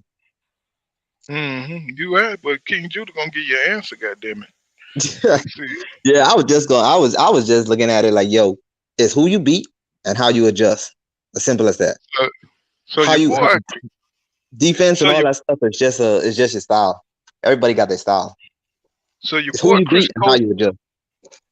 Your boy Chris Colbert is supposed to be coming back against Jose Rayo Venezuela. You know what I'm saying? How y'all think that's gonna go? You know what I'm saying? Interesting. That's interesting. That's interesting. Yeah, because Venezuela, that's my boy, man. He got knocked the fuck out in his last fight, man. Now, Chris Colbert, that opens him up to a Chris Colbert fight. That's gonna be an interesting fight, bro. That's gonna be an interesting fight. Yeah, Chris Colbert, I think that's a good fight for him to come in on too. Since somebody who just got knocked out. Y'all think my man that y'all think he gonna get him a W? I don't know, bro. The other two, they ain't even thinking about that. I didn't hear the fight you was talking about. What fight? Chris Colbert versus Rayo. Venezuela. Colbert better do something. I don't know. I'm not giving you a prediction. I don't know who win, but I know Colbert better do something. Or that's iffy. Because one thing about it, what made it so bad for Colbert is that he came in with that bravado, right? Because when you come in with bravado before proving it, you have to be good. That makes me think about Muhammad Ali. Y'all remember when Muhammad Ali first came in? He was calling himself the greatest before he ever got the title shot. He had to live up to that shit, or he was going to be known as a clown throughout the boxing world. So when you come in like that, like I'm better than everybody already, you have to back that up. The fact that you already got beat by a guy who we kind of starting to see as mid, because Hector Garcia, I see him as mid now. I mean, he looked good against Colbert, but when I saw what Tank did to him, and I'm saying that Tank is not good and Tank can't do that to good fighters, it's just the fact that I knew you was going to enter the pocket with your hands down, and Tank knew you was going to enter the pocket with your hands down. Neither you or your camp had the common sense to change that mistake before you fought Tank Davis. So I think you mid. I think you camp mid, and I think you mid. But the fact that Colbert lost to him, you have to do something, bro. If Colbert, because Colbert, he can't resist but to talk shit. So if he come in there with that same bravado and lose again, we're gonna start to look at him like Blair Cobb. That's what's gonna happen. He's gonna end up being a new Blair Cobb. You a joke. Because if you're gonna talk shit, you need to back it up, especially if you want to be cocky with it and you halfway respecting your opponents. And I think that's what you can be cocky, but as long as you respect your opponents, people will give you that pass if you lose. But if you cocky and you disrespecting your opponent, they whoop your ass, bro. Nobody gonna let you make it. Yeah, that's true. You know what I'm saying? Hopefully he don't bring the blue hair. He stopped dyeing his fucking hair. He probably win some damn matches, He went in there and got his ass for Lumaloom against Hector Garcia. It was bad, you know what I'm saying? I mean, his little blouse thing came up, showed all his ass and everything when he got you gotta toughen up, man, and stop talking so much shit. I want to see these fighters go out there and actually beat somebody, you know what I'm saying? Can you name a Cobra opponent? Can you name a Cobra opponent besides Hector Garcia? You know what I'm saying? Probably not. Right. You know what I'm saying? So why is he talking so much shit and he haven't done nothing yet? That's his problem. You got to fight somebody. You got to say what? Nah, that's because people around you be hyping you up. Oh, you look good in sparring, you this and you that, and so niggas let that shit go to their head. Man, that shit is crazy. He was getting beat up in sparring too. Shit. So let goddamn Stevenson tell it. Yeah, they beat his ass outside the ring too. They used to be on Instagram talking about that shit. Like, bro, it's like, bro, you know what I'm saying? You got your ass beat outside and inside the ring. So it's like, bro, but for some reason, I don't know. I feel like he gonna get him a W, even though I like Rayo, you know what I'm saying? Venezuela, I like him as a fighter. I like his style. Who you lost to? De Los Santos? Yeah, I think it was. Let me see. I can't remember, but I just remember he got fucked up like early, and that's because he was feeling himself too much too. He got humble. He left himself open, man. I was like, Jesus Christ, man. Yeah, I just want to say dude was hit hard, but Shakur, like, I mean, dude was calling out Shakur, and Shakur. I mean, Shakur, he said he trying to get that title fight, so he was going down the rankings. You know what I'm saying? But I don't think Shakur was going to try to fight him needlessly. You know what I'm saying? Because that's a hard hitting dude, and he's long with it too. You know what I'm saying? Yeah. I think he beat the shit out of Kobo. With the last two fights that you guys mentioned with Barrios and Ugas and Rayo and Chris Colbert, I think like those are the best thing about those fights, and those are fights where you're like, man, I don't know, and it's like crossroads fights, right? Where you can see them going in vastly different directions if they lose that fight, and you feel like there's something at stake. And that's what I love about what they're doing with the boxing schedule. I mean, this is what we're asking for. Even sometimes if they can't make like that, they fell short, trying to make Spence versus Crawford, but they damn sure did come back with a whole huge boxing schedule. And I mean, all across boxing, not just PVC. There's a lot of good fights out there. And I like that stuff, man. I'm sitting here trying to, when they said that Barrios versus Ugas was ordered. I mean, they still have to make the fight, but I mean, there's no reason why they wouldn't, since they're with the same promotional company. And I mean, this is the stuff that gets you excited. That's like you can't wait to see that. Like, I can't wait for next week's fight is so big. Like that whole fight week promotion, I think, is going to be something special. And I think I said this a few weeks ago. I said, man, Plant versus Benavidez is going to be one of those fights you can be like, the next day, you ask somebody, did you see that fight? They tell you no. You're like, man, you should have watched that fight. You missed it. That's what it feels like. And there's just so much at stake that's beyond the belt. Like, that's what we need, like natural narratives. Yeah. Not made up narratives, but natural narratives. Like, there's a storyline there. The storyline they're making, right? Yeah, there's a huge storyline. Look, they're gonna have Barrios. They're gonna have Barrios versus Ugas, right? And if Ugas beat him the way he should, they're gonna get Keith Thurman and Barrios for that WC belt. if Spence go ahead and get his shit out the way, I think they setting up Ugas and Thurman for a big fight. And that would be a great fight right there. Ugas versus Thurman. And that's after Spence done did what he had to do. But Ugas and Thurman, that makes for great entertainment right there. Great entertainment. But I'd like to say shout out to everybody. You know, I have been sitting there thinking, I've been talking to my boy BFTV and everything, right? And we was talking about the state of the casual fans and everything. And I had to sit here and listen, because you know, Tank and Ryan is the top 6 fight, gate-wise, in all of boxing history right now. It's done did over 20 million in the gate.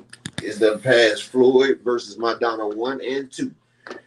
By the end of it, it's gonna come somewhere between between Floyd and Canelo at number 6. But one thing I gotta say is that's a hell of a fight for boxing. That gives us Terrence Crawford and Spence could do even more than that. So I hope that pushes the envelope. Secondly, yeah, Tank and Ryan is the biggest entertainment-wise, but this is for you, King Judah. Everybody's running around here. And I had to sit there and do some thinking about it. And they talking about Devin need to do this, Devin need to do that. Now, usually, I'm with, you know, Devin can wait his turn. But then, you know, like, I was sitting there thinking, if Devin was a knockout artist, if Devin was going around knocking shit out the box, we would be crying for that fight versus Tank. If Devin was going out there putting to sleep everybody out there and putting them on their damn backs, the way Tank does. You see, we want Frank Martin. We already talking about Frank Martin and Tank, because you know Frank Martin give us that excitement. See, people don't realize that if a boxer not knocking shit out, they not wanting to see it. But as a man, and if a person that used to box, it takes a lot more out of a man getting his ass whooped for 12 rounds and can't do nothing than getting knocked the hell out.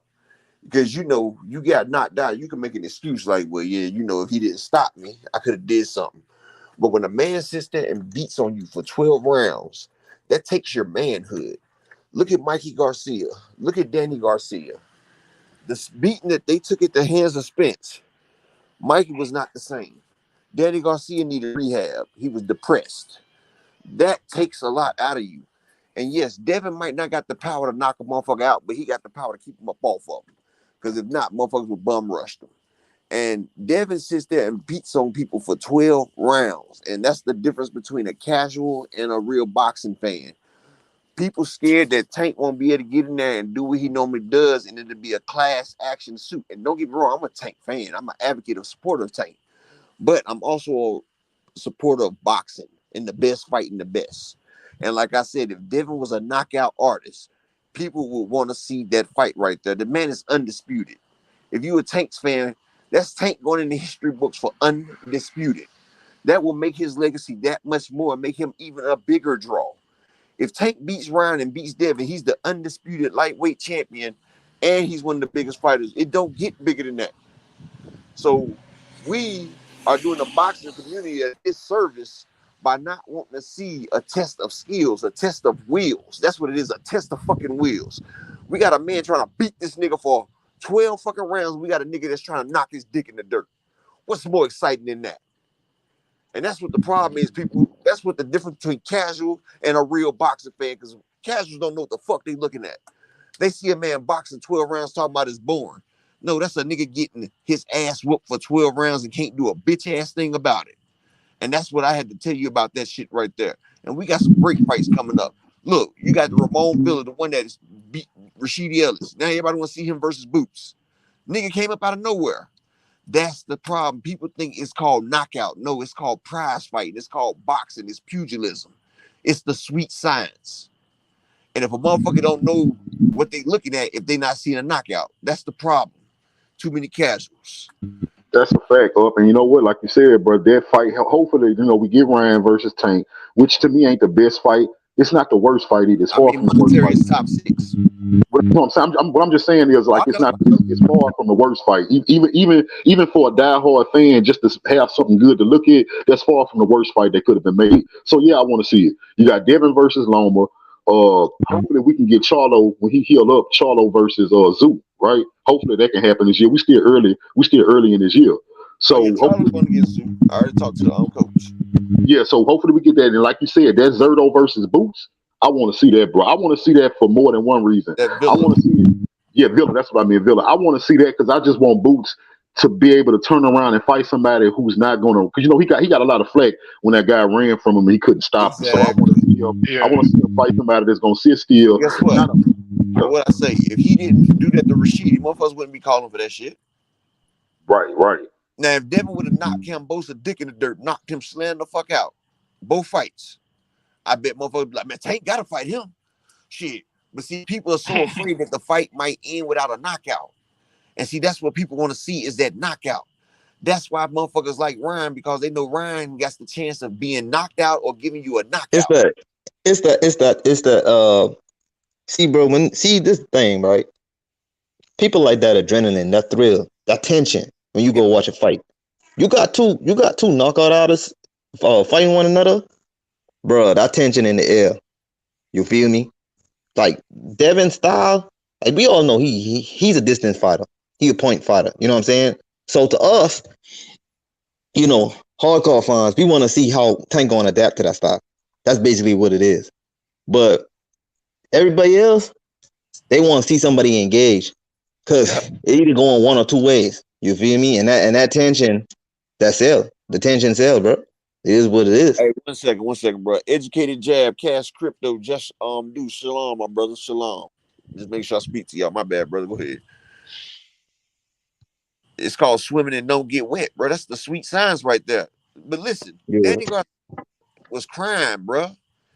Like, it's nothing more humiliating and degrading for a man getting your ass whooped for 12 rounds and you can't stop it. At least with a knockout, you could tell yourself, like, shit, if he didn't knock me out, I could have did this, or he had to stop me.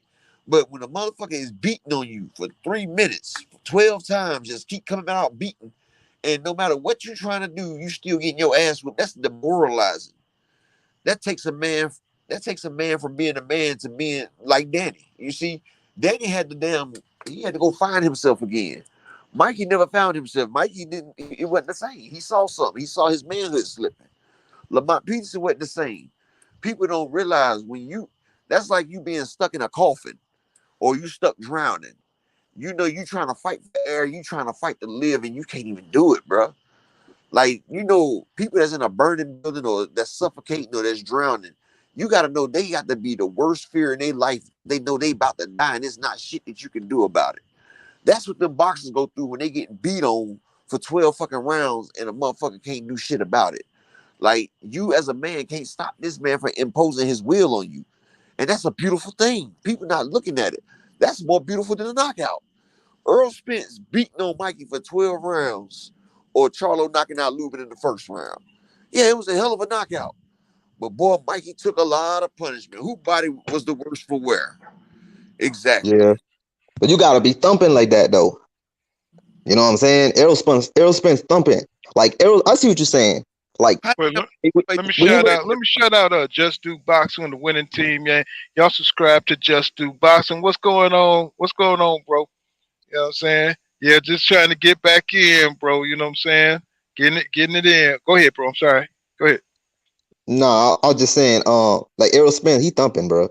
You know what I'm saying? Errol Spence thumping, bro. Like them shots thudding. You feel me? Like he ain't exactly like Tank, 1K, he can one knock, one. You know what I'm saying? But he don't gotta be. You know what I'm saying? He breaking something.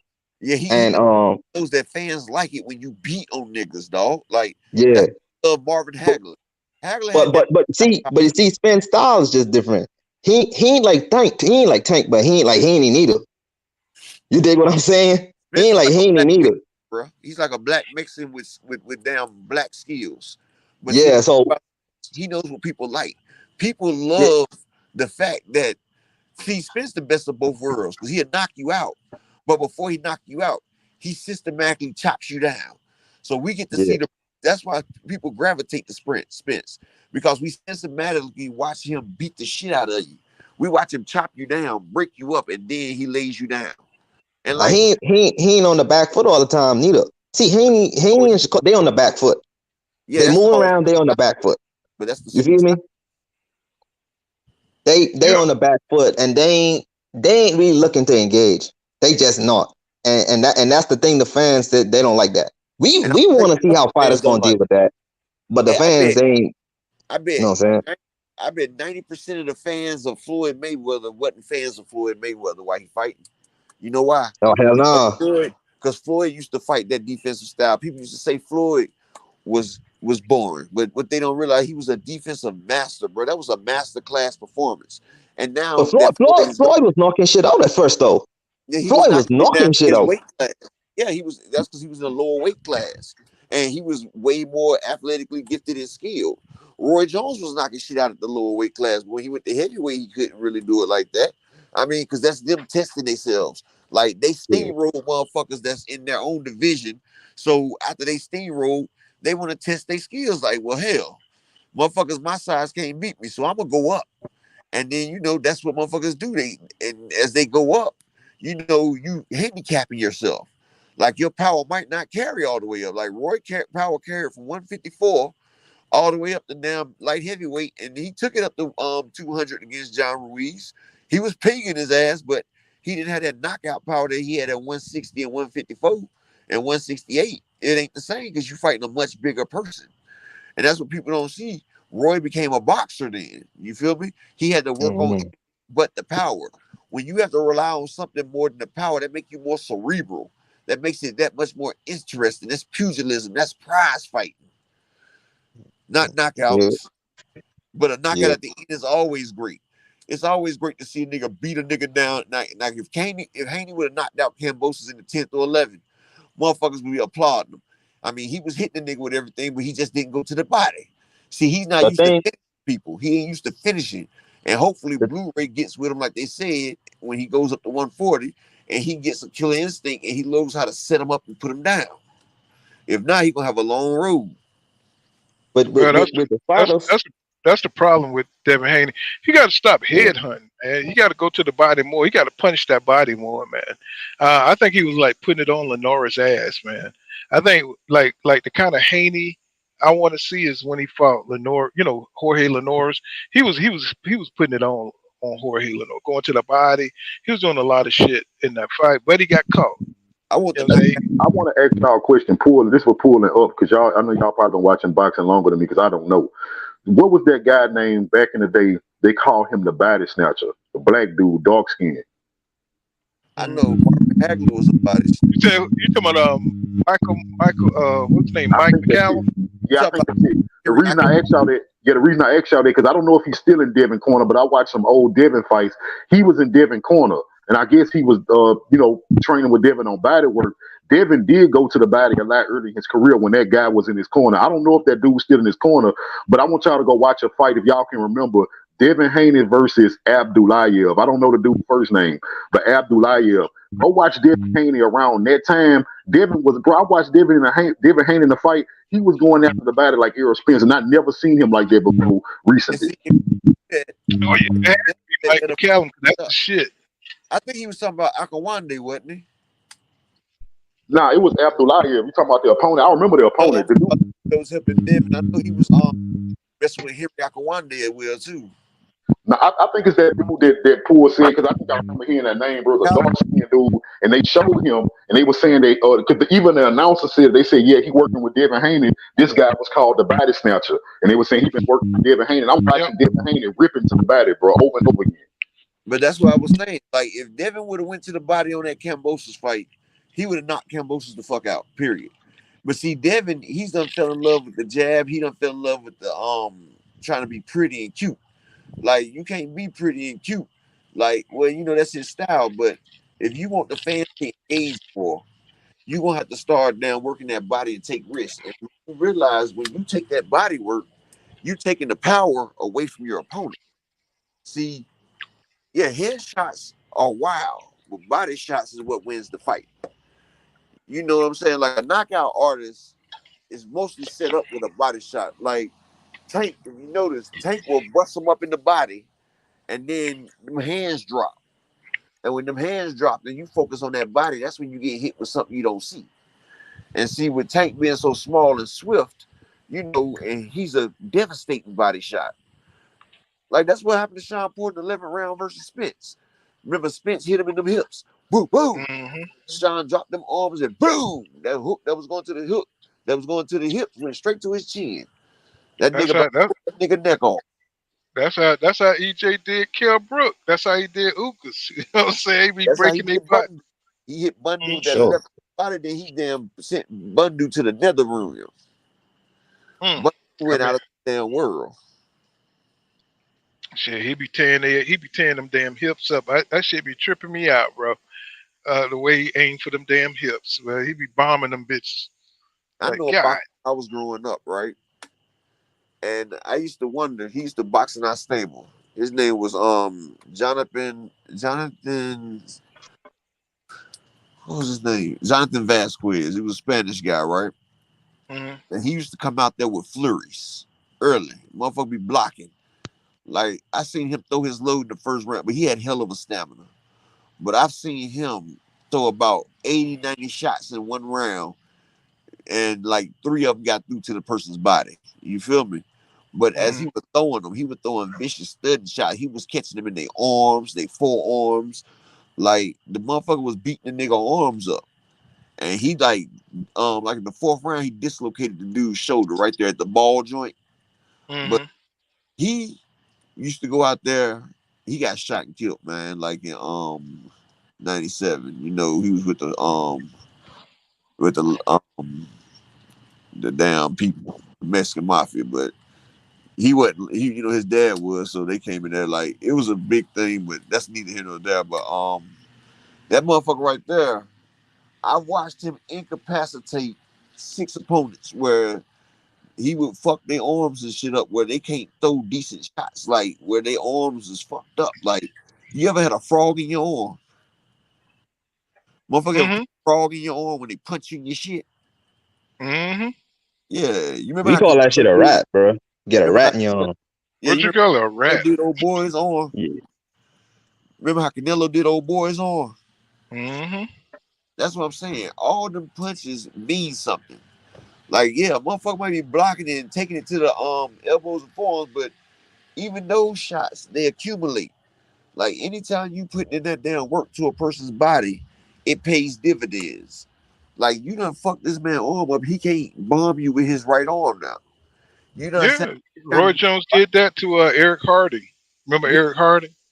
that's He what just I'm saying. kept hitting him in his damn shoulder.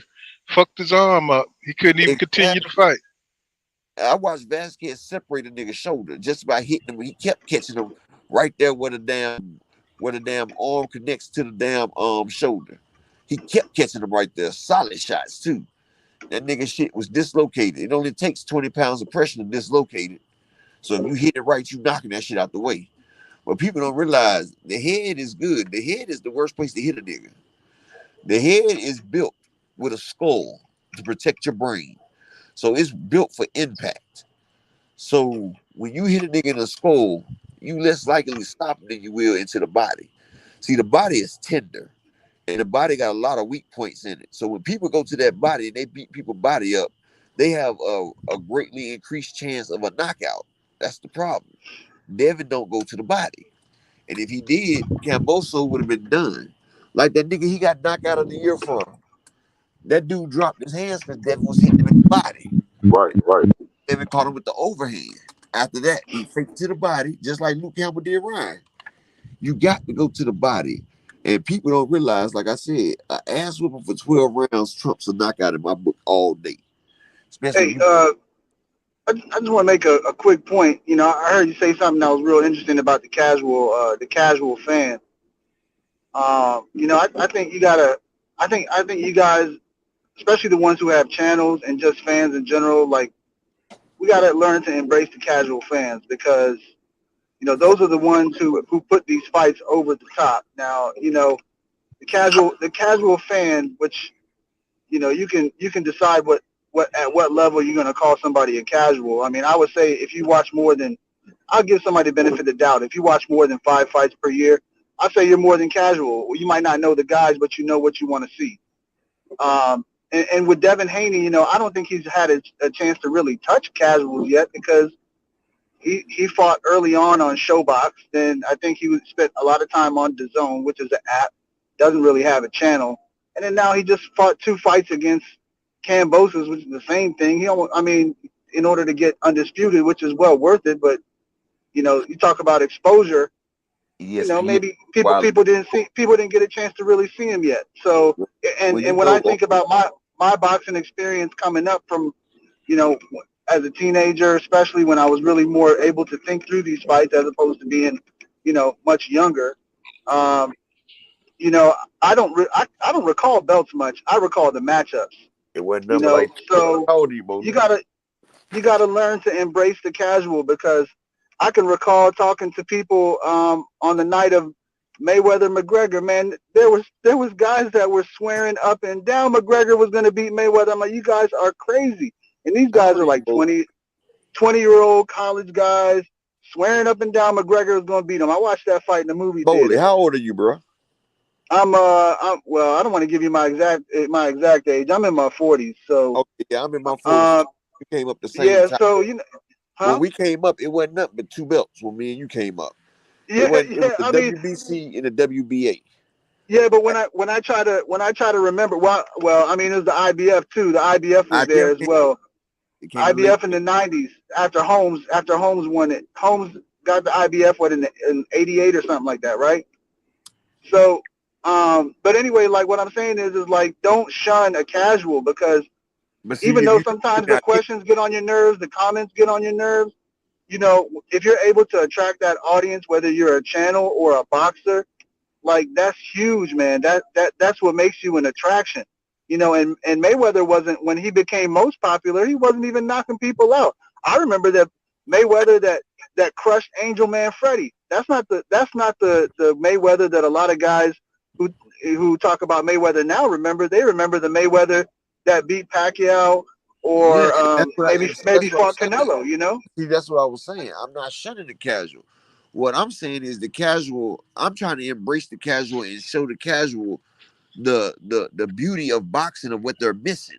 This is what I'm trying to tell them. It's not called knockouts. What I'm telling them is, it's a science to this. Like, yes, you want to see a knockout. That's great to see a finishing. But the art of hit and not get hit, that was the true essence of boxing. And if you can hit your opponent with a scoring blow that debilitates him and gets him up out of there, that's even better. And that's what I'm telling them. Like, look, people talk about boring. It's not nothing boring about somebody in the ring fighting, unless you got some people that's clenching the whole time and they not throwing no punches, and you're not seeing no skills getting, and that's boring. Like when you see a hug fest. Like, nigga, I'm not trying to see that. I'm talking about, I tell the casuals, like, look, the casuals is what make the big fights happen. Because if they can get to the casuals like Tank and Ryan has, then you can get the money for these fights right here. Because if we just going off diehard fighters, some of these fights would never get made because there won't be money for it. But Showtime and PBC found out that as long as they do a good show for the diehards, they're going to generate at least 200 to 250,000 pay-per-views. They know that. But their thing is trying to get over the hump and get the casual involved. The casual boxer, they make their presence known with the Jake Pauls. And like I said, with the Tank and Ryan, it's been the top 6 gate already in boxing history. Yes.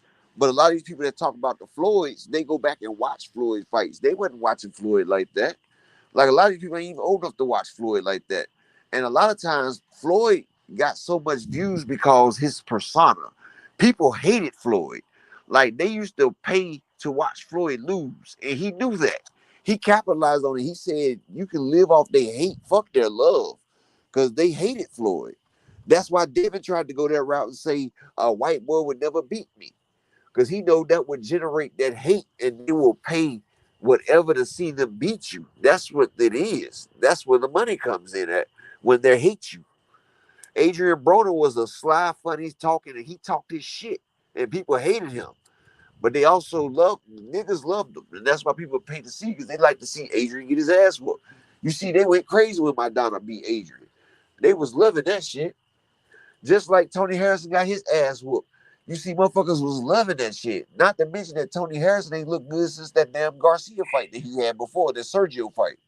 He was bad in the Sergio fight, but I called it that his dad had died, so I was giving him the benefit of the doubt. But he looked shell shocked in that fight.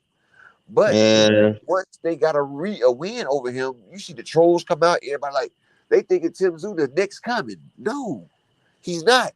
But that's what it is. Motherfuckers hate you, and they hate Charlo, and they would love for Tim Tszyu to destroy Charlo. Like this is what they will pay to see Charlo lose to Tszyu. And now that fight's that much bigger because now people have faith because they said, okay, Charlo fought Tony Harrison tooth and nail both fights. Tim Tszyu went straight through him.